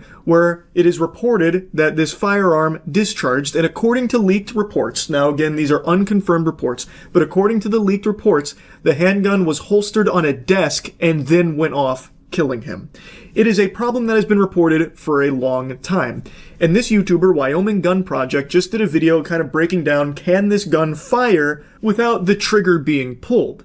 And I think he did a beautiful job at demonstrating that, and we'll get into the screw and the millimeter that he's talking about there in a moment, but I want you to understand that this is a big problem. And the company themselves said under no circumstances can this gun fire without a trigger pull, yet it is provable and repeatable that it indeed can. There's even been a push to stop using this weapon in an official capacity due to how dangerous it could be. It's a widely reported problem, apparently linked to more than 100 incidents since 2016 with at least 80 injuries. Even in my neck of the woods here in Tampa, an officer in 2020 had the weapon fire while in his jacket while he was adjusting it. So dude up here just like fucking popping his collar on the jacket or something, fires the handgun, which reportedly shattered his ankle. There are tons of cases that have been reported, and SIG has actually filed a lawsuit trying to reverse the ban on this weapon from law enforcement, which I think is a horrible look from SIG, by the way. This is just a big safety concern across the board, and it's something that's been talked about quite a bit for a while now. But yesterday, this video came out from Wyoming Gun Project, and now I just really want to talk about it today because I think it is so interesting and pretty scary. Basically, we were able to input a millimeter or less of downward movement on the sear and get this slide. By manipulating the slide, we were able to get it to go off and actually fire a primed case 5 times in a row. That's the whole experiment here in a nutshell. Inputting a millimeter or less of downward movement on the trigger past the pre-travel, and then manipulating the slide in any way. It didn't have to be like hands, by the way. Like the real-world application would be if, for some reason, that trigger was engaged a millimeter or less past the pre-travel, and then you put it in your holster, it would go off. That is answering the question that people have wanted an answer to for a while: how could the P-320 fire uncommanded? And his experiment aimed to try and solve that, to figure out how it could happen. Now, this isn't some like really wacky specific set of circumstances that are just astronomical odds of happening. Like, this isn't unfathomable. A millimeter? That's nothing. That's like the size of Ant-Man's erect nipples when he shrinks himself down to an atomic size. A millimeter or less of movement past the pre-travel, that is something that can very realistically happen over time, like build up in there. There are so many things that could contribute to that happening, which is probably why there are so many reported incidents of this discharging uncommanded. I have seen some other videos where people have taken their SIG, they've engaged the trigger just a tiny bit and touched the slide, and it's gone off. Now, I just did that for me right there. This was the experiment people were doing prior to Wyoming Gun Project, where they would lightly pull the trigger, not fully engaging it, but lightly pulling it and then tapping the slide, and it would go off. But that's an experiment that obviously isn't the, most reliable, because you never really know. Maybe you put more pressure than you thought, and it was a little too up for interpretation whether or not it was a trigger pull and such. So it wasn't the most reliable demonstration, and instead Wyoming Gun Project went the extra step of showcasing how it can fire without your finger even being near the trigger, if there is just that millimeter or less worth of movement past the pre-travel. So I tried to figure out a way, like, how can we come up with a way where we can gradually increase the pressure on the trigger to the point where this play in this slide makes a difference? Because this is, none of my other guns do this. And for control, let me just show you another handgun that does not do this. This is a Taurus G3. Look how much play is in this slide. Like, literally none. I found that to be pretty weird, with how much the slide moves when you slightly manipulate it, like fucking doing sock puppets on the slide, has it bouncing up and down like it's getting hit with raging wind gusts during a hurricane. I don't know if that's normal for the wobbliness to be set to wumbo or what, but I've never seen it in any of the handguns I've shot either. So, like, for example, this is just a Springfield XD. And if you go to, like, move the slide, there's not even, like, the slightest give in it at all. But again, maybe that's common in some way, but I'm certainly pretty unfamiliar with a slide moving like that. Now, why is that important? That is important because the striker mechanism is in the slide, and the sear and FCU is in the frame. So any up and down movement affects the engagement of the sear and the striker hook. In case somebody doesn't know, this is pre-travel on a trigger, or free play. Nothing is happening here. No firing process is starting at all. When it hits that wall, that's when it will start lowering the sear. A super solid explanation on why the movement of that slide is so odd, and then he explains the pre-travel. Then he measures the pre-travel, and then he puts in the screw being his way of fine-tuning the amount of movement that he could get past the trigger wall. And in this case, it would go off with as little as less than a millimeter worth. Let's see if we can get it off by just touching, if we can release the striker by just touching the slide. Now, I'm not touching it with my finger. How about that? So this was less than a millimeter, so we'll assume the one that is at 1 millimeter will go off. Okay? So let's try it. That time it didn't. And there it did. So that's kind of simulating of it's rolling around in a cop's holster. Not a whole lot of movement required to have this go off by just having the slide be bumped or moved or in some way jostled around. That's a big concern. And then he addresses people that inevitably ended up talking about, like, the screw being there. Like, oh, it's just a full trigger pull with the screw. This doesn't really prove anything. I think he gives a good explanation on why the screw doesn't matter. It's there just to simulate what could happen should a millimeter worth of movement happen to the trigger, which again is something that can very easily happen. I'm going to get some jerk off that comes in these comments go, well, just don't stick a screw in your trigger. This is a tool to simulate, to take the human factor out, so that you sane people that will come into my comments and say this aren't going, you pulled the trigger with your finger, bro. I didn't. The FBI report said there was a ledge on, it was either the sear or the striker hook. I don't remember. And you pulled the trigger a little bit, less than a millimeter, less than 1 millimeter. And it caught on that ledge. And then you holstered your gun. Okay, this is a G-code holster. Then you holstered your gun. And it just went off. I think that right there really showcases it extremely well. Also, there are some holsters that do have like a reported issue where when you holster it, like depending on the angle, sometimes it can actually depress the trigger slightly. So if you happen to have one of those holsters and happen to put it in at that angle, and the SIG P320, the trigger gets depressed a little bit, a millimeter past the pre-travel, it could just go off in your holster. Like, that is an issue. Let me see if I can set this on the desk and bang the desk and see if it'll... Now the camera's going to shake, so... Whoa! Let's see what we got here. Did it go off? Sure did. Look at that. So how could he set it on the desk and it go off? I just showed you right there. Again, this is simulating what the FBI found as a shelf on either the sear or the striker hook, and it getting caught up on that, or maybe you're putting input on the trigger and you've only gone less than a millimeter through the firing sequence, through the actual movement of the sear down is less than 1 millimeter. And we're going to see if it'll set the cartridge off. I don't know. We'll try it a couple times. It might not. This safety might be working, but the other safeties might not have been. So let's see.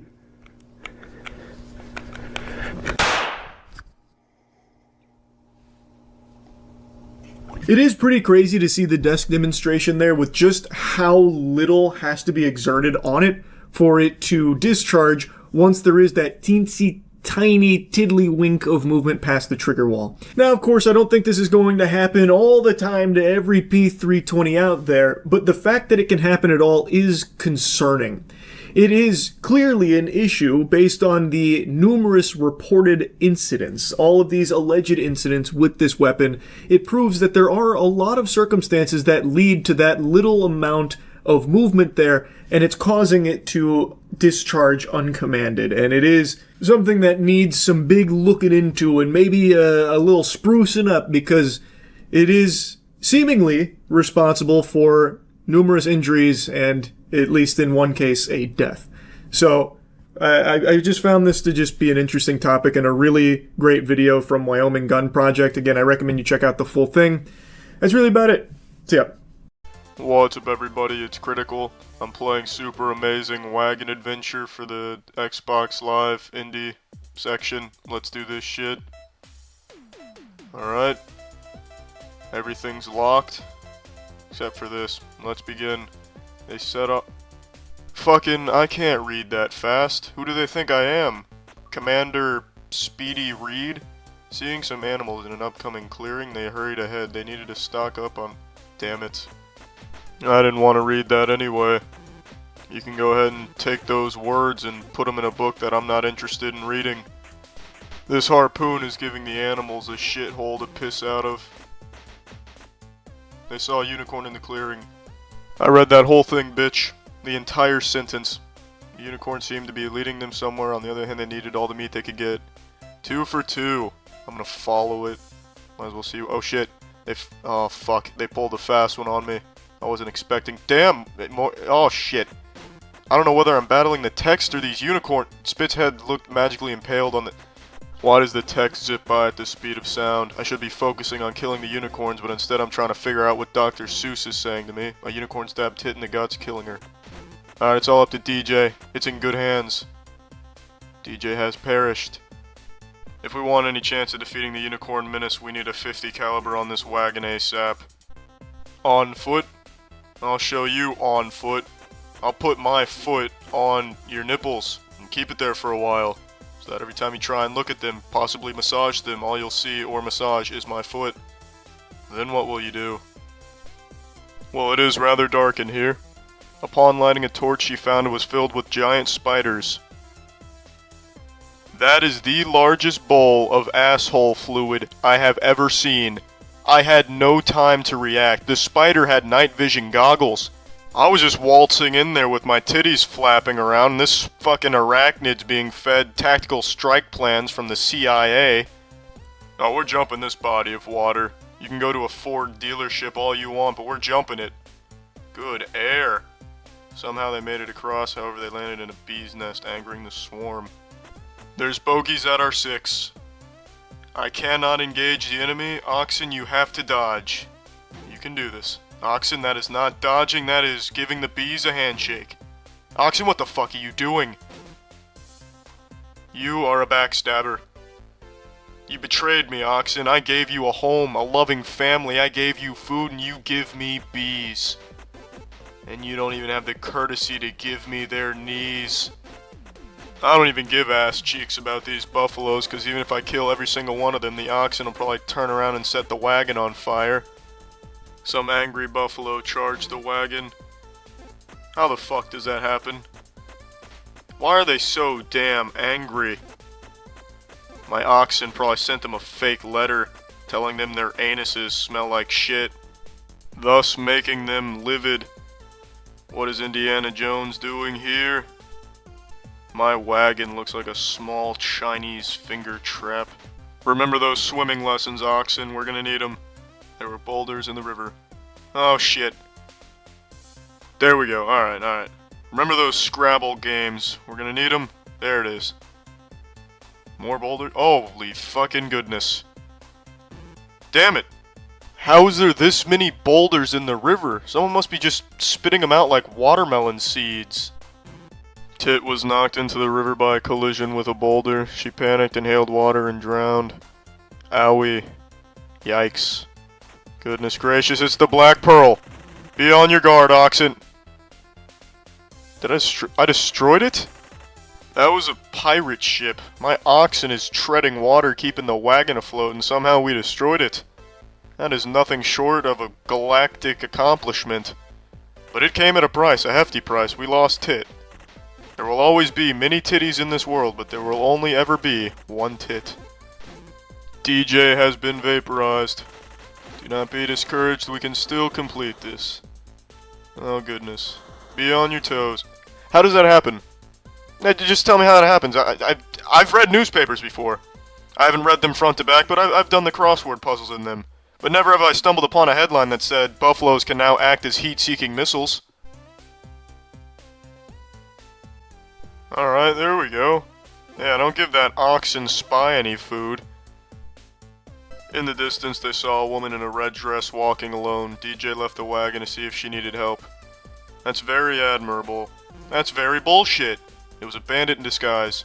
It's Zartan! It was a bandit ambush. Bandits on horse... Oh, fuck. I didn't get to read all of it, but I'm putting the puzzle pieces together. It's nothing but a damn rendezvous for shitting on you. If you think you can defeat DJ this easily, you're sadly mistaken. What the fuck? Son of a bitch. How many are there? They're like breeding in between each shot they fire. No one could have survived that, but DJ really put up a valiant effort. I can't shoot them from this position, oxen, you fucking traitor. They're converging on my location. This is like Geometry Wars pacifism. Alright, we just have to keep every enemy in front of us. If we can do that, we can win. That includes these vagina marshmallows. They have to stay in front of us. Oxen, what have you done? They now have a strategic advantage. I keep blaming the oxen, but I know it's my fault. This is not good. I've unlocked fighting fish in survival mode. Yahoo! Oh my goodness. Well, Tit went ahead and drank squid sperm. She's out of the game. Oh, hold on, I think I'm starting to get the pattern. Yeah, there we go. Oh, shit, no, never mind. Yeah, no pattern here, just pure chaos and pandemonium. And this squid looks like a fucking red chess pawn. Alright, well, I'm done playing this. Well, that's the end of this video. Remember to rate the video, comment the video, and subscribe if you want to see videos similar to this one. See ya. I like shiny cardboard. I do not like grading the shiny cardboard. I do not like green eggs and ham. I have said it for many moons now. I think grading cards is hooey. I know I've spit and shit about this topic for a while, but it's true. I just think it's a bunch of horseradish. You pay hundreds, sometimes thousands of dollars to grade your cards, and sometimes they get damaged. Other times, it just feels like it's truly just RNG, the roll of the dice, and it's entirely dependent on whoever's manhandling your card's mood on that given day with whatever grade they decide to dole out. To me, it just always feels inconsistent, so I just really never think that it's worth the money to get cards graded. And I know people make entire careers out of buying and selling graded cards and all of that. All power to you. I'm not your fucking dad. I'm not coming in there with a belt making you stop just because I don't like it. You do what you want to do. But there is just very real problems with the whole practice of grading cards, especially when it comes to things like PSA. And that's what we're about to talk about today. PSA is probably one of the biggest when it comes to card grading. I'm sure all of you have heard their brand name tossed around quite a bit. When it comes to card grading, they're like fucking Kleenex, where when people talk about a graded card, they usually say like PSA plus the number as opposed to like just general card grading. The same way when people talk about tissue, sometimes they say, can you get me a fucking Kleenex? Like it's gotten to that level where they are just that big. They're kind of the top dog. But I also just really don't like them in particular. I think they're one of the worst in the card grading industry, and it's an industry I already think is full of corruption in general. And today I saw a video breaking down a wild situation where someone had an extraordinarily rare card. I'm talking less than 50 of these cards in the world, at least that are known about. It's a PSA, or was, RIP, God rest its soul, a PSA 10 Deoxys lenticular card. So basically it's 3 art in 1, and it's from over 22 years ago. There are only a handful of these out there, and the estimated price based on like recent data is around $45,000 for this card. And this individual had this card, and they wanted it to get reholdered. And when they sent it to PSA, they fucking blasted it. They annihilated that card. And what he received back was a PSA 6. What they're citing is a PSA 6, noting that it was damaged, unfortunately. And instead of like paying him what the card's actual value would be worth, they aren't willing to do that. They're instead hiding behind this fair market value number they're pulling out of their dirty rectum and offering significantly less. So I want to show you some of this video and go over this because it is very scummy from everything I can see. This is a holy grail for some Deoxys collectors. And I'll tell you, it's a grail for a reason. It's got it all. It's old and it's very exclusive. It was only given out for the release of Pokemon's 7th movie, Destined Deoxys, and only in Japan was this card given out. And it's super cool because it's the only small lenticulated card to exist. Yeah, here's an example of a lenticulated Charizard card, or what lenticulated means. The card changes depending on the angle you look at it. Here's a little video that shows you how cool this card is. This Pokemon card is actually 3 cards in 1. When you move this card up and down, Deoxys will change into a different form. This is just showing you the card itself and what makes it so rare and valuable to collectors. Lenticular shit from back in the day is actually really hype. I don't know if you can see it on camera, but right here, I actually have my original copy of Majora's Mask with the lenticular label on it. It's so fucking cool. And this is a really rare card, especially to find in a pristine condition. It's been over 2 decades. So having a PSA 10 is very, very rare. This is a sick card, and this particular card was originally graded as a 10. Originally.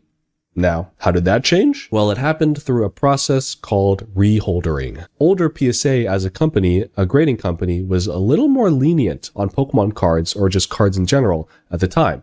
So, when you get an older slab, you expect a lesser quality condition of a card, even if it is in a 10. Logan Pulse Pikachu. And you'll see this happen at Pokemon card shows. People will ask if my card has a older certification number, meaning it was graded at a older point in time. And if they are graded at an older point in time, they're actually worth a little less. So what some people do is they get their cards reholdered. Which is exactly what this individual is doing. They wanted it reholdered so they could have an updated slab showing that it is a pristine 10, even by modern, more strict grading standards, because that would then fetch a higher price to collectors that want to purchase the item. And according to the original Reddit post, they actually did have someone offer in excess of 45K. I'm assuming that may have been dependent on like the reholdering maintaining a tin, which is probably why they were like really gung-ho about doing it. And then disaster struck. And then the Fire Nation attacked. Now imagine the shock that Brian felt when he submitted his super old, super rare, already in a PSA 10 Deoxys for reholdering, and it came back to him as a PSA 6, losing about 90% of its value. And it wasn't because he did anything wrong, but PSA actually damaged his card. 268-279-56, I actually looked it up, and as you can see, it actually has been deemed back down to an EX Mint 6. They kept the same certification number, and they turned it down from a PSA 10 all the way down to a PSA 6. Again, just to make sure it's very clear, the reason he was doing this is because with an older slab, it was more lenient, which means buyers wouldn't pay as much because there's a chance it's not actually a tin. Maybe there's like some scuffs here, a little poop over there, like who really knows? So he was getting it reholdered to update that to fetch a higher price. And what happened is, and you can see it through searching the serial number, it got regraded all the way down to a 6. And then after corresponding with PSA via email, which we're about to look at, it's because they fucked it up. They ruined it. They took away the vast majority of the value of this card, which is life-changing money, mind you, all because they made a whoopsie-daisy. Oh, clumsy us, real butterfingers. We seem to have crumpled it up and used it as toilet paper. But don't worry, we slabbed it, and we've updated the serial number in our system, so now everyone will know that this is now a 6. Why aren't you happy? This is what you paid for. So here's the email. My name is Dorothy, and I'm a supervisor for the Customer Relations Department team here at PSA. Thank you for taking the time to speak with me this morning as discussed over the phone. CERT, that's the Deoxys, was unfortunately impacted during our encapsulation process. This did lead the card to no longer merit the grade of a PSA 10. Instead, our head of grading has provided that the new grade is a PSA 6. I am provided the details below. Dorothy, come on! You're gonna make a grammar mistake like that? This is less than professional. I am provided. It should be I have provided the details below. Get with the program, Dorothy. Take this seriously. Along with our offer based on our findings of the fair market value. That's a boogeyman term with PSA, by the way. They say the description, the card, and the original 10. They confirm that it's originally a 10, and they say that the fair market value is $20,000. And here's where we're going to get some issues. They said the grade of the value of the 6 is $750, and with the ordering fees, I can't believe they included the order fee here, that it costed $190 just to destroy their card. And so they go on to say that they would like to offer the market value difference in the form of credit on an account or a check and remove their insane respective grading fee, which, oh my gosh, I can't believe you'd spend $200 just for them to rewrite a number on a card. Quick pause here, a little halftime show, because I have been screeching about that to the high heavens for so long. PSA overcharges the fuck out of everyone who makes the mistake of using their services. You pay an arm and a leg for the most basic of services, and they arbitrarily jack the price up as they're jacking themselves off on top of your cards, giving you whatever grades they decide to pull out of their ass that day, and their numbers make no sense. It's extremely expensive to do, like, basically anything even remotely adjacent to card grading through PSA. So, like, I'm not surprised at all about the reholdering being nearly $200 just to fucking update the slab. It's crazy, man. It is actually crazy. That price didn't shock me in the slightest. I'm actually surprised it wasn't $1,000, knowing PSA. They would also like to offer to have the item encapsulated as the current PSA grade or as authentic at no additional cost. How kind of them. As discussed on the phone, I understand you have concerns with initial market values. Please note our fair market value pricing is established by calculating the average sold prices for comparable items. And they say if you show any difference, we'll forward them to the pricing evaluation team. Now, the reason why this is such a crazy deal and such an insane, insulting offer is because the last sale on this card was $45,000. Offering $20K as an average is a spit in the face, and I'll explain later why. This is where it gets extremely spicy. That card sold only a couple of weeks ago by PSA. Then this is where it gets a little conspiratorial, but I think there's a lot of merit to it. There are people that are speculating that they didn't actually damage his card when reholdering it. The encapsulation process, it's a psyop. It's not real. What they're thinking might have happened is PSA, when reholdering that PSA 10 Deoxys that was submitted, they took it and then sold it themselves, and then instead gave him a 6, saying that it was damaged and now it's down to a 6. That is a theory, just a little game theory that a lot of people have, because you need to stop and consider just how unlikely these circumstances are that PSA had 2 PSA 10 Deoxys lenticular cards from 2004 at the same time, when there is only 38 of these cards in the fucking known universe. And somehow PSA had 2 of them at the same time. When this card was being reholdered, they had already been selling this other 10 that they had for $45K. The timing is just very suspicious. PSA was who sold that $45,000 Deoxys. But even setting aside the conspiracy, even if that's entirely just wrong and a bunch of fiddlesticks, they have their own data to pull from for the fair market value. They, PSA, sold this exact same card, this PSA 10 Deoxys, only a matter of weeks ago for $45,000. So wouldn't basic logic stand to reason that they would view that card as $45,000? So why are they now telling this poor guy here, who just lost this card now because of their incompetence, that actually fair market value is about 20K, so we'll give you 19K because we're splitting the difference here with the 6 and that, when they themselves have already sold it for 45K? They should know that that is the fair market value. That's what you just fucking sold it at. So why are you feeding this guy a bunch of nonsense? Why are you blowing smoke up his butt? That's why it's been like so big. And like, well, I mean, just damaging a card this rare is already going to be a big story, but this blows up even further because of just how fishy and shady this whole thing is from PSA. They sold this exact card for 45K. Why are you now trying to turn around and say that it's only worth 20K to this individual here whom you've just ruined that exact card for? It doesn't make sense. It's weird. And the thing is, if they gave him a decent offer, I wouldn't need to make this video. They actually threatened the dude if he made it public. This is like the stuff I would expect Kevin O'Leary to write if he was on a PR team. Please let me know once you find those listings or if you choose to accept our offer. Should you choose to accept the offer, due to the offer being over $500, we would need you to sign a standard release agreement. So their excuse is that because the offer is over $500, he needs to sign a hush-hush document. If you approve the resolution as offered, you would receive an email link to the DocuSign to review and sign the agreement. Please be aware that should you accept this settlement offer, our standard settlement agreement includes a confidentiality provision. Sorry, I'm sick. My brain is fried right now.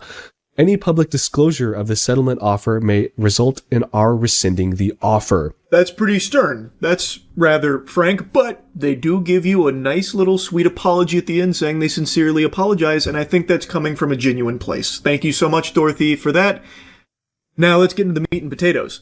As he said, if it was like a decent offer, it's like, hey, we blew it here, man. We ruined your card. We'll just give you like the 45K or whatever that the card is worth. We literally just sold one, and we'll move on past this. But they don't do that. Instead, they lowball him an offer based off of just imaginary nothing math because they're trying to screw this guy over.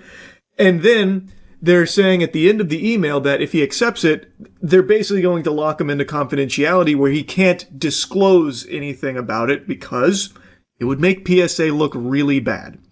And I think it's pretty clear he probably hasn't accepted that offer. I imagine, will be rescinding the offer, as Dorothy threatened to do in the end of the email there. And I think it just is a really, really bad look for PSA here across the board. I don't think they could have handled this any worse. But I also think this is a really nice look at how a company like PSA operates. I have said PSA is shady for a while. Dorothy calls it a standard form, which leads me and many others to believe that this is just the norm for them, that if they ruin your shit and it's over $500, they'll lock you down into being like quiet about it, so they'll pay you off like hush money and you can't talk about like, the settlement, which I can almost see the logic behind, because, like, PSA probably doesn't want people hearing that they're ruining cards over, like, $500, because then people won't feel comfortable sending them the cards. But on the flip side of that coin, it would probably be good for their image to be like, hey, look, mistakes happen. We handle so many cards, this volume. There are going to occasionally be these hiccups. And when that happens, look at all of these people we've taken care of when we've made an error. Like, I feel like you would want them to, like, say, like, no, I was upset about it initially, but then it got squared away. They gave me exactly what the card was worth. But that's clearly not how they operate. They'd rather just have it be, like, seemingly really lowball fair market value that they just make up poof out of nowhere based on nothing tangible. Like, it looks like what they tried to do is take really old sales of that card and then, like, kind of take into account their most recent sale and then find the average, but that's a stupid way of doing it because of how much the hobby and just the reselling has blown up. Like, it makes no sense why you wouldn't just take the data from the most recent sale your fucking self has just done. It seems like it's just a very underhanded tactic in order to try and justify these lowball amounts that they're offering that appear to be standard based on Dorothy's email. And the confidentiality, I just don't think is a good idea. Even though I can almost see why they're trying to do that, I think it's still just a shitty look. I think it would be far more effective if they just said, like, again, we made a mistake, and this is how we correct it. Look, he's even posting about it. We gave him exactly what the card was worth when we fucked up.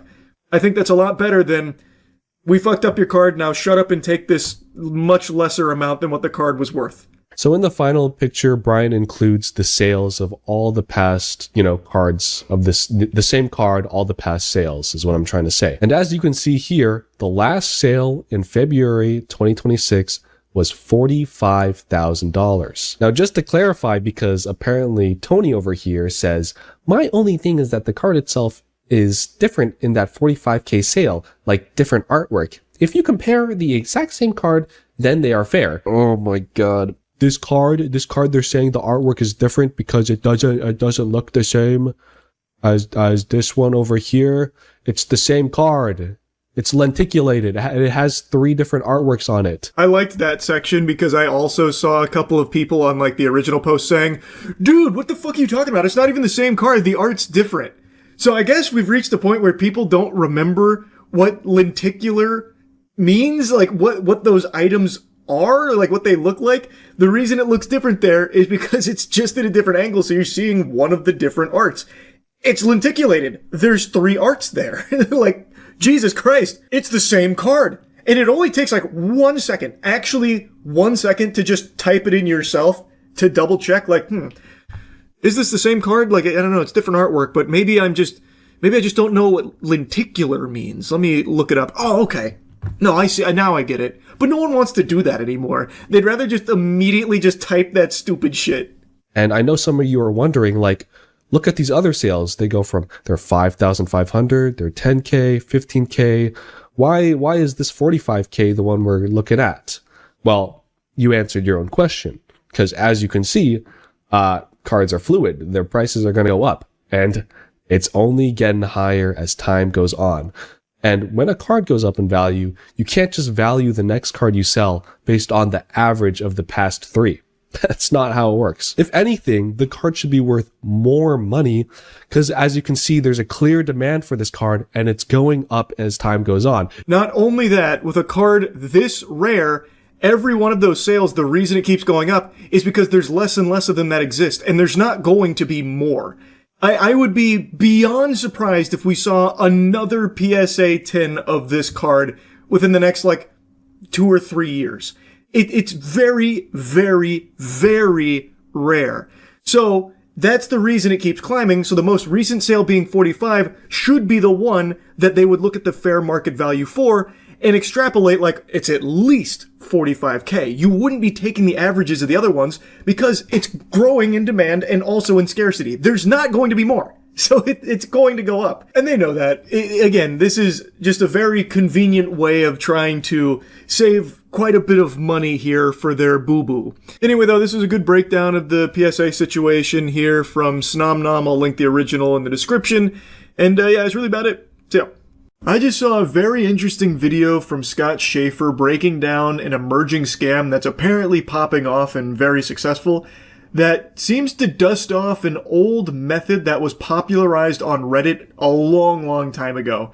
In the early days of Reddit, where updoots were the most sought-after currency since Bitcoin, the citizens of Reddit, the narwhal baconers at midnight, came up with a strategy to farm these coveted updoots that everyone was chasing like the fountain of youth. In a nutshell, the strategy was take an image or a video from some unrelated person, usually like an older person or someone in a hospital, and then drum up a sob story like, this is, old Peepaw Cletus. I loved him for so long. Yesterday he passed away, but his final wish was that this photo of him giving me a thumbs up reaches 50k karma and breaks the r/gaming super record. Can we make his last wish happen, guys?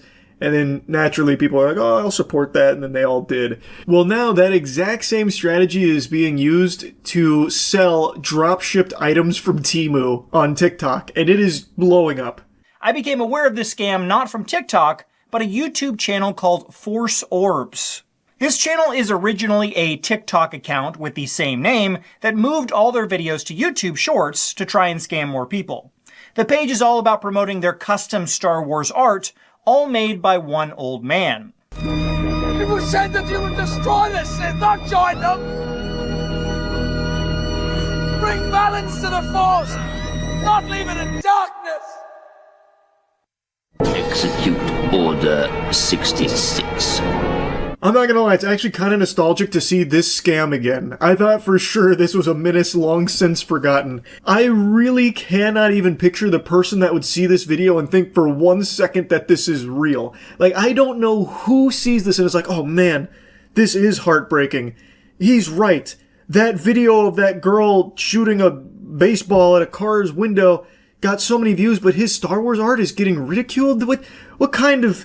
What's happened to us? This is not right. I'm gonna buy 10 Force Orbs to support him and let him know how happy I am with this purchase. Of course, the reality is the old guy in the video here has no fucking clue what Force Orbs are. He is not involved with this at all. It's just some random douchebags that are drop shipping it, using this as their marketing tool here. He's become their mascot, the Toucan Sam to their cereal that they're peddling. All of their videos are pretty much the same. It's a sad old man who makes custom Star Wars glass orb art, and he's upset because any clip on social media with a cute girl gets millions of views, but his videos trying to sell his art, no one watches.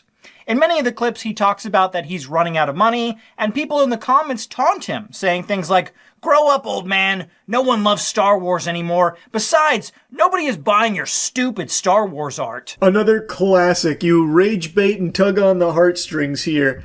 Oh, look at what these people are saying about my Star Wars orbs. They say it's stinky and they don't want it. They say it's not art. They put art in quotations. They say nobody loves Star Wars anymore. Can we prove them wrong? Can you guys all buy my fucking art, please? Also, it's just such a dog shit comparison in the first place, by the way. It's unjust that this video has millions of views, but mine doesn't. Doesn't that just make you mad? Isn't that just the most upsetting thing ever? A real tearjerker. Now get your wallet out, please buy some of these Force Orbs I found on Temu. But what this item actually is, really is just a customizable LED glass orb that you can find on sites like Temu for $16. Any photo you want can be uploaded into these, but the scammers are trying to sell these with preloaded Star Wars images and calling them Force Orbs. The real crime is on their website, where they are selling these for a whopping $60 a pop. $60 is pennies to make this old man's dreams come true. Can we get his videos to 66 million views here so it matches that girl shooting a ball at a fucking car windshield? He deserves it, clearly. Come on, guys, what are we doing? If we each give him $1, we can afford one fucking Force Orb maybe at this absurd price. This is always probably my favorite part about these kind of scams. Like, it's not even so much like the goofiness of the videos they post and how fucking trash they are, but it's their preposterous level of greed where they'll mark up a Temu product like 2,000% and think anyone would be willing to buy that. Unfortunately, it seems like there are some gullible suckers that do because they want to, support this story that they've bought into hook, line, and sinker. But it should be just so obvious that this is fishy. I cannot picture the person that sees this and is like, "Aw, I'm getting my credit card out. $60 for a Force Orb, it's a little steep, but it's made with love and care. I could tell, because the TikTok video said so. In the clips, it shows alleged production of the globes, but if you slow down the production videos, it seems to me that this might be AI footage, because the people in the video have weird body issues. Like this guy who has this weird crease in the middle of his forehead, and the arms in the next image look AI generated as well. No, what? AI generated videos? As if. No such thing, not on TikTok. They wouldn't be using AI to show the production. That's all legitimate. The worker there with the wacky forehead, well, that's old Quirky Brows Joe. I mean, everyone knows that guy's got like that weird shit in there like an accordion. It's part of his identity. He's a zany character around the office that works with our favorite old guy at Force Orbs. Come on, don't be ridiculous. AI footage. My left shoe. One thing that isn't AI, though, is the sad old man who shows up in every video who claims to be making all these orbs. With a reverse image search, I was able to find where this footage originally comes from, and it's from a TikTok account called TedDog13. TedDog has nothing to do with the Force Orb scam, and he seems to be a nice old man who created his TikTok account to help him make new friends online. This is TedDog13. I want to thank you all for allowing me to make these videos. He seems like a sweetheart. And like I said, this isn't anything new. This has been a scam that's existed for a while, but it kind of petered out and wasn't really popular for a while. But now, thanks to TikTok being such a strong marketing vessel and people so willing to just buy into a sad story and like rally behind what they think is a good cause for these products on TikTok, people are now spinning that goodwill to exploit it. So now they're just drop shipping trash with fake stories around it, taking other people's videos, and then even using AI videos to try and, spruce it up a little bit to get people to buy into it. It is doing well. Force Orbs, I think, is the most comical example, but Scott Schaefer goes through a few more. It is a rampant issue across TikTok and YouTube Shorts. Another TikTok and YouTube scam channel known as Fuzzy Paw Slides is doing the same thing to push their scam products, but this time they've added another twist to the tale. This is my last-ditch effort. Please stay to the end of this video, as it would help me tremendously. So my grandpa decided to take a leap of faith and start his own cat shelter. Currently, he's struggling to make ends meet and keep it open, so he decided to start making handmade cat slipper. He is the most kindest and talented person I know, but he has not received an order in 6 months. Please comment to boost this post and help support him. Aww. Make handmade hand slip. Make handmade. You ever had a dream that you ever wanted the handmade cat slipper? Wow, that's so sweet. He opened his own cat sanctuary, but hasn't had an order for 6 months for his handmade cat slipper. Come on, guys, can you boost this post so we can all buy his handmade cat slipper? Wow, that's such a good story. What a story, Mark. Sure enough, you can find slippers just like this on Alibaba, going anywhere from $1 to $3 for a pair, but the website for the scam is selling them marked down from $50 for the low price of only $30. Fuck! I'm losing money not buying the handmade cat slipper. Only $30 for a handmade cat slipper to keep this old man's sanctuary running? Oh my god, the blood of those cats is gonna be on my hands if I don't support him! No! Talk about a great deal. What truly is disgusting is they have a donate button, so you can help out their fake cat shelter that doesn't actually exist. No sarcasm on this one. That is just straight up outrageous.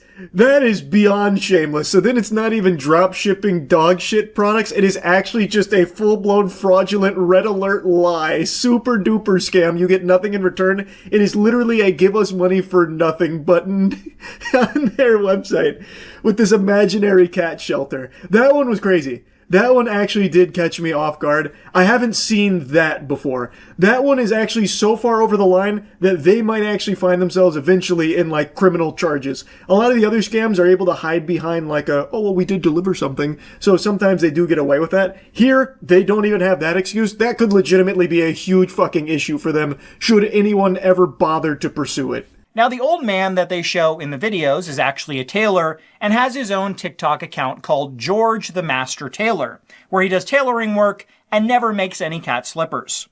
George and his daughter have put out a few videos calling out the many TikTok accounts that have stolen his videos to promote their scam products. Good morning. A lot of people using my face, and they're selling stuff that's fake. It's not me. I don't make slippers, and I don't make all the junk that they're selling. Like I said, it is actually a big problem. So big to the point that even some of the people that are being taken, like their content being taken to use to promote this, are becoming aware of it because some of their fans have been scammed by it and are alerting them that, like, hey, this is going on. Also, there's other fans that are confused, like, hey, I bought these, handmade cat slipper from you.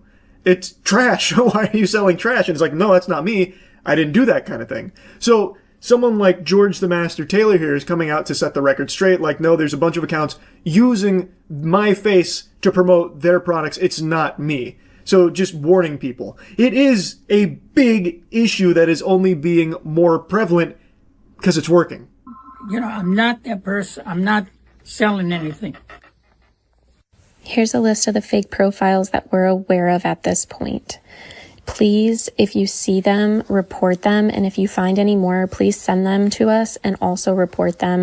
And I think a lot of these channels may be run by the same group of scammers, because on the Fuzzy Paw Slides channel, not only did I find stolen footage from George, but even Ted Dog 13 popped up on the channel as well. Another channel even stole Ted Dog 13's voice and used it over the video of a different man to sell their drop-shipped cow slippers. This video has some audio that may or may not be DMCA, I'm not sure, but it's the same thing. It's just like some sad-ish music playing and then this sob story. Stay 9 seconds to help save my cow shelter from shutting down by buying my cow slippers. It actually really could all just be the same group of scammers doing this, and then I believe probably some copycats. Because, this shit is one-to-one. They couldn't even be bothered to change the narrative beyond going from cat to cow. It's the same homework. There's no change, really. So it does lend credibility to the idea that it is one group of scammers that is just dropshipping all of this shit and using this as their main marketing across numerous different social media handles from TikTok and YouTube Shorts. It's very likely. But I do think that there is definitely others outside of that group doing the same thing, just emulating their procedure, like their process, because it's working. Anyway, I'll stop yapping about it, but I do recommend you check out the rest of Scott Schaefer's video on this subject, because he does go into others as well. It's very interesting. If you are someone that has seen these pop up, and maybe, God forbid, someone that actually bought some of this, my heart breaks for you. But you gotta be aware of this scam here. So putting it on your radar here, watch out.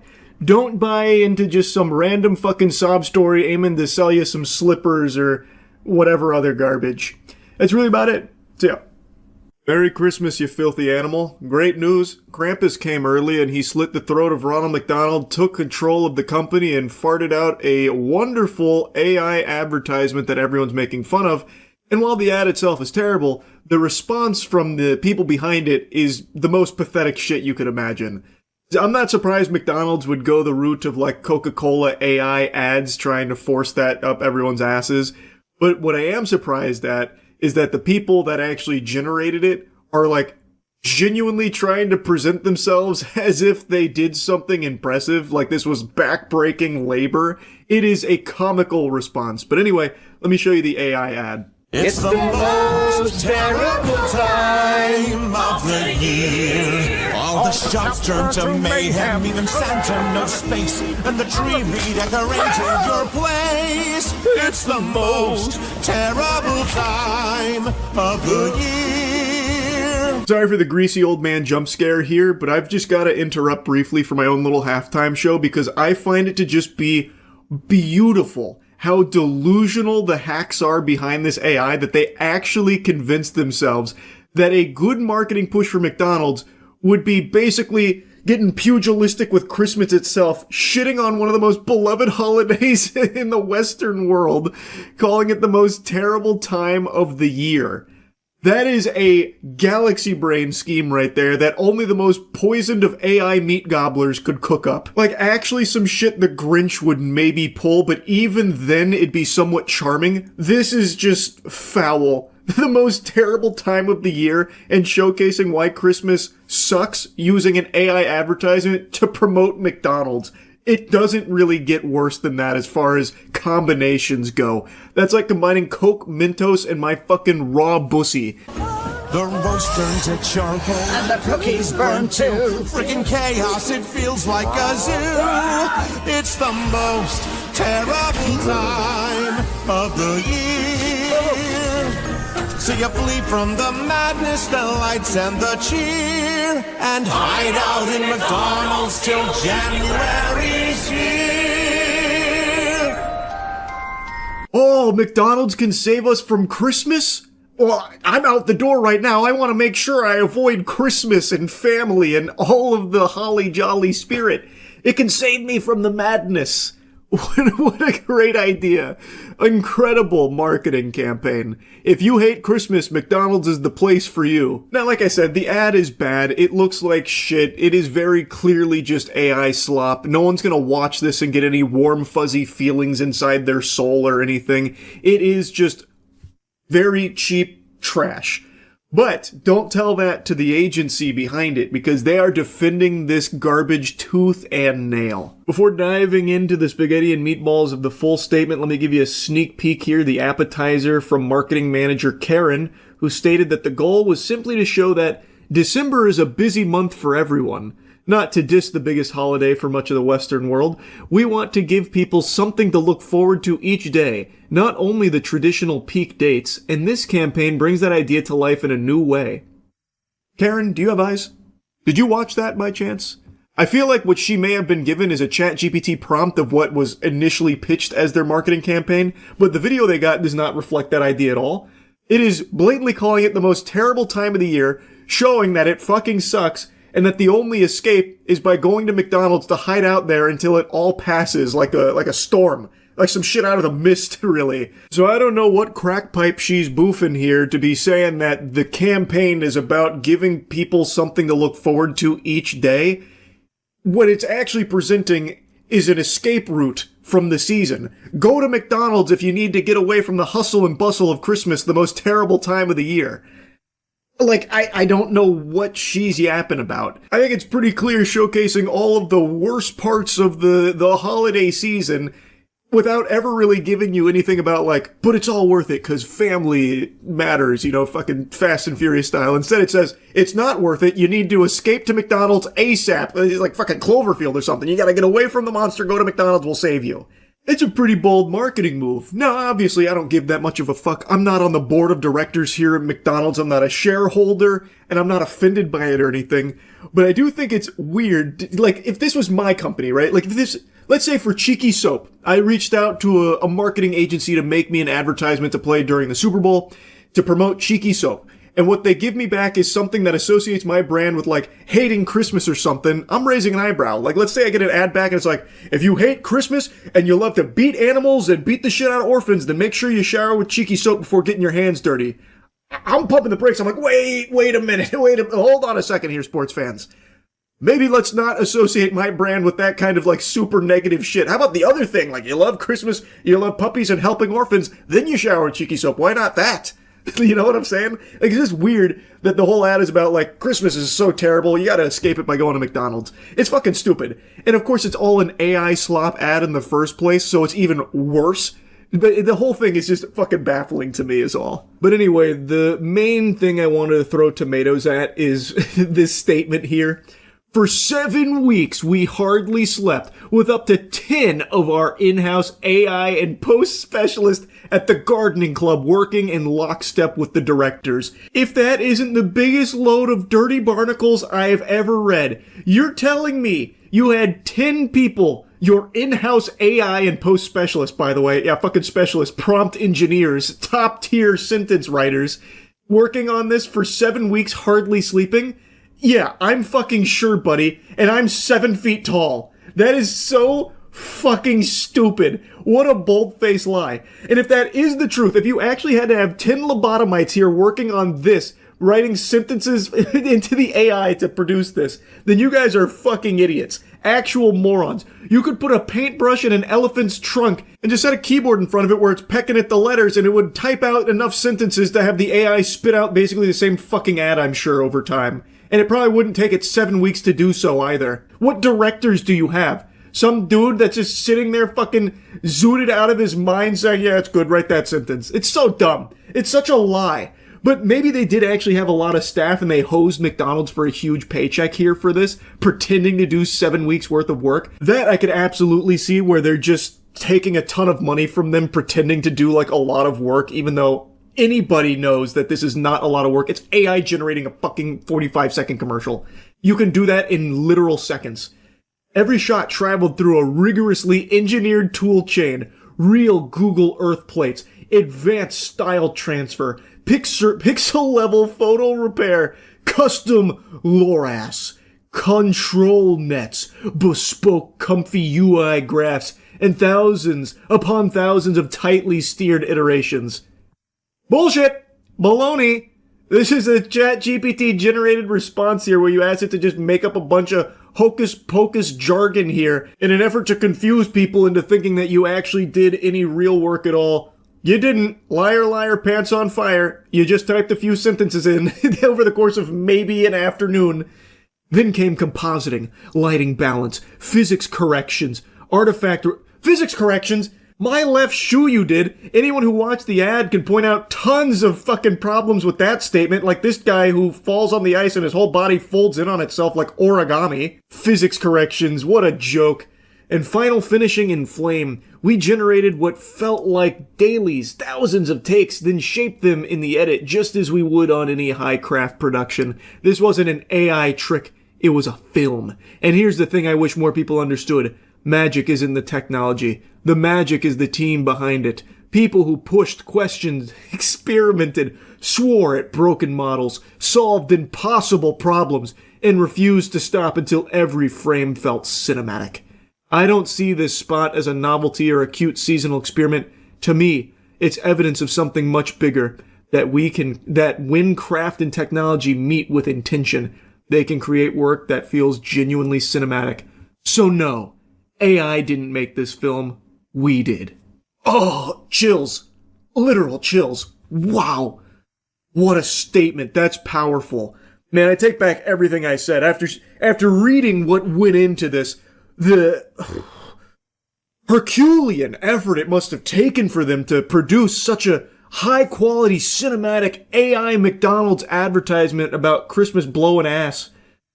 I just can't believe that I would belittle them for this. I feel like such a fool now. Oh my god! And the physics corrections that they must have went through.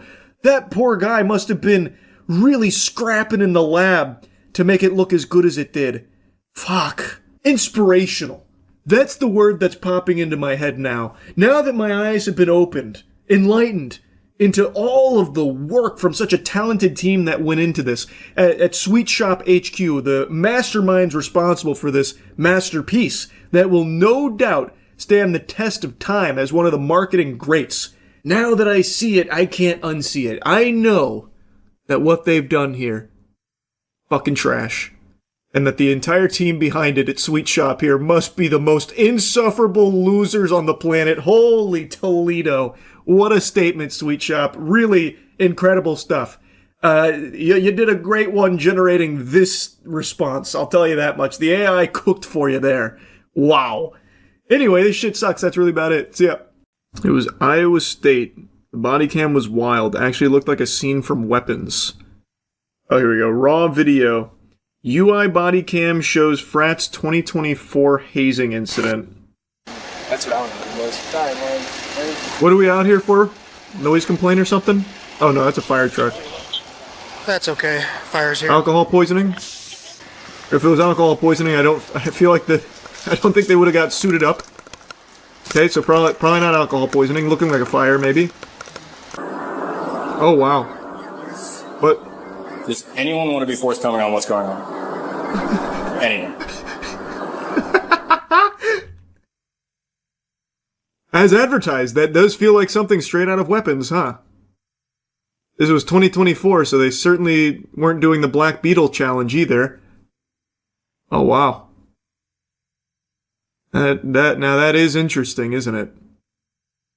They're in low power mode. Because you gotta see it from my perspective. What the f*** did I just walk into? Police and firefighters responded to the Alpha Delta Phi fraternity house after a fire alarm went off. Ah, okay. This is where we left off in the other footage. Okay. Yeah, so I guess all the dudes down there were rubbing together too fast and set off the smoke alarm. Pretty good, how are you? Hey, Cody.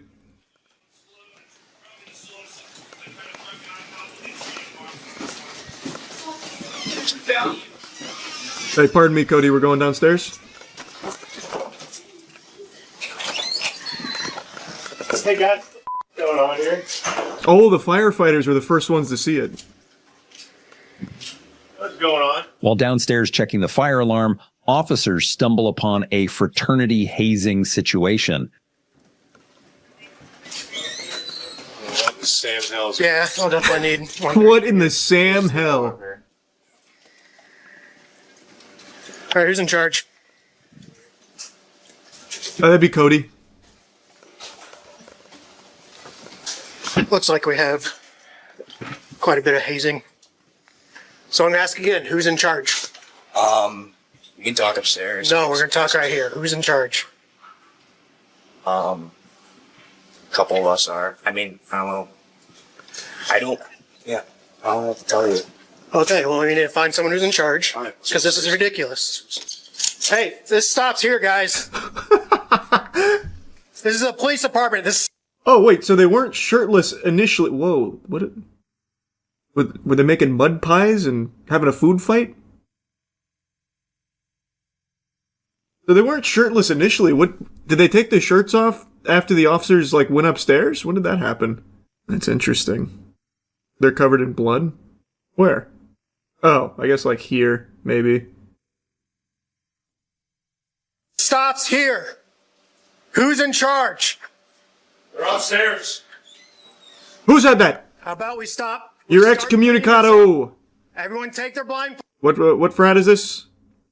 Alpha Delta Phi. You're out of here, bud. Someone tell Cody. Clear the room and get out of here, but no one's moving. I will tell you something.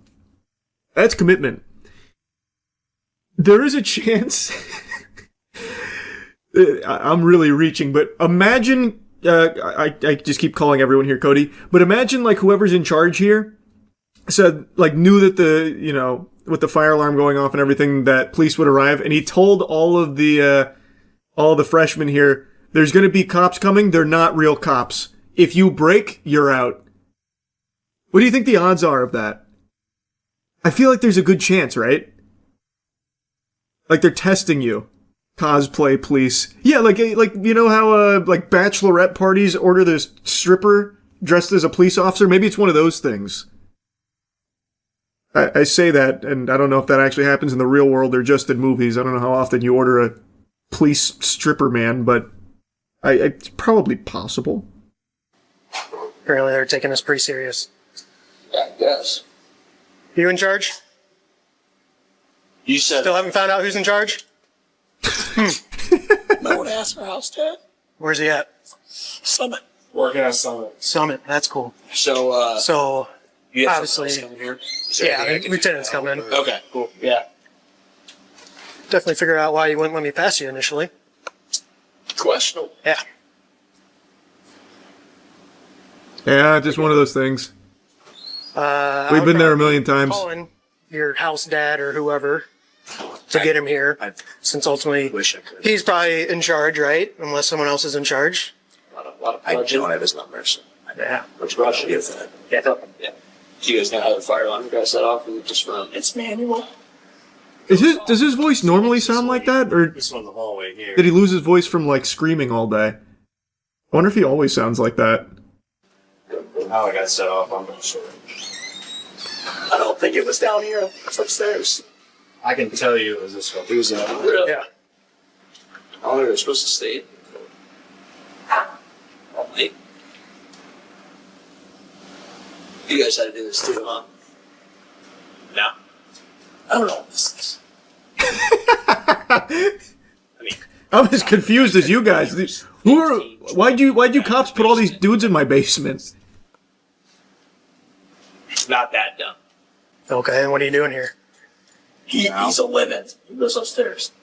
Oh, so you do live here? Hmm. No, I don't. Yeah. Well, your buddy here is saying different. No, they said the same thing. They said the same thing. Who's in charge of the house? Our house dad's at Summit. Okay, we need him now. He's at Summit. Okay, can we get in contact with him? I don't know. Here's the deal. From what I'm being told, this is I don't know what Summit is. Does that mean he's like off the grid or something? What's Summit? We can't get House Papa on the phone? Dude's on Everest. Oh, yeah, okay, that makes more sense. Yeah, that's why he's unreachable. I get it. Probably just a town nearby. Yeah, no, that makes sense.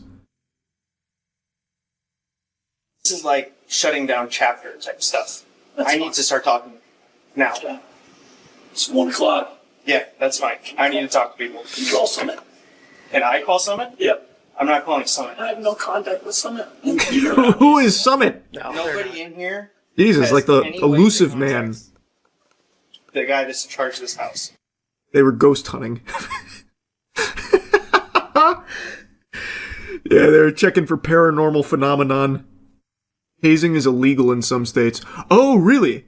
Wait, like, just full stop, even, like, no matter what it is, any kind of hazing is illegal in some states? Oh, I didn't know that. Well, it's also illegal in Florida. Didn't know that either. I thought it was only, like, the really dangerous hazing rituals that were, like, illegal. I didn't know it was the whole thing, yeah. According to StopHazing.org, 44 out of 50 states have anti-hazing laws in place. I actually didn't know, full stop, there were so, like, it was so common to have hazing itself just be outlawed. Literally kills people. Oh yeah, I mean, I feel like everyone's read tons of stories about hazing leading to deaths. I know. I just didn't know it was illegal. I thought it was only, like, those chapters that did that shit getting shut down and those people getting arrested and stuff. I didn't know they just outlawed the entire idea of hazing. What's his name? Eric. Eric, you don't know his last name? I got a buddy named Eric. A couple different code violations. That guy can do anything. So what's going on in here? You don't know? They're just blocking the door so we can't see you live here. How does nobody live here then? Just hanging out? You tell me. No, you tell me. I don't know. You go to University of Iowa? Yeah. You do? What's your major? Business. Business? What's your name? Oh, business. Big What? business. Hey guys, when did you, Is anyone in here that needs medical when did you all take your shirts off? When did that happen? Is anyone here that is against their will? Guys, I just took a peek in here a second ago. You guys had Anyone shirts here Who on. is not participating in this? I.e. a leader? Is there anyone with any sort of physical injury? Oh. I won't listen. Huh?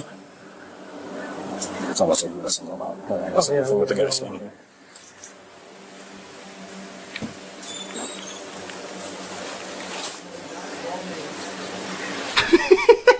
What's all over you guys? It's just water. Fun juice. Hi. I'm not sure if someone. You? Come here. Serena. Those old places. Nope. You're gonna stand right over there. Why? Because I'm telling you to. It's my house. It's your house. You're responsible for everything that happened This today. fraternity, so. So, okay. Tuck in right there. Get up against the wall. Come over here. It's like he's picking a kickball team. Which one of you can run 2 bases the fastest? Milliken. I'm putting together a Take team. these two, ask some questions about what's going on their arms. So, are you responsible for the house? No. Okay, who's the house dad? I just told you he works at f***ing Summit. Go call him. Go there and What fucking was his Summit. name? Eric, I told you. Okay. Why are you asking me? Because it sounds like you're responsible for the house. No. Sounds like you have some idea of what's going on. Didn't he just say it's his house? Forthcoming with everything. Did I mishear him? House dad, who are you 30 years Two we're trying to get a hold of. Okay, go call him. Please. Stay right there. Well, stay here. I'll let you. You guys got IDs on you? Yes, sir. Let's take a look at them. Any. Because you got to see it from my perspective. What the did I just walk into? Celebration. You know what I mean? Celebration or what? Brotherhood. Okay, Yeah. sweet.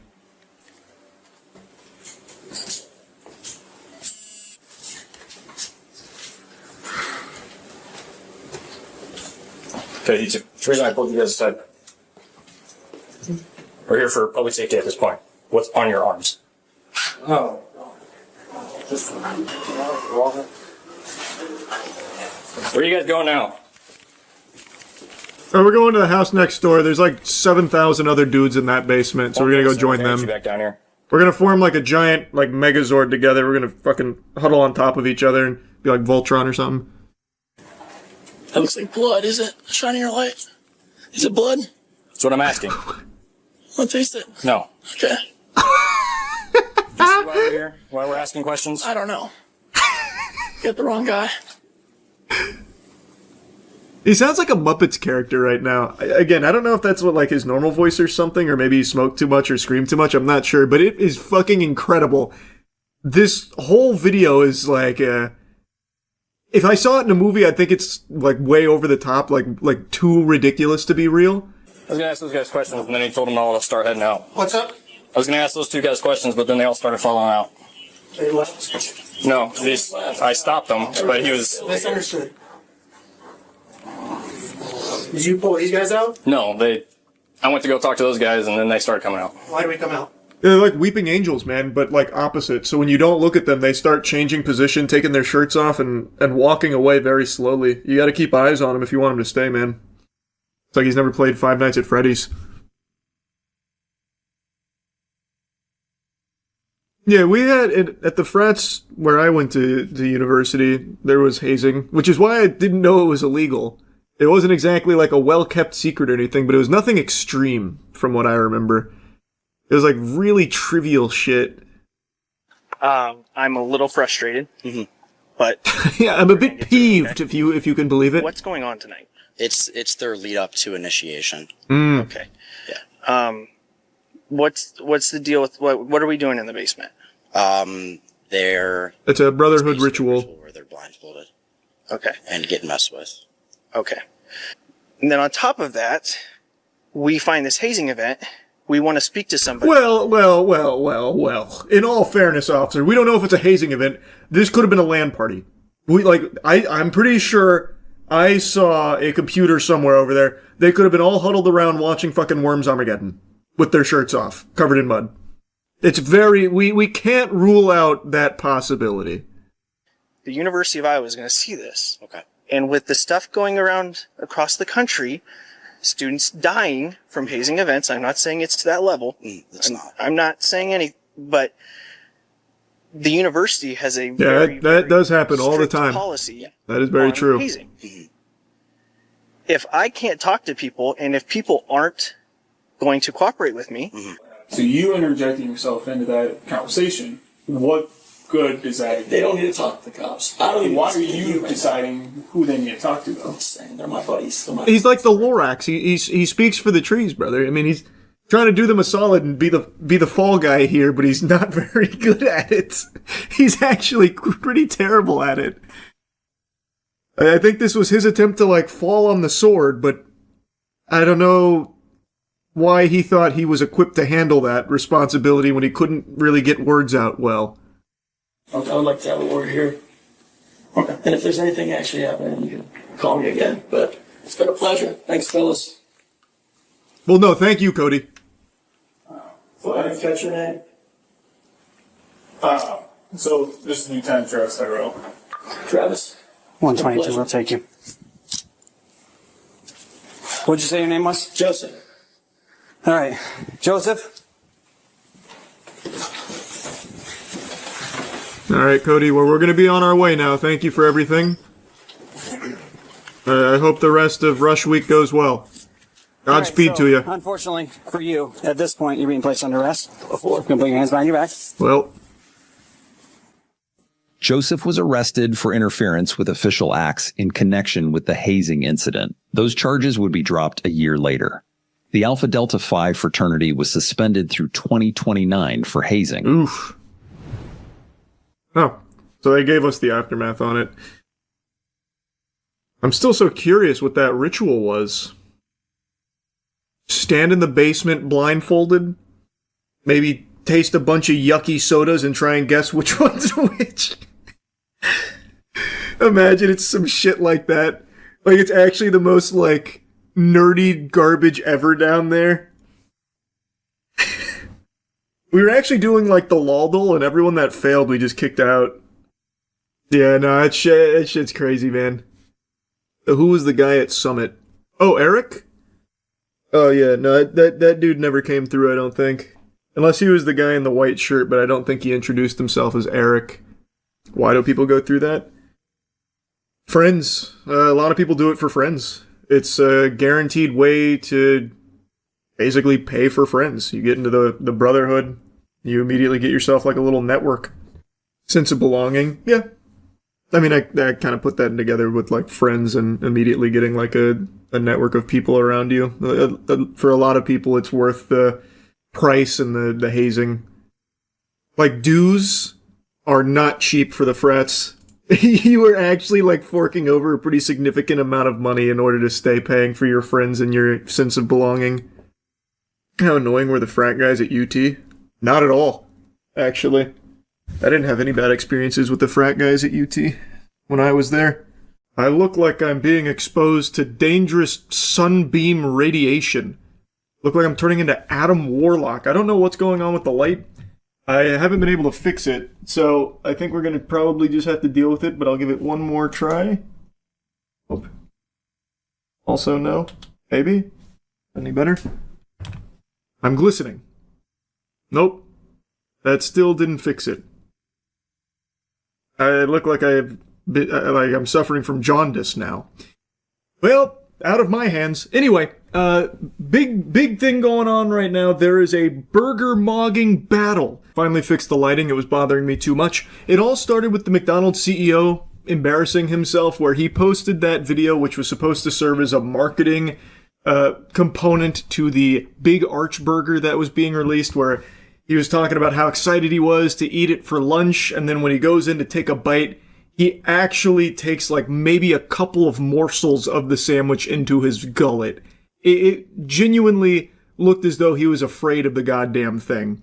I love this product. It is so good. I'm going to do a tasting right now, but I'm going to eat this for my lunch, just so you know. So here we go. First, holy cow. I don't even know how to attack it. Got so much to it. Oh, there's also some crispy onions on here as well. I see those kind of coming out. All right, the moment of truth. That is so good. That's a big bite for a big arch. I swear to God, if I threw the Big Arch Burger on the floor, I bet a Roomba would probably show more excitement sucking it up as opposed to the fucking CEO of the company that produced it.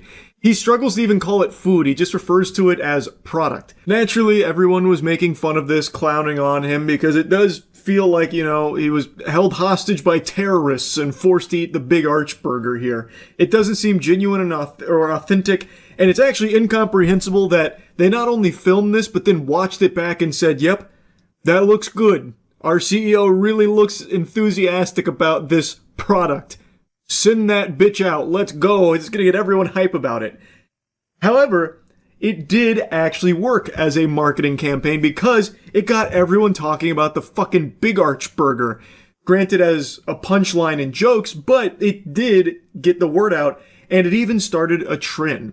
It started the burger mogging battle, where other fast food CEOs have been scrambling to one-up here and use it as their own marketing tool to showcase that they actually really like their product.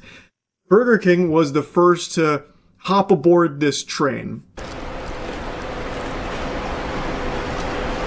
Not bad, right? Only one thing missing. A napkin. Burger King CEO really did kind of come in here from the top turnbuckle and Gangnam Style on the McDonald's CEO. This one feels a lot more candid. It's not set up in like a fucking studio-like setting with lighting and like a whole ensemble faking that it's your lunch and then being really reluctant and frightened to even bite your burger. The Burger King CEO just comes in here and bussy maxes. He's like, oh, fucking new Whopper? Can't wait. Oh. And it does come across more authentic. Granted, it is still staged.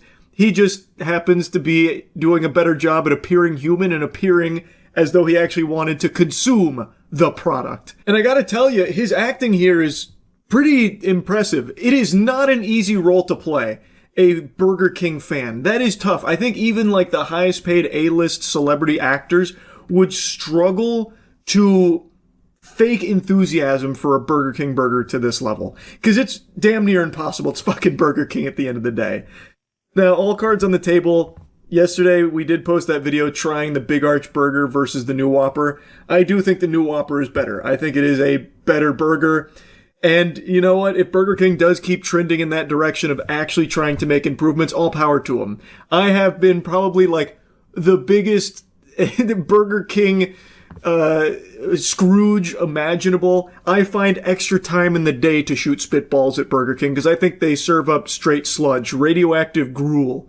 But if they are willing to make changes to the Whopper, for example, to make it better, which I do think they did, that's great. And hopefully they keep going in that direction. And as far as the burger mogging battle goes, I think Burger King definitely slapped McDonald's. But that's not where this Clash of the Titans ends, because then the Wendy's CEO wanted to hop aboard. These fresh, never frozen beef, our Applewood smoked bacon, our brand new bun, our square burger cooked on a flat grill. Amazing, absolutely wonderful.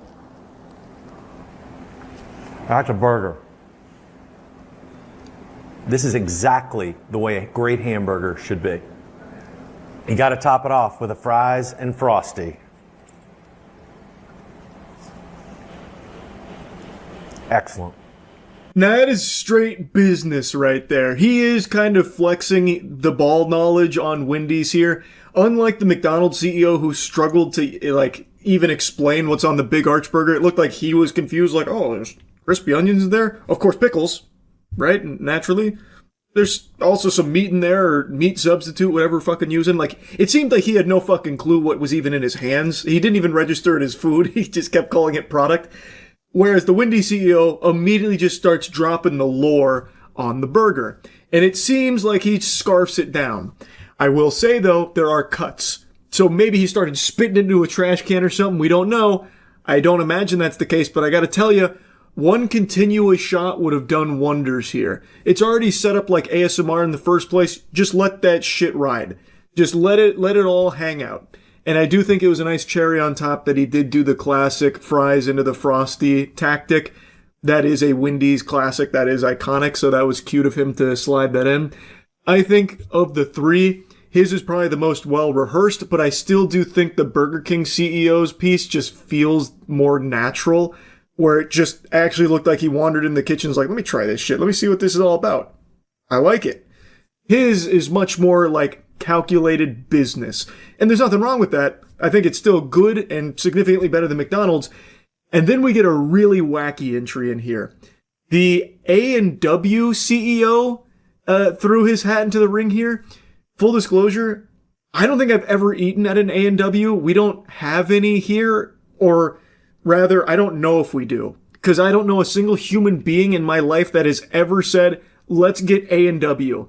I want some A&W right now. Can we place an order? And I've never driven by one or anything either, or at least I didn't register if I did.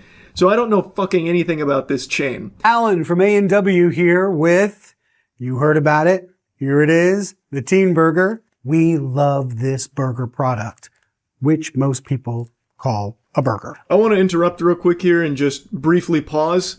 Just to make a mention that name needs a little workshopping. The Teen Burger. I decided to go to their menu to see like what naming scheme would lead them to think that that's a good idea. And it looks like they named their burgers like Papa, Mama, Grandpa, Double Buddy Burger. And then there's a Baby Burger and then a Teen Burger. Kind of a peculiar naming scheme for the burgers. I would say probably worth maybe hopping back in the think tank and brainstorming a bit on some different names. Teen Burger and Teen Sauce in particular are just fucking weird. I'm going to do a tasting right now, but this is actually my lunch. So let's see what we got going on here. Look at that. It has a unique bread that some people would call a bun, but really the star is what's inside. I mean, we've got the lettuce, which is green, and pickles, which make it taste pickly. And the teen sauce, the iconic teen sauce. So this thing is packed. I'm sorry. That was a little, I don't even know how to attack it. I guess with my mouth. Here we go. Moment of truth. Oh, that's good. It's really good. It's got a little bit of bacon. That is a big bite of a teen burger. And Chris, I invite you to join me for lunch. Just you, me, and a couple of teen burgers. See you at lunch, Chris. See you at A&W. The CEO gives me the same energy as the dancing old guy in the Six Flag commercials from back in the day. He feels like, he's being quirky, kind of bringing substitute teacher vibes to the function here. And it's not a bad thing. I also appreciate that his is a lot more directly confrontational with the McDonald's CEO. He's actually starting some fucking beef here and he's not looking to squash it. And so now he's inviting him to share in some teen burgers together, which, again, even just saying that just sounds weird. I just think they need to change the name around. And especially when he says, iconic teen sauce and then starts, raising his eyebrows. It's just, that name needs work. Hop back in the lab. Overall, though, his video with A&W's burger there was a lot more, comedic in nature, poking fun directly at McDonald's CEO's video, which I thought was a good approach. I thought it came across well. I also would say there was a cut when he bit into the burger. I think these would hit harder if there were no cuts like that, because again, could have been swapped out for a stunt double. Maybe he swapped it out for a fucking Five Guys burger for that bite, where he took a bite of the A&W one, put it on the floor, and then took a bite of a Five Guys burger in order to fill his cheeks. We don't know because there was a cut. Again, I think that's very unlikely. That's just conspiratorial for no reason. I just think that it would have served them better to just let those kind of shots ride where they're actually eating it and supposedly enjoying it. Anyway, though, I just wanted to kind of give you a debriefing here on everything going on with the burger mogging battle between fast food CEOs that's erupting. That's about it. See ya. You ever seen a 31-year-old man shake his hair dry like a dog? Have you ever seen a 31? Have you ever wish you would do you so bad you'd do anything? AI is here. Did you know that? You're welcome for keeping you abreast on everything that's happening. I'm here on the cutting edge. I'm going to do something I don't normally do. Talk about AI. I just learned that Amazon has gone whole hog into using AI to dub their anime instead of using voice actors to perform for it. From what I understand, it's been going on for a minute now, but it's mainly been for Spanish dubs of anime, where they're just churning out the most soulless, flat garbage imaginable. Much to the chagrin of pretty much anyone with ears, it is not received overly positive from what I can find. And now I just learned that they are doing it for English dubbing as well. Instead of hiring voice actors, Amazon is electing to instead just have AI do it. And the results are fucking terrible. So they just did this with Banana Fish, and it is actually unwatchable. You are better off just putting it on mute. And I mean that sincerely. It's not a subjective statement. It is provably terrible. Actually just genuinely bad. And not even the biggest, most brainwashed, brain-dead, troglodyte, homunculus, chode-guzzling AI defender would possibly try and cope by saying it's not that bad, because it actually is. It makes the show unwatchable if you're trying to listen to the AI-generated English dub. Just watch it in its original form in that point. They didn't bother to hire voice actors because obviously it was significantly cheaper and faster to just use AI.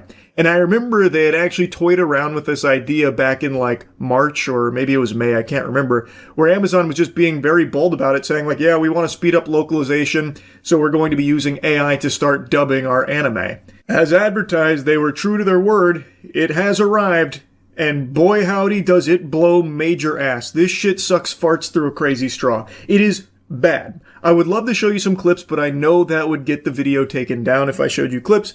I highly encourage you to not watch it, though. I know hate watching has become almost a religion at this point for a lot of people. I strongly urge you not to for this, because Amazon did this for so cheap that even like 10 people firing this on is probably net positive for them on their return. Like, it is something that they have very openly stated that they are doing because it is faster, it is cheaper. So they are not hiring any English-speaking voice actors to dub Banana Fish. They're just letting AI do it. Now, I learned about this from a voice actor named Damon Mills, who is a prolific voice actor. You might know him as the voice of Frieza in Dragon Ball Super. He said, "Anime is more popular than ever. This year alone had 2 of the highest-grossing animated movies to date at the box office, both of which are eligible for Oscar noms. Amazon's choice to use AI to dub Banana Fish is a massive insult to us as performers. AI continues to threaten livelihoods of performers in every language, yes, even Japanese performers who are also incredibly vocal on this topic. Voice actors deserve the same level of respect as on-camera performers. Anime already pays talent very little. Dub production costs shouldn't make a dent in these companies' pocketbooks. Using AI for a dub of a show that released nearly 8 years ago and had no rush schedule just spits in our faces, has infuriated the consumer and completely destroys the art. All they've done is make a shitty product and piss off a lot of people." Obviously, he's 100% correct here. Anime has never been this popular. The new Demon Slayer movie, the new Chainsaw Man movie, both of these films went fucking nuclear in the box office here, blowing the titties off of like everyone's expectations of what an anime movie could do at the box office. And it has shown to a lot of people that were maybe oblivious to it, fucking living under a rock, that anime is a huge, mainstream, successful medium. It is nonsensical, smooth-brained shenanigans to try and capitalize off anime being on fire right now by pulling your britches down and doo-dooing all over it by using AI dubbing for a show as cherished as Banana Fish.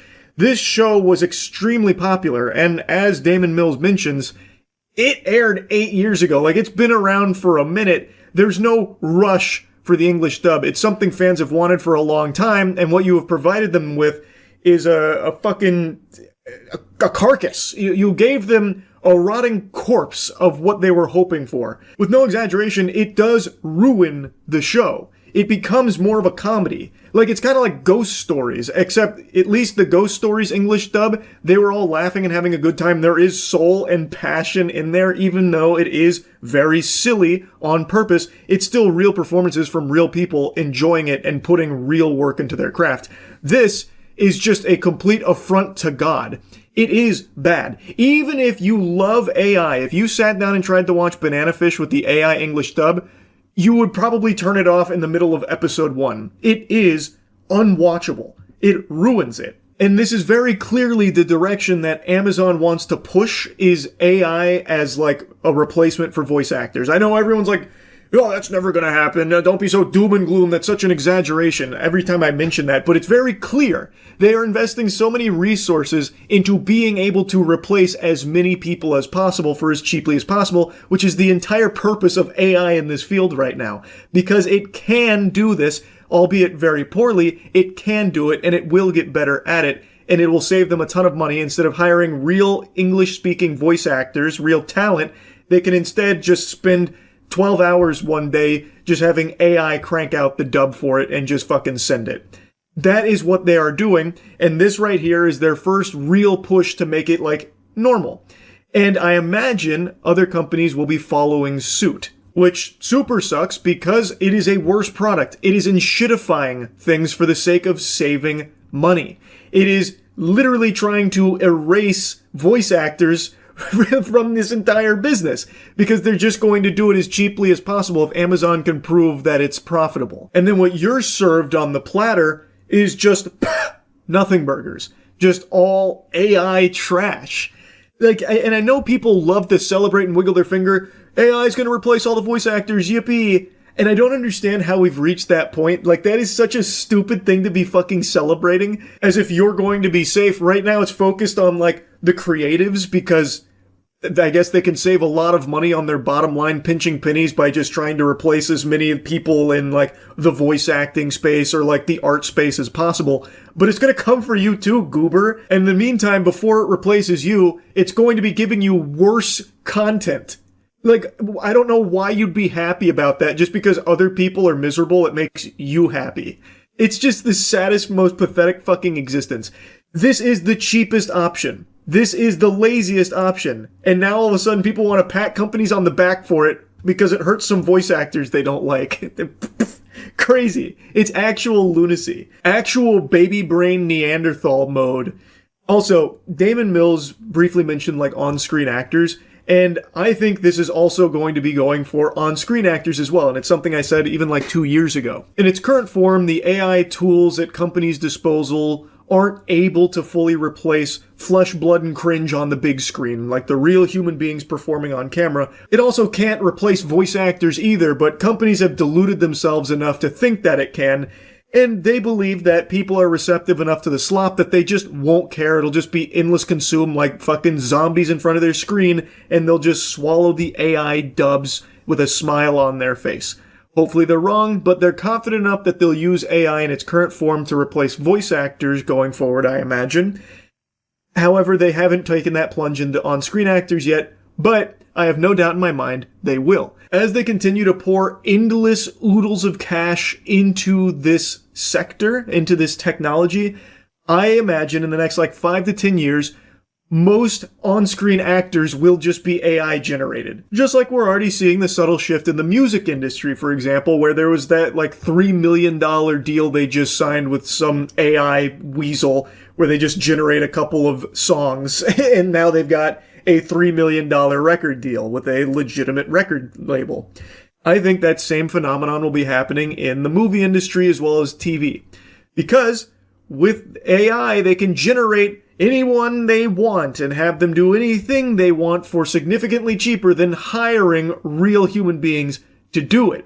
You wouldn't need stunt coordinators, you wouldn't need makeup or anything, you just AI generate it, it would save them millions of dollars, and then you could have new movies and new TV shows dropping starring fucking Marilyn Monroe, Humphrey Bogart, Abraham Lincoln, and King Tut.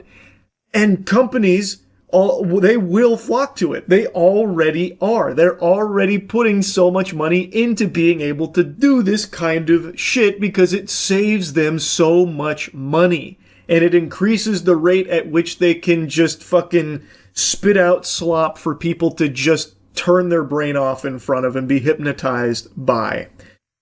So, like, it's awful, but I'm not surprised. Like, this is something I think a lot of people have seen coming, and now it's here. And it fucking sucks, just like everyone expected it to.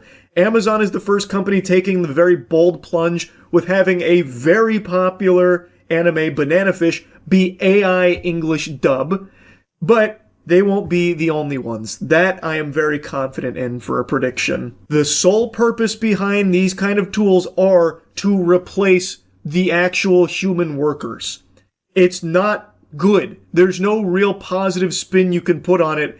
It sucks. It does suck. And I just wanted to yap about this some more because we are watching it spiral, and it continues to only get worse with this kind of shit. That's about it. See ya.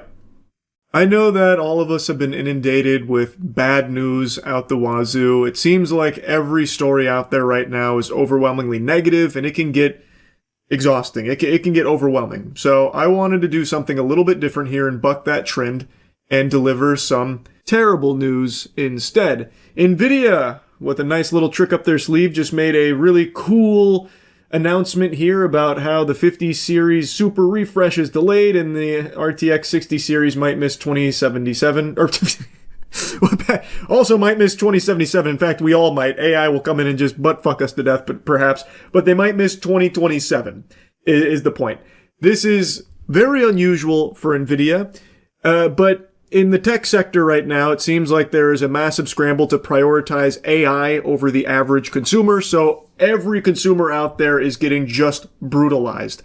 They're playing a little game of your mouth, their spit, and we are the unwilling participants. They've shifted priority to AI chips instead because there is a limited supply of RAM currently available. Who knows what's responsible for that? It could be fucking anything out there, honestly. Am I right, sports fans? And they are also slashing the production of its current line of gaming chips. So just a nice little double whammy of bad news in what has become extremely common for NVIDIA, which is nothing but bad news for consumers. Great news for their bottom line. They're making record-breaking profits right now, which, as history has taught us, will trickle down eventually to the rest of us. That I have no doubt on, so this is something to celebrate. Yeehaw! Big round of applause to NVIDIA here for absolutely slapping the cheeks of consumers here and abandoning them to prioritize AI chips. It is working out for them money-wise, but it's looking real bad for just normal people who are getting priced out of fucking technology in general right now as the prices are skyrocketing. And this has been the trend when it comes to NVIDIA. Anytime something new comes out about NVIDIA and like anything consumer facing, it's not good. Don't just take my word for it though. Let's tune into Chinese Charles and see what he has to say about it on the front of NVIDIA. There really hasn't been a whole lot of good news for average consumers when it comes to NVIDIA and everything that we've been experiencing recently. This is in regards to the previous scare about the potential pricing for upcoming NVIDIA product. 听说过关于 GPU 价格的悲剧吗？我想你没听过。这不是那些 AI 狂热。Just realized I'm wearing the same shirt right now as I was back then. I'm an outfit repeater. Literally a fucking cartoon character, huh? I'm only ever wearing the same couple of shirts, it seems. 热粉会告诉你的故事，好吧？我希望你已经弯好腰准备好了，因为这枚栓剂横竖都是要塞进来的。最近的 Oh, what the hell is this? I do not have an account. 一份报告指出 ，NVIDIA 打算将 RTX 5090的价格推高到$5000。这仍然是来自韩国业内人士的一个未经证实的传闻。Couldn't have said it better myself. There has not been anything good coming from NVIDIA recently. They've been a factory of fucking terrible news. Unless, of course, you're like a supreme AI cock gobbler and get excited about AI coming through and fucking you in the face. And in that case, you need to be institutionalized ASAP. NVIDIA to delay new gaming chip due to memory chip shortage. Report claims NVIDIA will not be releasing any new RTX gaming GPUs in 2026, and the 60 series likely debuting in 2028. In 2028? They want to rent computers out these days. Yeah, that's the next big wave that they're looking at, I know. We talked about it. Demand for GeForce RTX GPUs is strong, memory supply constrained. We continue to ship all GeForce SKUs and are working closely with our suppliers to maximize memory availability. Why is the memory not super available? What's going on? What's causing the shortage? Oh, that's so weird. Many expect NVIDIA to announce RTX 50 series super refresh at CES 2026, but just before the event, NVIDIA publicly announced it would not announce any new GPUs, a first for the company in 5 years. That was hype.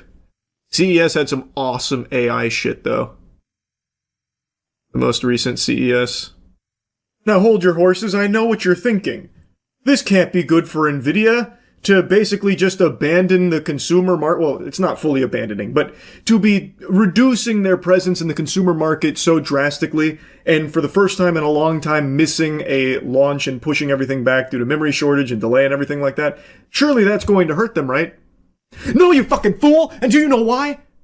AI. Every fucking tech company, scratch that, nay, every company is scrambling to find a way of getting its grubby paws into the AI sector.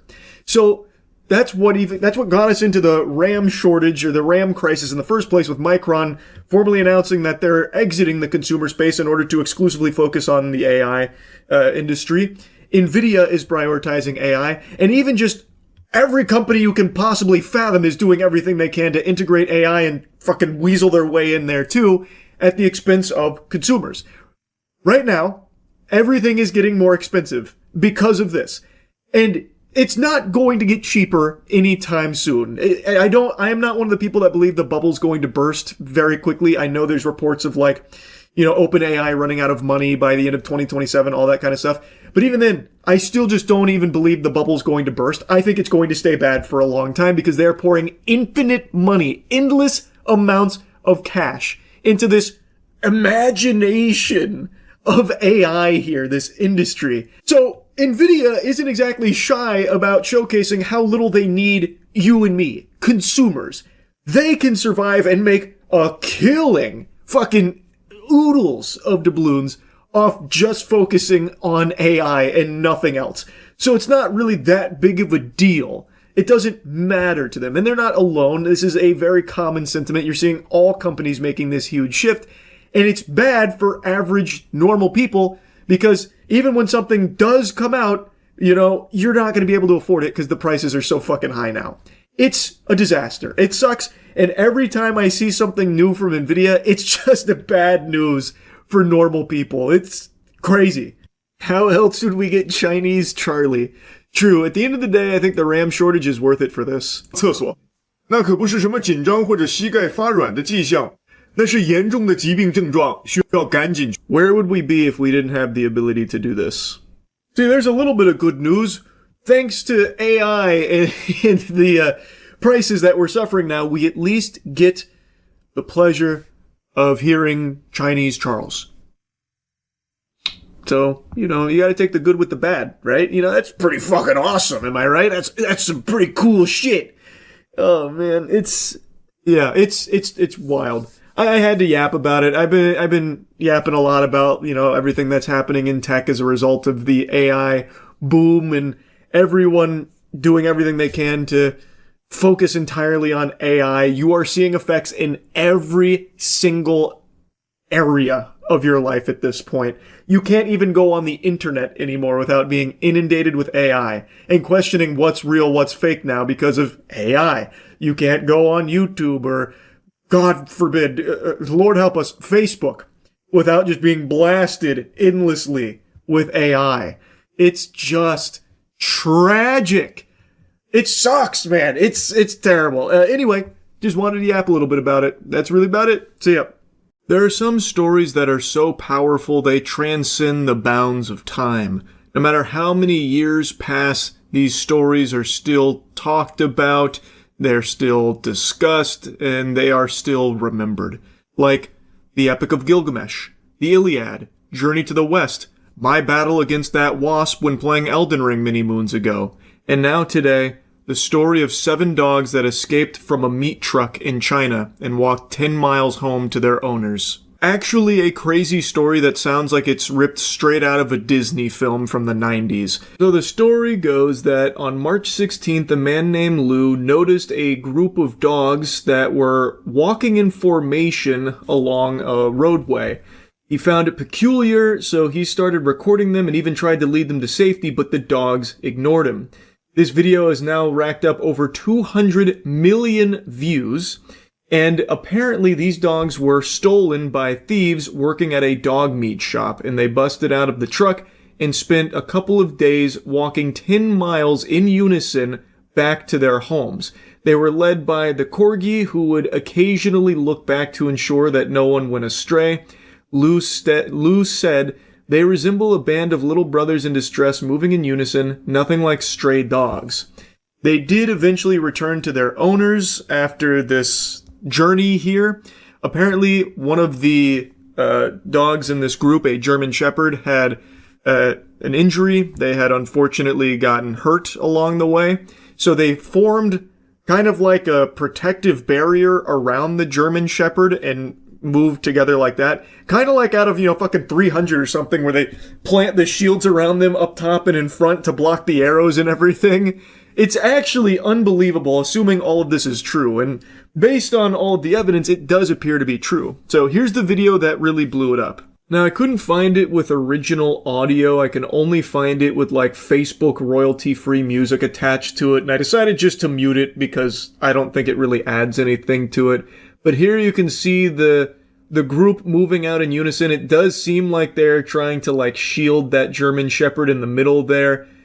And, like, at first I thought it was AI generated. Like, I thought it was just some bogus AI short that they slapped a sob story on. No different than, like, Reddit karma farmers who will just take a picture of their PlayStation 2 and be like, "Man, I still remember my father before he went off into space and then blew up from a cosmic alien attack, giving me this PlayStation 2, and I know it's a little out of date and old fashioned, but I can't help but keep playing this in his memory. Can I get some updates in memory of my papa?" Like that kind of garbage where it's just a bunch of barnacles. So I thought that this was fake. But the more I looked into it, the more sources that were coming out to confirm that it is legitimate. According to the sources out there, after the dogs rejected Lou's help and he was unsuccessful in trying to, get them to safety, he then shared that video online and urged local authorities to step in and help. It was at that point they got the UAV online here from the local Bitter Coffee Stray Dog base that reported that the dogs come from the same village, typically roaming freely together and having formed strong friendships. In response, the base dispatched several volunteers and even a drone to track the dogs and facilitate their safe return home.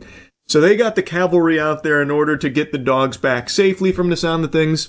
One volunteer claimed that individuals operating a dog meat shop had stolen the dogs, suggesting they may have escaped from a truck, though no witnesses saw their departure. So that component of the story about them escaping from a truck destined for a dog meat facility, which would have obviously spelt their doom, isn't fully confirmed. That hasn't been verified yet, though that seems to be what most sources are indicating is likely what caused them to be so far away, is that they were stolen for that purpose. And I guess it could make sense if they do frequently travel together, as the claim states. If they were all together and then someone just came through and got all of them at once, that would explain how they got the whole kit and caboodle here. But again, it's not fully confirmed or anything like that. But what is true is that this group of 7 dogs was traveling for quite a while, covering miles of distance to get back to their village, to get back home. And they did it all together as like one coordinated troop. It's fucking incredible, actually.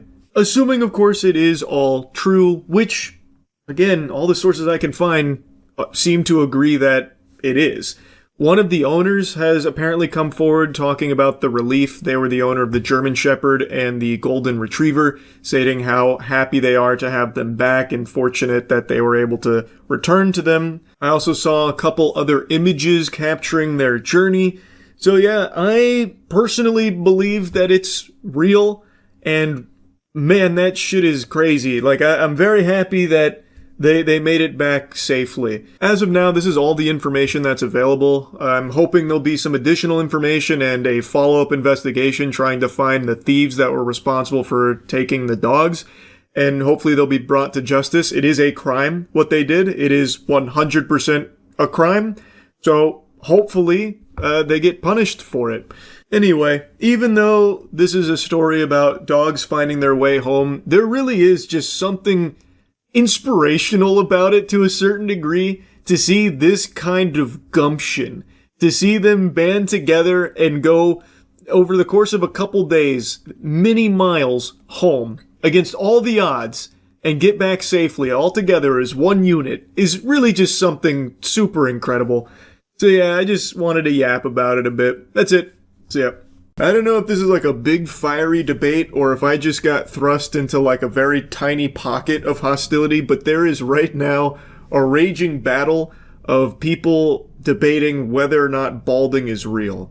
Kind of. That's the statement that started it. That was like the shot heard around the world for this topic. I don't believe in male balding. Why? First of all, if you're a male and you want to go bald, that's fine. Like, good for you. However, if you're a male and you don't want to go bald and you're balding anyway, that's where I take issue. That opening line right there, I don't believe in male balding, actually reached through the fucking phone screen and tickled me. I was smiling.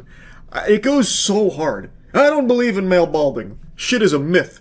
It's like a cryptid, almost. I've never seen a bald man.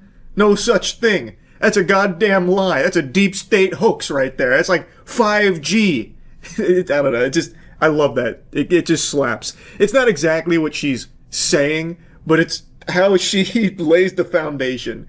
The point she's making is that she believes that balding is a solved problem. And if there's anyone who is bald without wanting to be bald, it's due to their laziness. It's fundamentally what she's getting at. She's saying, like, if you're bald and you choose to be bald, yippee, good for you, she says. But if you're balding and you don't want to be balding, well, you're just lazy. Because women in this day and age have to do so much to upkeep their looks, and men cannot be bothered to just put some cream on their head or take a little vitamin or get a hair transplant even. Women are doing more than that. So her point is, compared to female beauty standards, men balding is a significantly easier issue to tackle. You can really grab that one by the fucking nipples and solve it with creams and pills and hair transplants. And if you are balding and don't want to be, well, you're just a gluttonous sloth who's too lazy to fix this problem. And that's kind of the gist of it. I don't think she's super knowledgeable on how expensive, like, hair transplants are. They are not cheap, especially in today's day and age.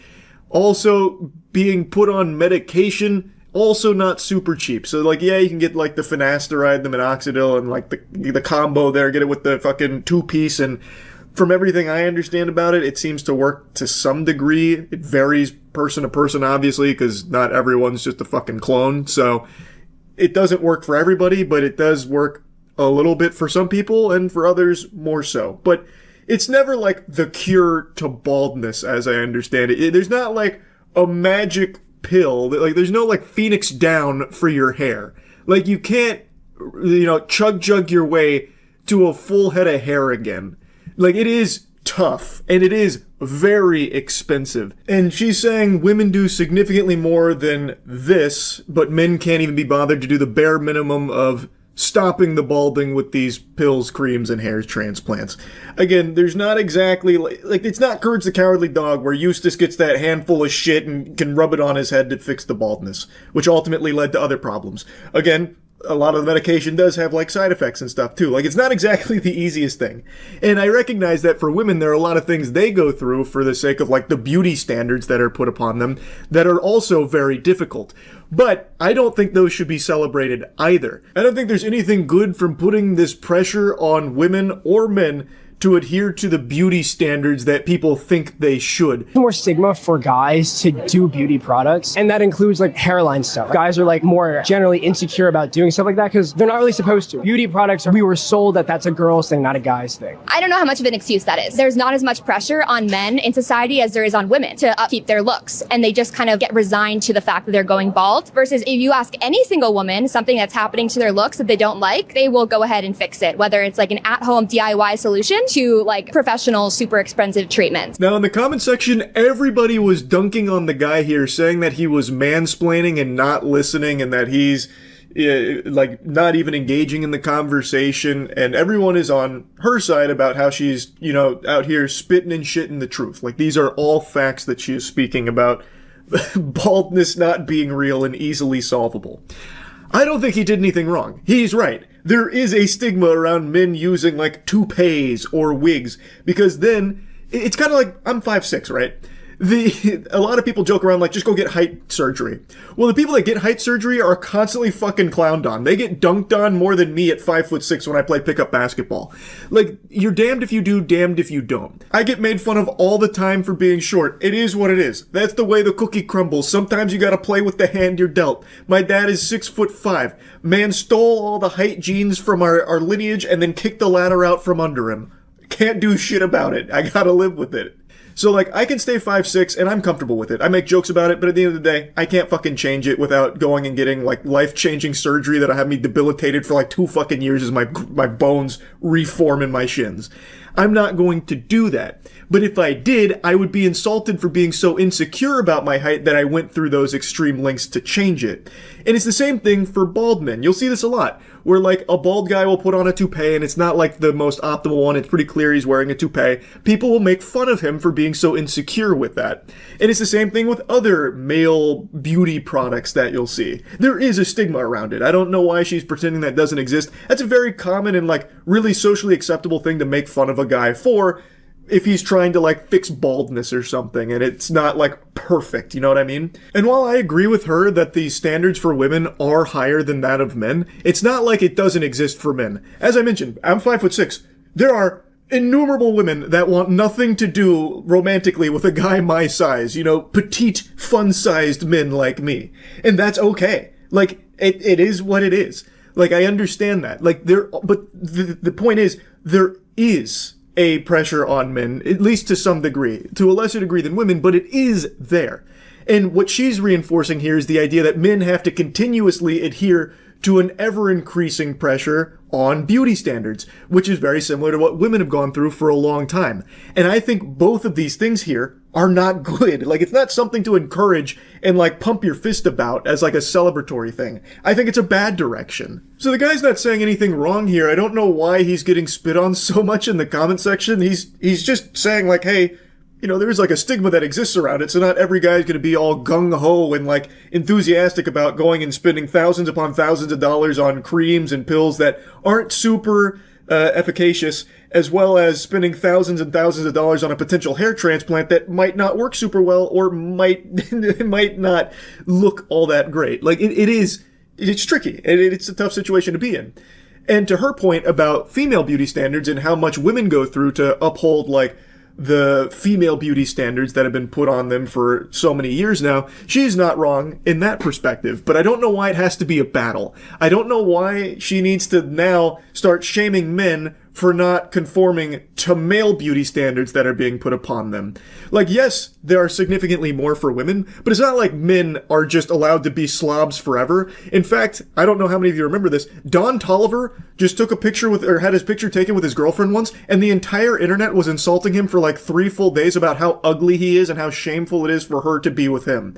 And Don Tolliver, I don't even think is like a really unattractive looking guy. Like, there is still a pressure on men to look good, because they will also be insulted. That is the way the entire culture of, like, beauty has shifted, where everyone is expected to uphold, like, crazy standards, right? Now, of course, I do think it is still more for women, but it's not like it's non-existent for men. And I don't think balding is some kind of fabrication, some kind of made-up concept in that it's an easily solvable problem. It's not. And I also think that it's very hypocritical of her to take this stance that bald men are lazy by not going through all of these procedures to try and fix it, because women will go through tons of procedures for things they don't like. So, like, BBL or something, or a boob job. But I would also argue that men that are trying to tell women that they need to fix their flat ass, or like, small titties aren't real, you're just lazy, are equally in the wrong for having that perspective. Like, if this video was completely flipped and it was some frat bro sitting there going like, yeah, bro, I actually don't believe in A-cups. Like, honkers of that size, I think are just, like, actually made up, make-believe. Like, just go get a boob job. Like, go take some biotin or something.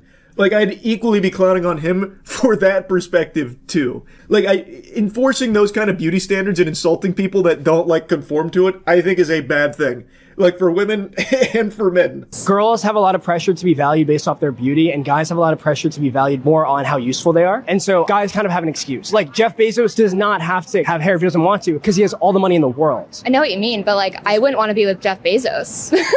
He's old. What advice do you have for people that are dating? If they're wearing a hat, it might mean they're balding and self-conscious about it. So I would press and see if they're doing anything about that. I love that signing off advice from her right there.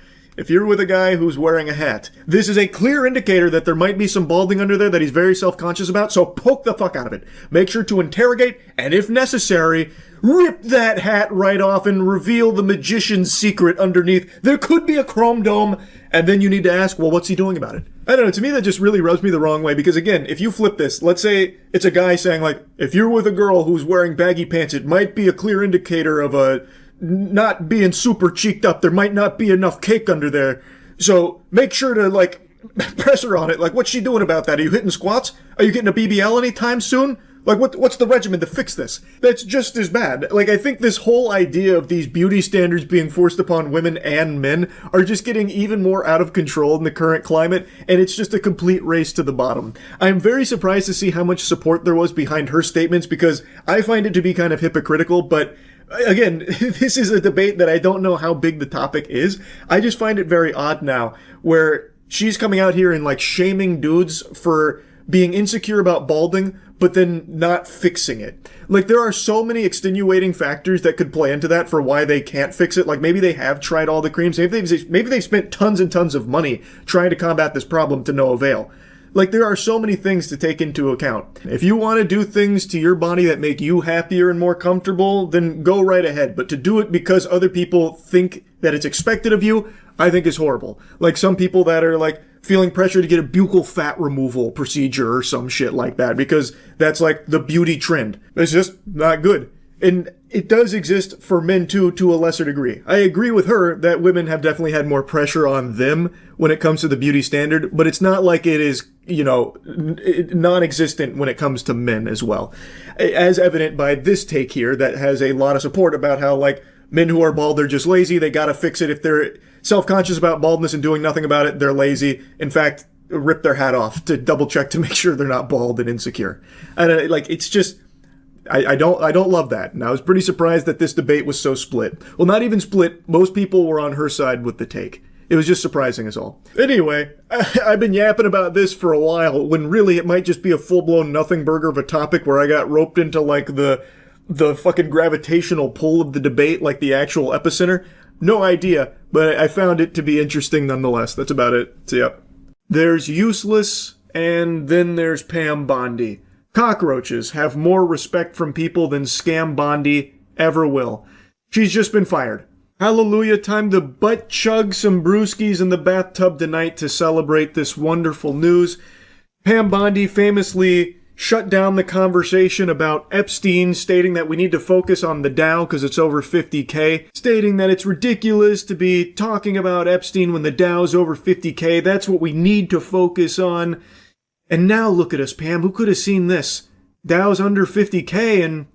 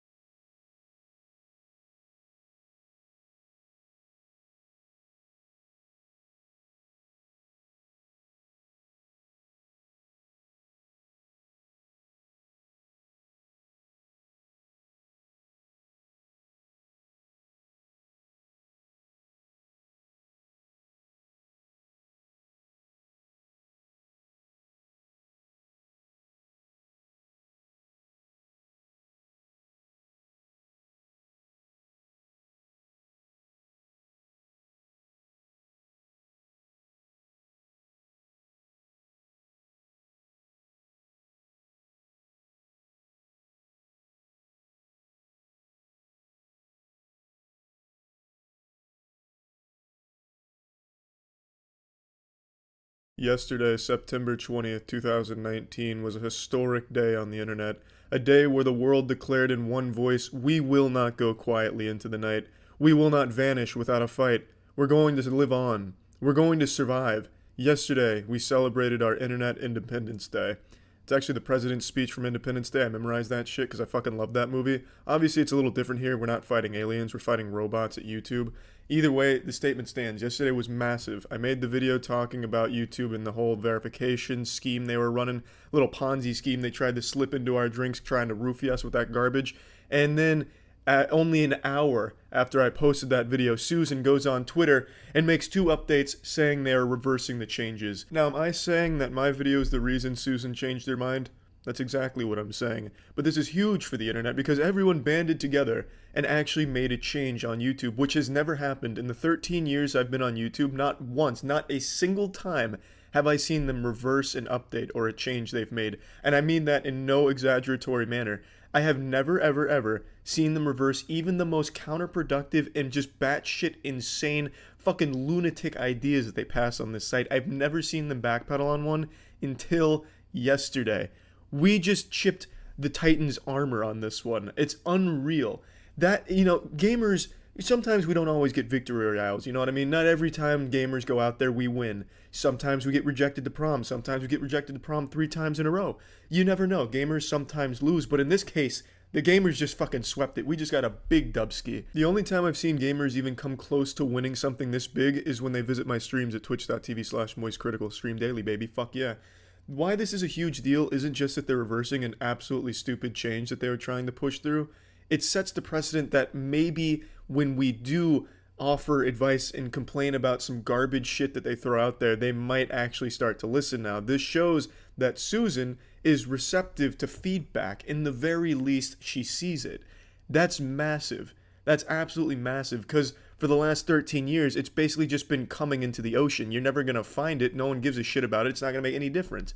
No one cared until Susan makes it clear yesterday that they're about to start, at least hopefully. I'm still just blown away by this shit right now. I think I'm in a wet dream still.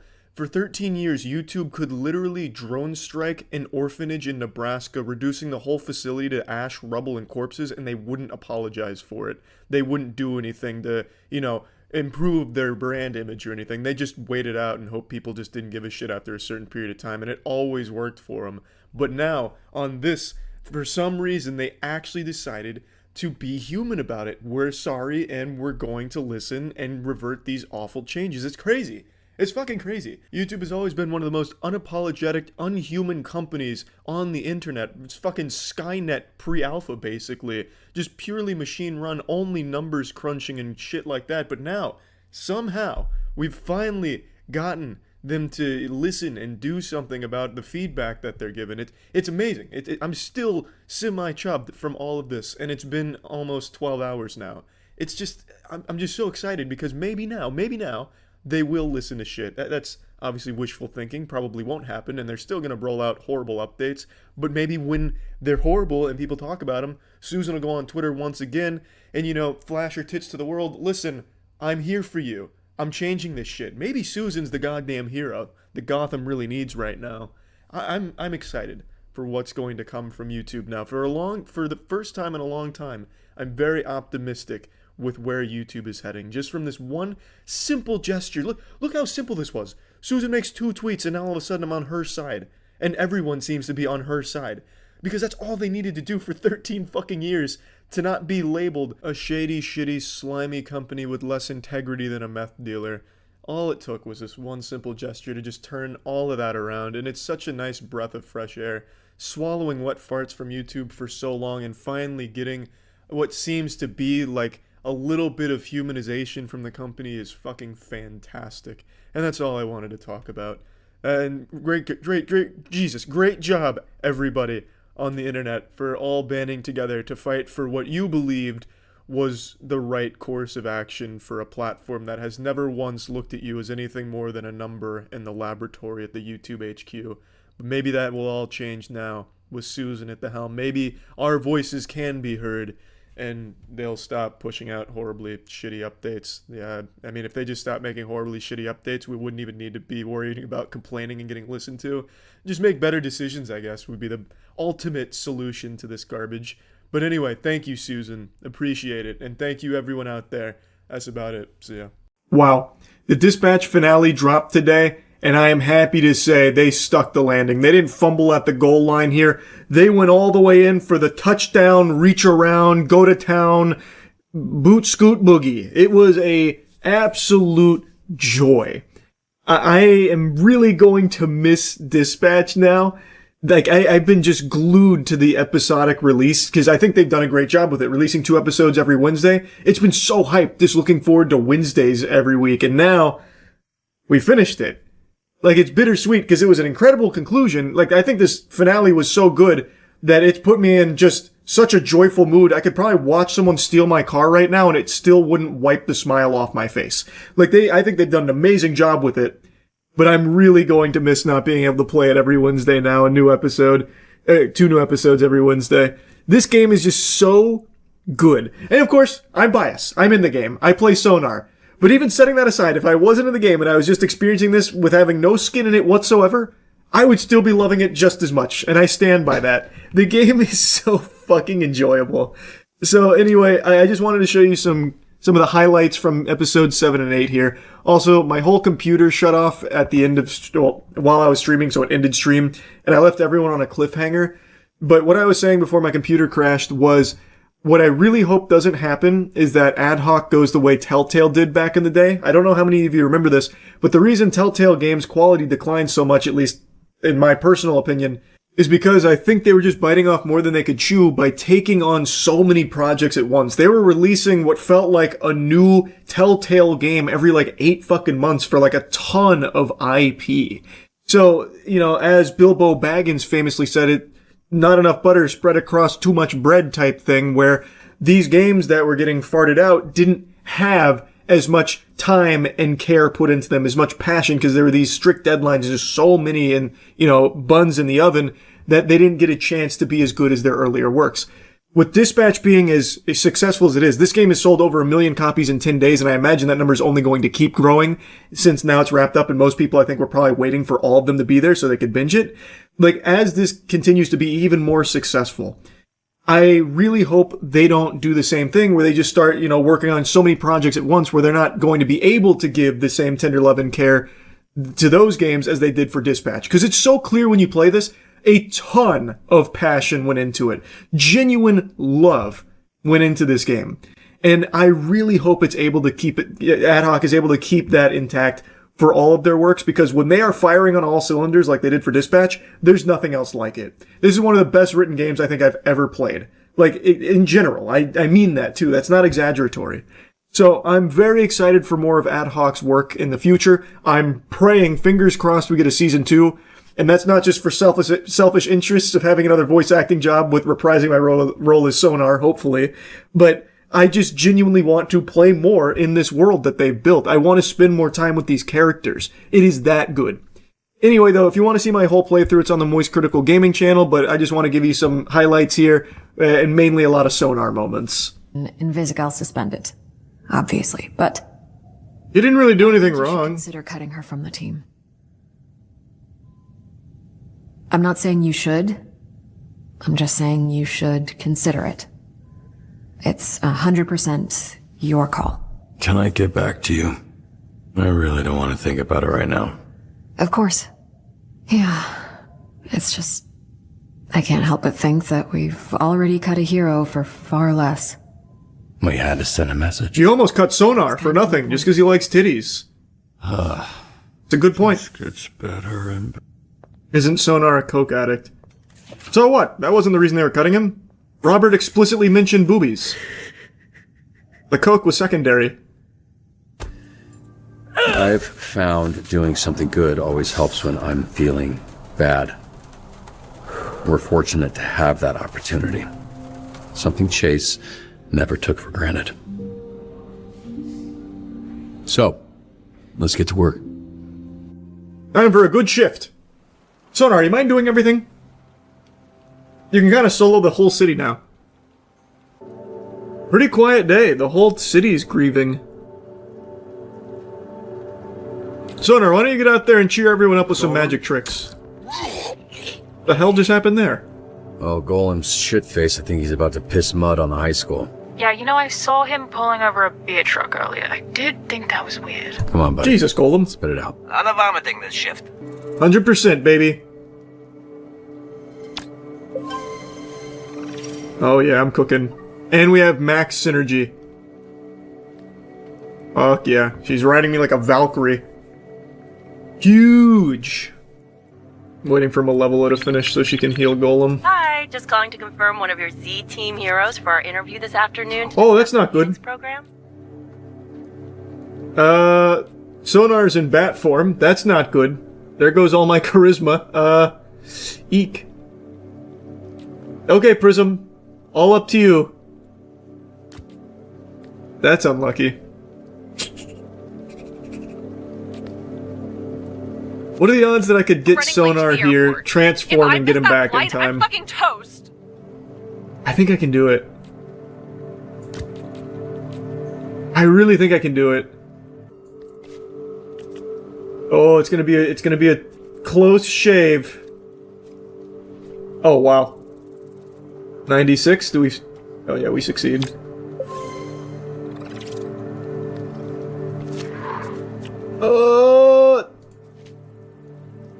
Hold on.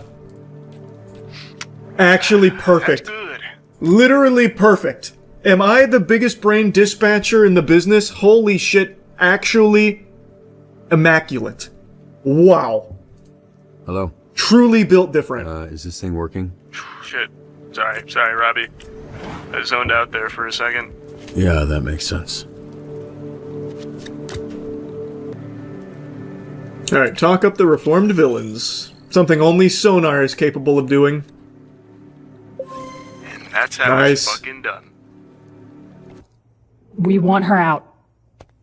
We basically took a board vote. That's why we're in the boardroom. She shouldn't have done what she did. I think she should go, sir. Boss. Robert. I don't want to kick her out, though. But I want to go Blonde Blazer. All in on Blonde Blazer. Just me. What you didn't know was what Chase was willing to put on the line for you. And so please don't throw all of that away by walking away from this. From us. They're right. I don't deserve anyone's forgiveness. Anyone's help, anyone's love.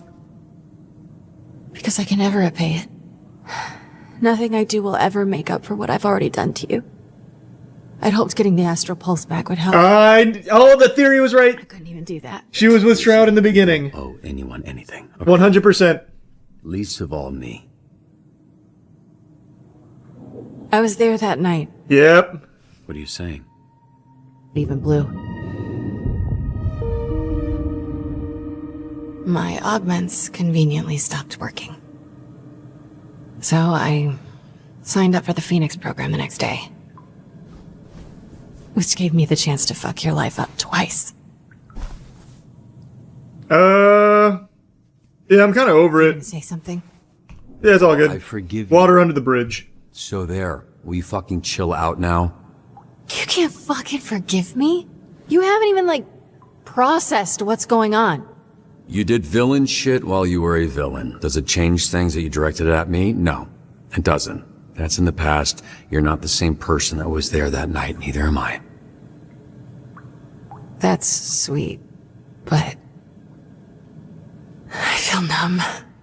Hey, stop. Hey, you put a bomb on me and I'm fine. I don't really care. You gotta just making a big deal out of nothing. I'm not You know what I letting mean? anyone cut you. Yeah, you fucked up my suit, but then I made good friends with The Royd. same way you look at Blazer. Yeah, that's right, Even though. if it was just once, you know? That'd have been enough. I don't know what you mean by that. Yes. You do. Oh wow, she just literally won't stay because we won't fucking get married? That's crazy. You know what? I take it back. I'm actually pissed you put a bomb on my suit.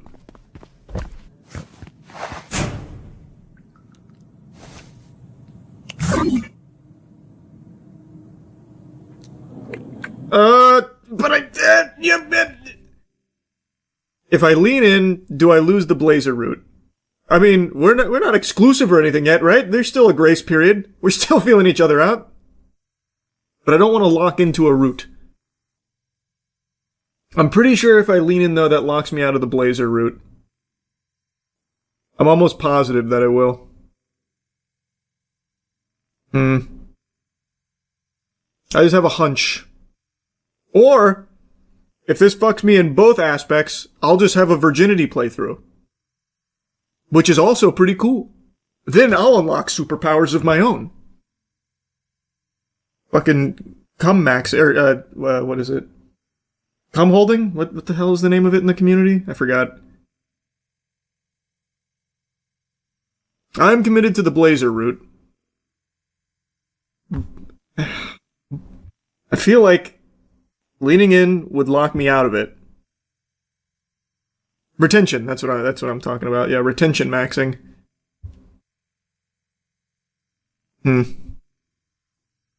I don't think you can do both, is the thing. I'm just gonna trust my gut here. Courtney,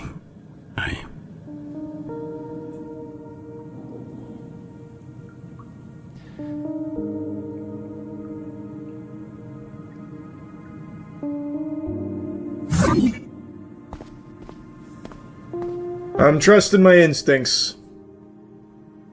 could you two do me a favor and shut the fuck up? I want to start a bar fight. You got a problem? Is that you? No, it's not me. He's got long hair. I know what's going on. Cheers, fellas, to the fucking dream. To 5 minutes with the tightest ass in all of LA County. Yeah, motorboat those butt cheeks. Oh, hey! Right. End up blowing air right up her butthole. What's up? You don't like asses? Glass him. Might as well. Bar fight? Oh, not as far as I was going to take it. Good on you, kid. Let me replace that drink. That guy is definitely Shroud.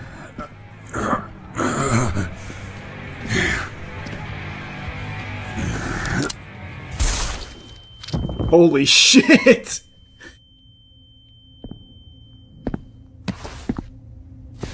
Obviously, you two don't need an introduction.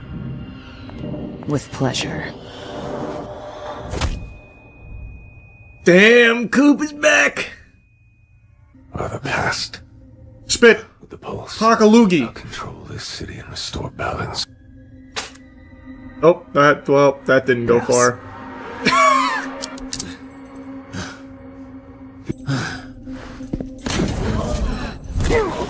Nice kick, Sonar. You're not Sonar. Hey, Mandy. Oh. And by my calculations, it was closer to 32%. But half sounds better. Dweeb. Nerd. I saw under your mask. I know you're a loser. You should know I was going to take you to the actual Hollywood sign. Not as sturdy as you.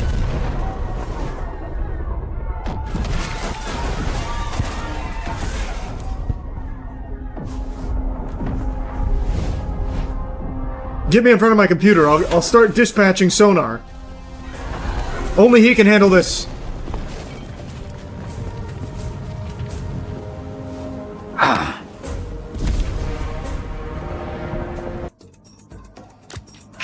This is 6 verse 5, right?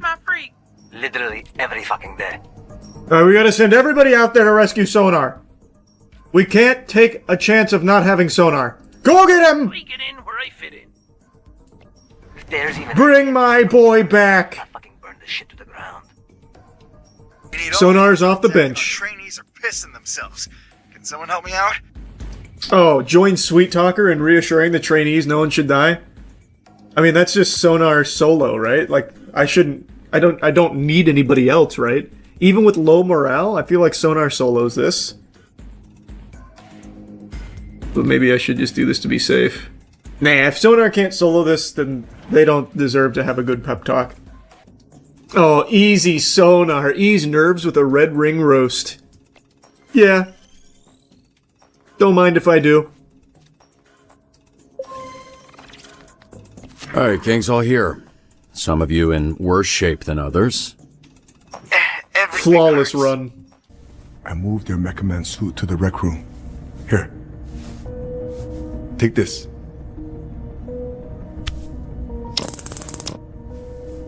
We're fighting the Red Ring, Royd. I'm not walking home from fucking yoga. All I got, brother. Hey, don't listen to her kind of bullshit, okay? Keep her tied up.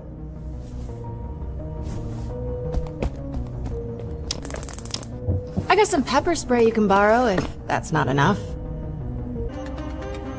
Thumbstick. What? It's his name, because he sticks you with... They're all fucking idiots, Robert, but they're dangerous. I'm not fucking around to untie me. He looks stupid, but he is a killer. You don't have powers. You need my help. Just let me help. Please. I mean, yeah, I literally can't go it alone. Alright. Like, legitimately, I can't.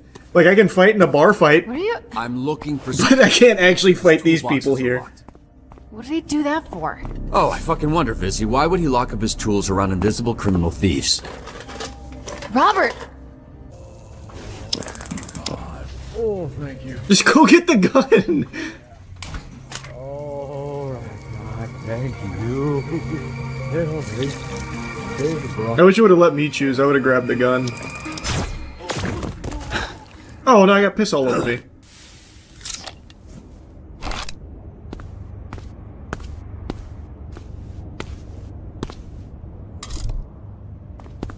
Hey, nice job. Nice job.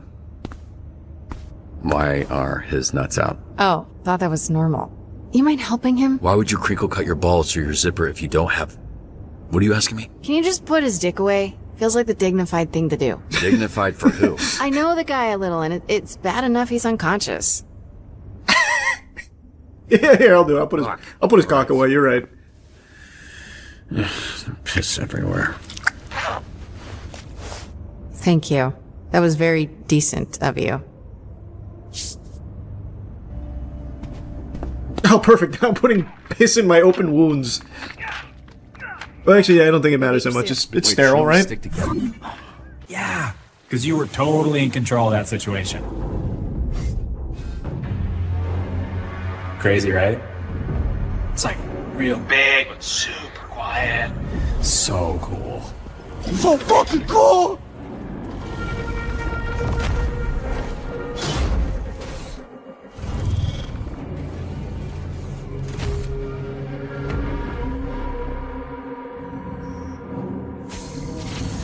Your dad said he'd help me build a mech if I helped him build the Astral Pulse. Just another promise he didn't come through on. Okay, that's what this is all about? You needed it to power your stupid spider shit? It's not stupid. Come on, kid. Using the pulse to power a mech is like plugging your cell phone into a nuclear reactor. No. I'm gonna use the pulse to change the world. That plan is gonna be hard to pull off after I kill you. Fuck! JoJo's Bizarre Adventure Part 2. They don't like that.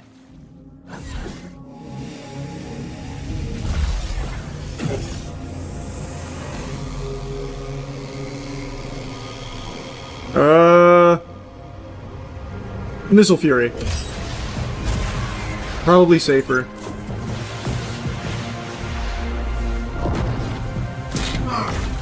Alright, I chose wrong. Ah, fuck!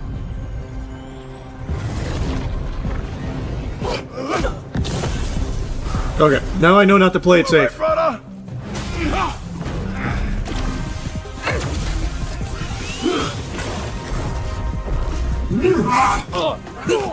Oh, he's not punching nuts anymore.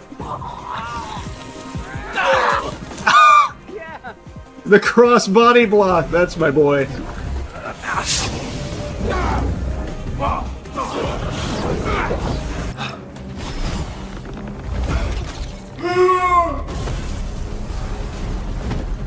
No! Fuck! I hope my saving you from collision was appropriate. It was phenomenal. No. No! No, not like this! Not like this! No, it can't be! Robert, this isn't working. He knows our next move before we do. Does he? I don't know. He's just kind of blasting and throwing his tentacles around.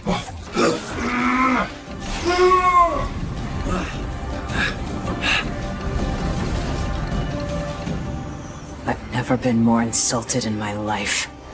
You fire me, a literal assassin, for some moronic bumfuck bat boy? What? He shits in the parking lot. Did you know that? Ask the cleaners how much guano they come across. I'll apologize. Look. Help us stop Shroud and earn your spot. I don't remember any of the lines I did for Sonar in this position. I remember some villain lines, but I don't remember like a climactic. That's where you're wrong. That's my boy. I thought I had friends. Damn, she's fucking stronger than Shroud. Robert, no!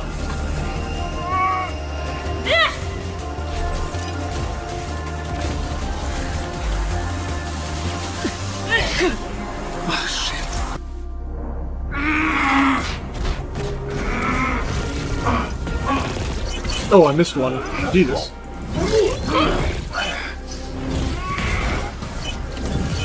Oh, it's like Osu. Fuck. He wasn't letting me move in that direction.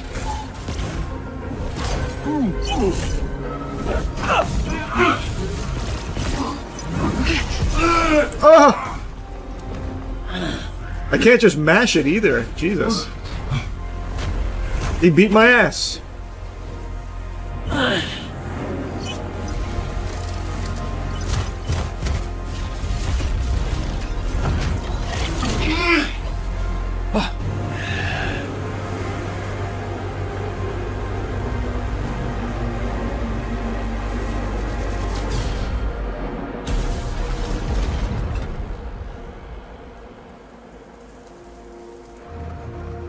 Shroud's got a new suit now? What the fuck?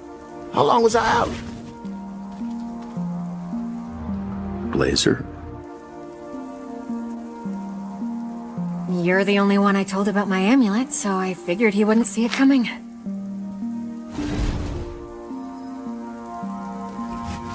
Holy shit. Look at you. Ah, look at you. Oh shit, yeah, look at me. Shit, no, look out. That's cute. I was wondering why the amulet wouldn't work for other people when it was revealed. That makes sense. Come to your stupid dog. You all hear that? I've been through all the game theory on this moment 1,000 times. I'm not steps ahead, I'm miles. So, don't fucking test me.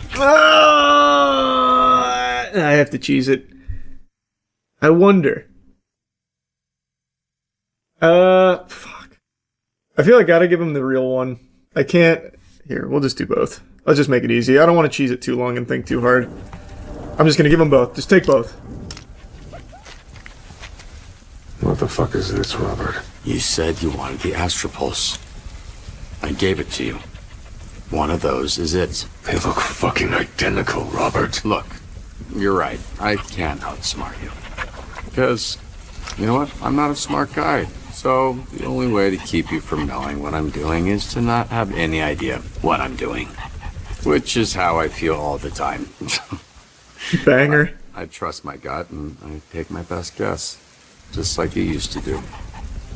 Before you plugged all those fucking Christmas lights into your head. Before you were afraid to make your own decisions. Elliot. Maybe we wait till we get home? Shut the fuck up!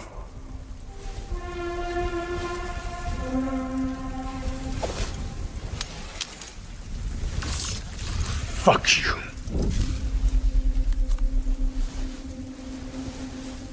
Upright. You son of a bitch! Don't be mad. You lost. It happens. Sorry, kid. We both lose.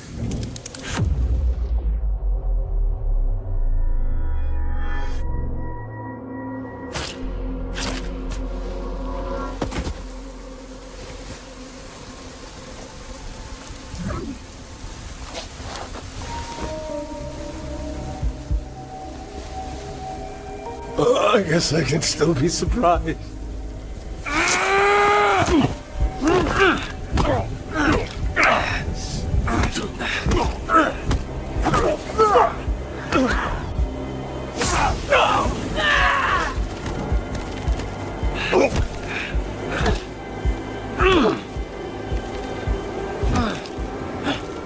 So I get to choose to kill him, right? I have to be able to, right?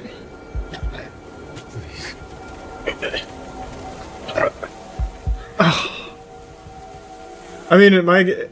Okay, I hate cheesing it like this. These are tough decisions. It's not a tough decision. I want to kill him. But does Blonde Blazer no longer want to be my wife anymore? Does she end up being afraid of me? That's the only reason I'm thinking. Or does she find it be cool? Like, I want to execute this man. But do I miss out on love? That's the only consideration. This is the easiest choice of my life, killing this guy. But we have to think about the long-term ramifications. Fuck.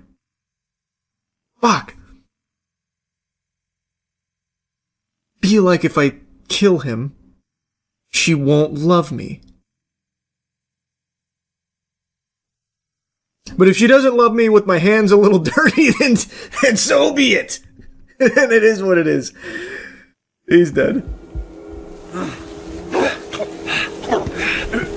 If she can't handle me at my dirtiest, she doesn't deserve me at my cleanest.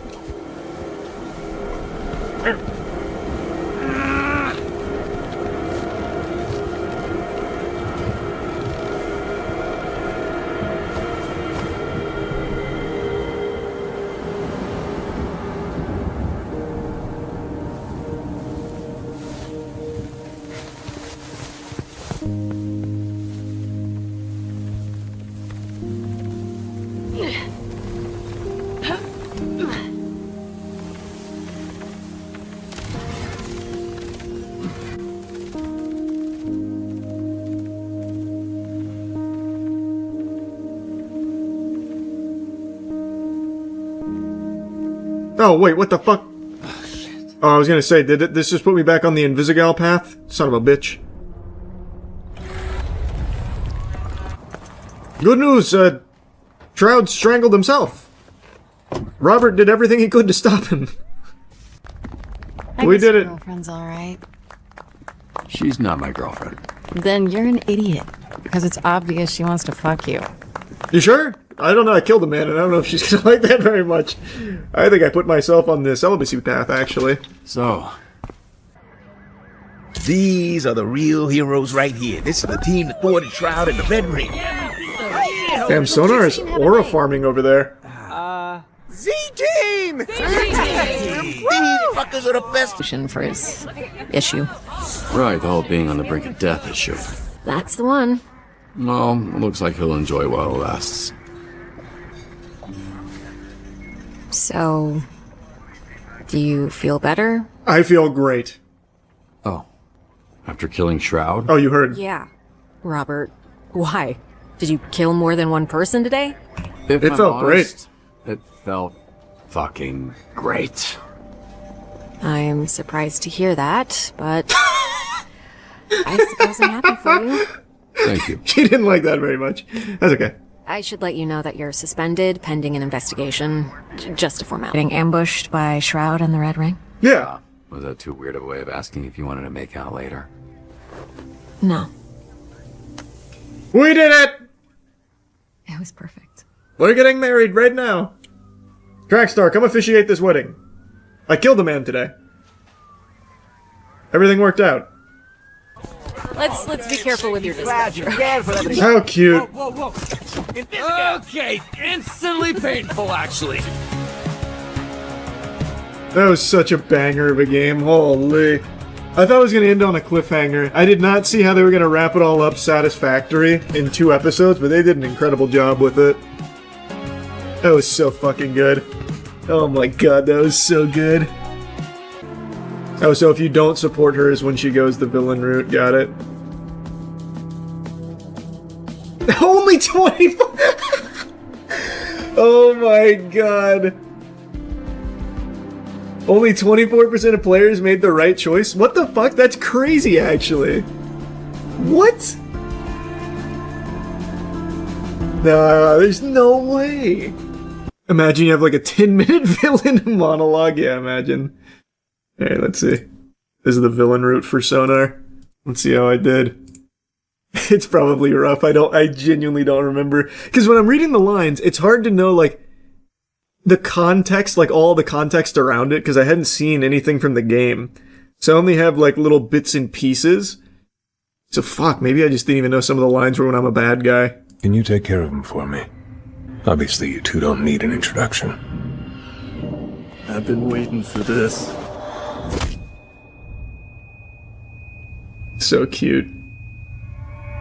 You. Do I just start like biting on his nipples or something? Oh wait, why is the quality all fucked up? Fucking haymakers. Isn't working. I thought you wanted revenge. By SDN agents, heroes, and whoever else you and your ring have pissed off recently, which happens to be every gang in Los Angeles. Now, if... Oh, shit. Disrespect of the last true heroes. My line's better. That goes hard. Sorry about that. He knows our next move before we do.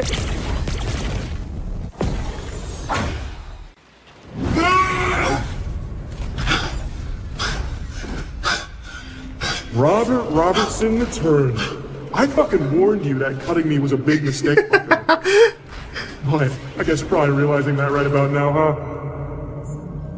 It sounds like me when I had my old mic. You're actually so dumb, dude.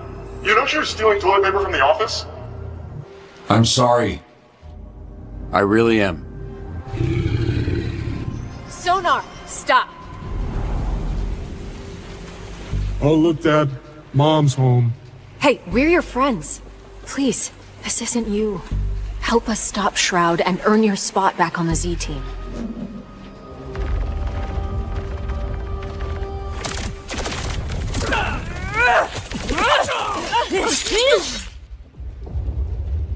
No. No, I don't think I will. Because you know what? Now I'm on the me team. And if you couldn't appreciate me at my worst, you don't deserve me at my best.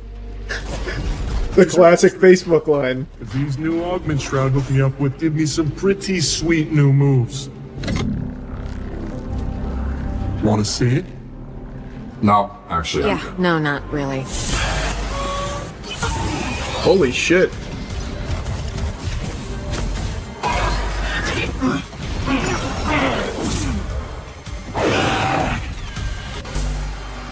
You also say that when you kill Shroud. Really? I need to see Sonar kill Shroud.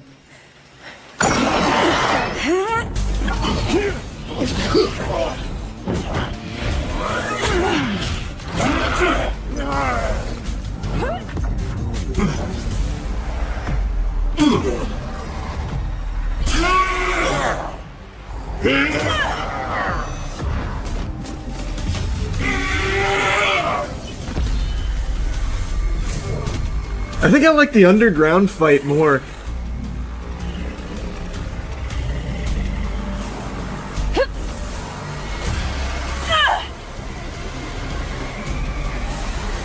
This one's fucking great. I mean, the Coop fight was good too, but I actually really like this one a lot. I mean, obviously a little biased, I guess, but I think this is very cool.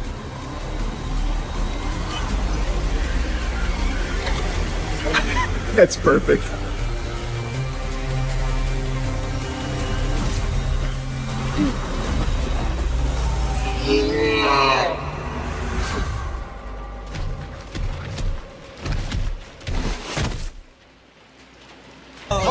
We did good, huh, brother? Z-Team saved Damn, the day. he didn't do the. Returned to He the didn't do Mecca whatever Man's. path leads you to Defend Sonar killing him. SDNs. Choke damage, but I don't care. You ever think about getting out in the field and being a hero? Not my thing, bro. I like the work I do. I'm good at it. No doubt. You said that IRL when you killed him. Oh, I think you're talking about in-game. I thought that's what you were saying. You're too small, bro. Too small. No joke. I started to feel bad for them. It was mesmerizing. I was like, holy shit, what are the odds? Yep, that was a fun scrap for sure. I see. You mean like the actual Charles White said that line when I killed Shroud in my playthrough as well. Now I see what you're saying. Isn't that crazy, huh? I didn't even register that. It's saying Sonar, remember that, makes me think we're getting a season 2. Well, you could say that about like the blonde blazer role, remember that, about how good it felt to kill my father, that kind of thing. But as far as I know, there is no season 2 plans as of now. But like I said, I feel like there's no world they don't come back to it with how successful this game has been. There's no world they just leave it at 1 season. It's too big not to. And they leave it perfectly open-ended for more. There's no doubt in my mind there'll be a season 2. It was this. Cocky teen's brilliant escape plan ruins his life in minutes. Is this AI or does he actually have the license plate that says will run? No, it's actually real. Okay, I've got to check this out. Is everyone okay? Like, no one gets, like, seriously injured in here or anything, right? Yeah, it's fine. I already watched it. Okay. Yeah, there's a cop, by the way.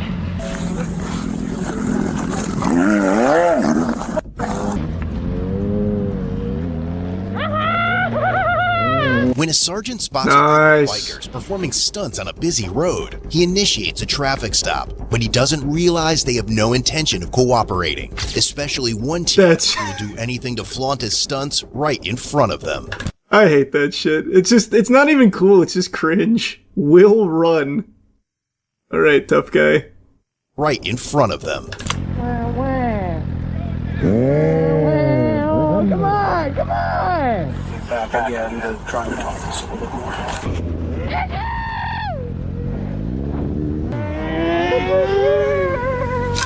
Man, this guy sounds like a character out of the Amazing Digital Circus. 6:42 p.m. on March 12th, Why has he got a voice like a cartoon character? In the Port Orange area of Volusia County, Florida, where a sergeant observes 3 sport bikes popping wheelies and riding on their rear tires. But as he initiates a traffic stop, he has no idea the pursuit is about to stretch across counties, and that one teen biker in particular has no intention of stopping. Yeah, they're continuing north. It's going up to 95. I have no idea. I'm back here, so I'm just going to watch a little bit. Damn, what is this doodad here? Like an EMF reader for cops. The fuck is this? I haven't seen that before. Soon the 3 bikes come to a stop at a traffic signal, and the sergeant notes down 2 license plates, while the third, a black bike, has no tag. There's 3 of them, you can't miss them. I'm just watching 3 motorcycles that were reckless on Dunlawton doing wheelies, and one of them's got a tag on it, will run. He went 12F from a beach unit last week, so I was just trying to see if I can get him to park on it. Just ask him nicely to park. The plate on a gray He's just bike goofing around with that will license run. plate. Will run. The plate on a gray bike reading will run stands out because the sergeant recognizes it as the same vehicle that had fled from deputies during Bike Week, held just 1 week earlier from March 1st to 10th. You went to line or the 3, Just went through the light northbound. The teen riding that bike is 19-year-old Ashton. And just like Hi, before, Ashton. he has no intention of stopping, already setting his plan in motion the moment he realizes the sergeant is following them.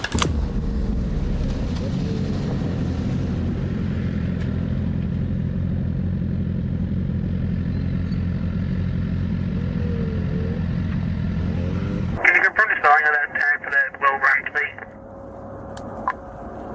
Yeah, it looks like it's WILLRUN, but I'm not even sure it's a legit plate. It may just be a plate that he made. I copy, yeah, because that plate goes back on the black Chevy 2-door. It's expired. Oh. I think I got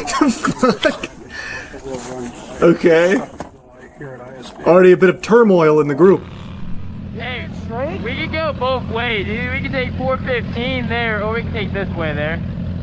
The cop's going straight. Yeah, there's a cop, by the way. I copy. Do you want me to have the coming through your way? But Ashton and another biker quickly sense the sergeant's intentions and take off before he can stop them, leaving the third rider behind. Bye, friends.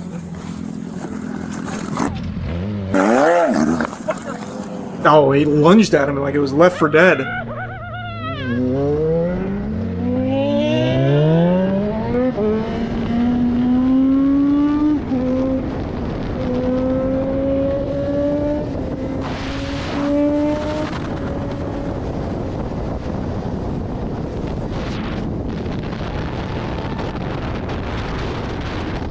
turn your bike off. All right, the Will Run guy is eastbound on ISB 12F. I've got one of them though. Driver's license, registration, insurance card. What did I do? I watched you do a wheelie on Dunlawton. What is she doing here? Is she part of this? Peanut Gallery's chiming in over here, live on the front lines. With her on the back. Right down between another car, and I have the dash cam if you want it. I got him. Who's the guy you're riding next to? I don't know them. I met up with them randomly and we were going Ma'am, I'm busy. to the gas station. Post it on YouTube if you want. Which gas station? Bucky's. Huh? Bucky's. I got one everything just from me. You're code 4. I'm code 4. I've got one stop. The Will Run guy and the other guy took off eastbound. Supposedly they're all headed towards the Bucky's, but there's no telling that. Oh, that's a safe zone. I don't know them. I apologize. Where's your registration at? I'm all legal. I was being dumb, man. Yeah, you were being dumb. What are you going to do when she dies because you go too far and she falls off the back? I apologize. That's like a $1,200 ticket. So. I'll cut the... All I got on him is Holy! the Will Run guy. That is the most G.I. Joe looking face I've seen in a minute.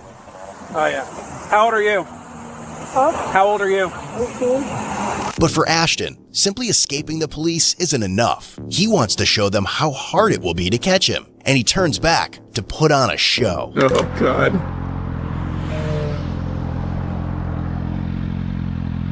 Dude, I hope that...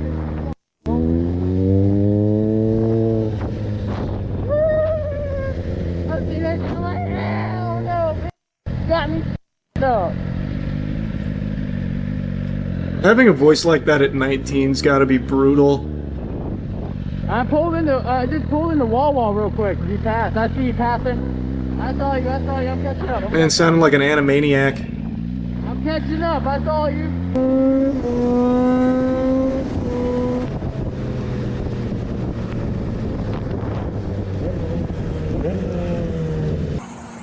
There they are right there.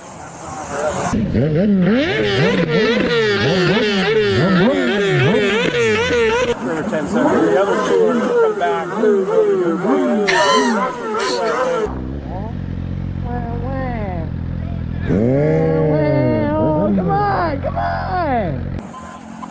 Come on. It's pretty cool! Said he's so badass.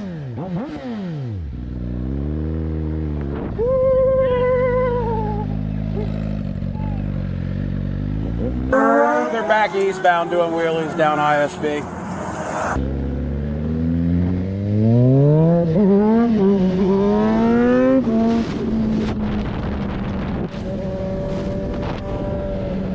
What's the cop doing getting the fucking car, dude? The cop was gonna run after him. Yeah, I don't know why he was walking towards him. The lieutenant decides to take off after Ashton and his companion. The sergeant decides to stay. Why would... What are you thinking, man? What? Fucking Bazooka Joe over here is gonna speed walk at him? What do you... Why, man? Just get in the car. Like, what are you doing? Lieutenant decides to take off after Ashton and his companion. The sergeant decides to stay back to gather as much information as he can from the third rider, hoping to learn where the group might be headed and where they can find Ashton. You know he'll be back. Oh, I'm going to go yoke him off that bike. I was hoping that I could hold him down. Yoke him off that bike? Is that even an express? What does yoking someone off mean? I'm just going to stroke him a wheelie ticket. Oh, I would 100%. 1166 with her on the back. Kidding me? But once isn't enough, and Ashton decides to return to rub his escape skills in the face of the police. His escape skills? Brother, they're not chasing him. What escape skills? He just drove away. They stopped somebody else. Whoa, you gotta come at it. Look at him. She came back again to try and talk us a little bit more.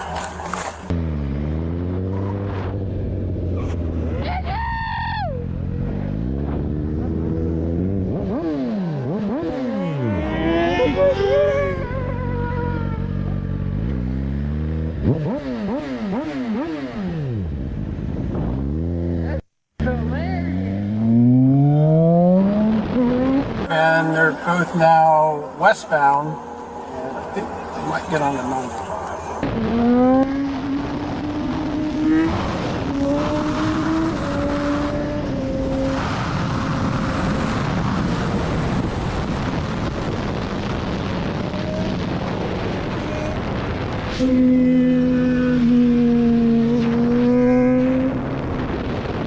One's a black crotch rocket, no tag visible. The other one's a silver one, both wearing black helmets.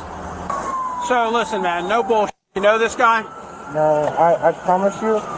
So I went and got gas at some like Circle K. Circle K? Some Circle K over on Port Orange. I can't hear Circle K anymore without thinking of that Drake verse. Running out of sodas, I might walk to Circle K by myself. I don't do all that. I have my tag up. I'm all legal. I don't do all that stuff. That's dumb. This is a citation for riding a wheelie. Okay? 30 days to take care of it, or they will suspend your driver's license. That's your key back. You need to understand something, young man. That was extremely dumb. I know. Okay? Really Especially with her on the back. Really you want to go out and yourself, go ride your bike into a tree. But when you got somebody on the back, it's a whole different story. Inspirational officer. No way I'm going to listen to this. Okay? So, you need to knock it off. Next time it may not be as nice. Okay? Yeah. Thank you, sir. Yep. The sergeant finds out that the group was headed to a convenience store in Daytona Beach. As more units are alerted about Ashton and his companion, several deputies join the chase, but they don't yet realize that despite their best efforts, this pursuit is far from over. Yeah, this is a long one. For these two motorcycles. I don't know how it goes for that long. I assume they just don't go for like a dangerous chase, they just get the chopper on them. On my way up to you, I'm going to come up Williamson in case they decide to spin back around down here and taunt us some more. I could have taken the one out of the light, but I didn't want to crash my car. So I wouldn't have wanted to crash my car either, but... Yeah, that wouldn't have gone well. With me being off duty, but off that bike if he's sitting in one of these. Alright, I'm heading up that way. 7736 is coming up to Technology Boulevard right now. He's turning up. He's coming up to LPGA right now. Center lane. Fast lane, nice and smooth. Heading up to the red light at 95 on LPGA. While units desperately hit the gas to catch up with the lieutenant already in pursuit of Ashton, the teen appears more thrilled by the chase than anything else, weaving dangerous... This used to be popular content on YouTube. I see a lot of people saying this is the result of TikTok. It's not. I feel like a lot of people forgot that a long time ago on YouTube, there was an entire community of people that would get on their bikes and instigate cop chases. Like, the most notable was Ghost Rider. Forgot the numbers, but it was Ghost Rider and then some numbers. This has been around for decades. This isn't anything new. This is not like a point and blame TikTok type of thing. Just because this guy has like TikTok voice, it's not the result of that. And putting the lives of others on the road at risk. People in Mustangs did it as well. I think that was still Ghost Rider, right? Maybe not. Maybe I'm misremembering. I just remember Ghost Rider was the most notable one on his bike.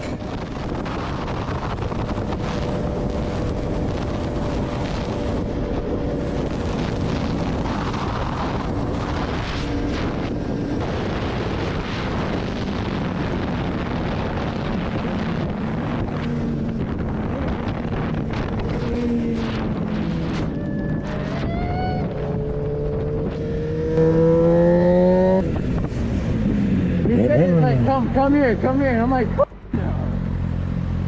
you think we're really gonna come? I knew it too. I'm like, bro, there's the top.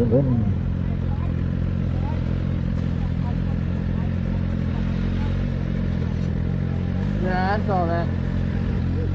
Spike strips are a no-go, it'll kill the biker. Well, no shit, they're not gonna spike strip the bikes going like 80. I said might as well. Yeah, that's just insta-killing someone.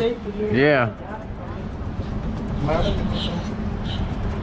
As Ashton and the other biker stop at a gas station, the lieutenant quickly catches up and attempts to block the black bike with his vehicle, but once again, Ashton and his friend manage to flee, only making the situation worse. We've been southbound from the 268 on 95, and we haven't passed the motorcycles yet, so they likely did get off at LBJ.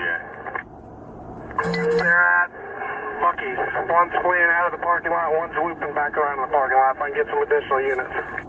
I still got Will Run in the parking lot. If I can get additional unit here, we can get him off this bike. We're getting ready to get off right now, off the interstate. We're behind him, coming up to the light, and he is getting on 95 northbound. Southbound. 136, Air 1. Check with Tomoka Farms there. He's probably. Let me skip around here. So I get the chopper out to take a peek. GoPro on the head. Looks like he's got some red writing on the back of that hoodie. Pretty OP. You can't really beat the chopper. Wheels. You can go under like a bridge and hope for the best, but it's pretty tough. Let's see. We're passing the runway coming up on Riddle. Okay, that ISB. Yeah, you're running the red light through ISB. He's going to be westbound ISB. Ocean 30's got eyes on him. Still westbound. Okay, he's at ISB. Yeah, he's running the red light through ISB. He's going to be westbound ISB. Westbound Hagen Terrace. He's going between vehicles, running red lights. Is this still Ashton? As most responding deputies lose sight of Ashton, Air 1 continues to track his every move, guiding units on the ground to his location. But even with constant eyes on him, deputies know the only way to catch him is if he stops somewhere, a possibility that for now seems almost non-existent. Well, Air 1's got him, so... Damn, I thought we were going to get to come around and... He's about half a mile from Come around and what? He's right at Williamson. You're gonna pit maneuver the Williamson bike? ISB, still westbound. Just kill the guy? Yep, keep eyes there, one. He's going to run out of gas at some point. The speeds he's been running, he didn't get fuel, so he's going to stop somewhere. Doing about 130, and he's pulling away from us. Yeah, just do your best there, one. He's probably going to get off somewhere and try to get gas. He's hoping if he gets far enough lead, nobody will know where he's at. Yeah, well, the camera reaches a lot farther, so we're doing our best here. God damn! Every f***ing light? Or can I go over to the 7 line, just in case he bails over there? Okay, he's turning westbound Walnut Crest Run. By this point, Ashton has already entered Seminole County, and authorities in Volusia Seminole County County! alert Sanford police officers to be on the lookout. Heard that one a lot. With multiple units now joining the chase, they That begin one's to been close very in, popular in waiting chases. for Ashton to stop. But he knows they're after him, and still has one last trick up his sleeve. Yeah, he doesn't know where he's going. He's making a Oh U-turn. no, that's desperate. Kelly 4 units. Pursuit is not authorized in either stop stick. Negative, not this time. Alright, he's driving into the woods. Walnut Ridge Street. Willow Bay Ridge Street. I think up that way for you. Yeah, if you want to go ahead and get them up. Alert to Air 1. Alert, go ahead. Yep, we were going to a fire. We can head over there now. What was last street you guys are at? 301 Willow Bay Ridge Street. He's in the woods, right off the road. He's gone. Yeah, bike's in the trees. I got the heat from the bike, but it's pretty thick. I haven't got anybody leave the bike yet. He might still be with it. I feel like the woods He's is back out. just never worked. It's just not a viable strategy. Yeah, we'll come back there if we have to, but we're gonna go Wilson Bay Court now. North on Wilson Bay. He has no idea where he's going. As Seminole County's helicopters take over tracking Ashton's movements, Sanford officers don't yet realize they're closer than ever to catching his ass as soon as he makes an unexpected stop. Visual on the bike. It's still eastbound Seminole towards HCA. At French, just ran the light at French, going westbound 46. Alright, he's at 7-Eleven. He's probably out of gas. That quick? Black hoodie, get back on the bike, tan pants, black helmet, white bike, whitish gray bike. Coming back out, he's in the left turn lane, 600 and French. French making a left on first. Alright, 1933. 1951. Alright, somebody just tried to step out with him. He stopped at 2nd and Oak. Get off the bike. Get off the bike. Turn off the bike and get off the bike. Turn off the bike and get off the bike. I'm just a little baby boy. I'm just a baby boy. I'm just a baby boy. Stop it. Just making contact, one at gunpoint. Get off the bike. Get off. Just a kid. I give up. What the f- Officer action out here going for the RKO. He almost just ate shit. What was that? Do they teach that in training? What the fuck was this?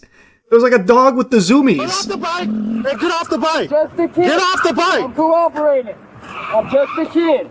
2 units making contact, one at gunpoint. Here he comes. Get off the bike. Get off. Just a kid. I give up. I give up. I'm just a kid. You messed up, I'm bro. just a kid. You messed up. Adrenaline got the best of him, yeah. Man hit that fucking pure away. I'm so curious what his plan was. What was this maneuver? Like he was gonna throw him over the bike or something? Like tabletop him? Huh. I don't know. Fascinating. Man, I give up. I give up. Down. I give up. I'm just a kid. You messed up, bro. I'm just a kid. You messed up. Now the video doesn't go as hard, Ashton. You just keep saying you're a kid, man. You've ruined how cool and badass the video you were making was. Yep. You're done, bro. Second No, bro. Oh, just stop it, man. Now you're making it worse. Here, call your mom. At least try and act hard. None of that. You were doing that so much earlier. That's cute. Will run. Look at that. Look at that. What's your mom gonna say about that? We'll get caught. And you got a GoPro. We're gonna take that as evidence. Tell her to Volusia, they got one secure. Stand him up. Come on. Hurry, put the legs in. Oh, man, was that fun? No, not really. Just a kid. So I'm just a kid. I'm just a kid. Now you make everything worse. So now you're going to jail with multiple counties, multiple felonies. Oh, fucking Goober's getting cooked, bro. God, you are still standing here, not there. Yeah, I was trying to like wave a cop and just go give up. Oh, we should have done that. That'd have been a good idea. Would you run out of gas? Yeah, I was trying to wave to that cop. I was like, hey, I'm just... What about when you were in Ormond Beach? Were you trying to give up then? When you were running past all the units? The body that you were running with? Which one? When you left Bucky's? Automatic suspension. Yes, sir. Same address. Has your mom seen this bike before? How old are you, man? What did she say about the tag? What was that? What did she say about the tag? I don't know if she's ever seen it or not, so. I bet she's proud, though, bro. This was pretty awesome, man. Yeah, he's recording. Yeah, I took it off so we could submit it for evidence. He knew he was when he looked up and started seeing those out there. Yeah. What was your game plan, dude?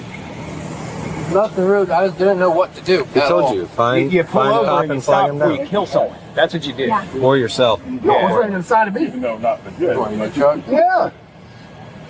Your eyes. How does this go on for another 14 minutes? Do they just keep roasting him? His mom comes and defends him? Wait, are you serious? Or is that just a joke? Let me see. Wait, you might be right.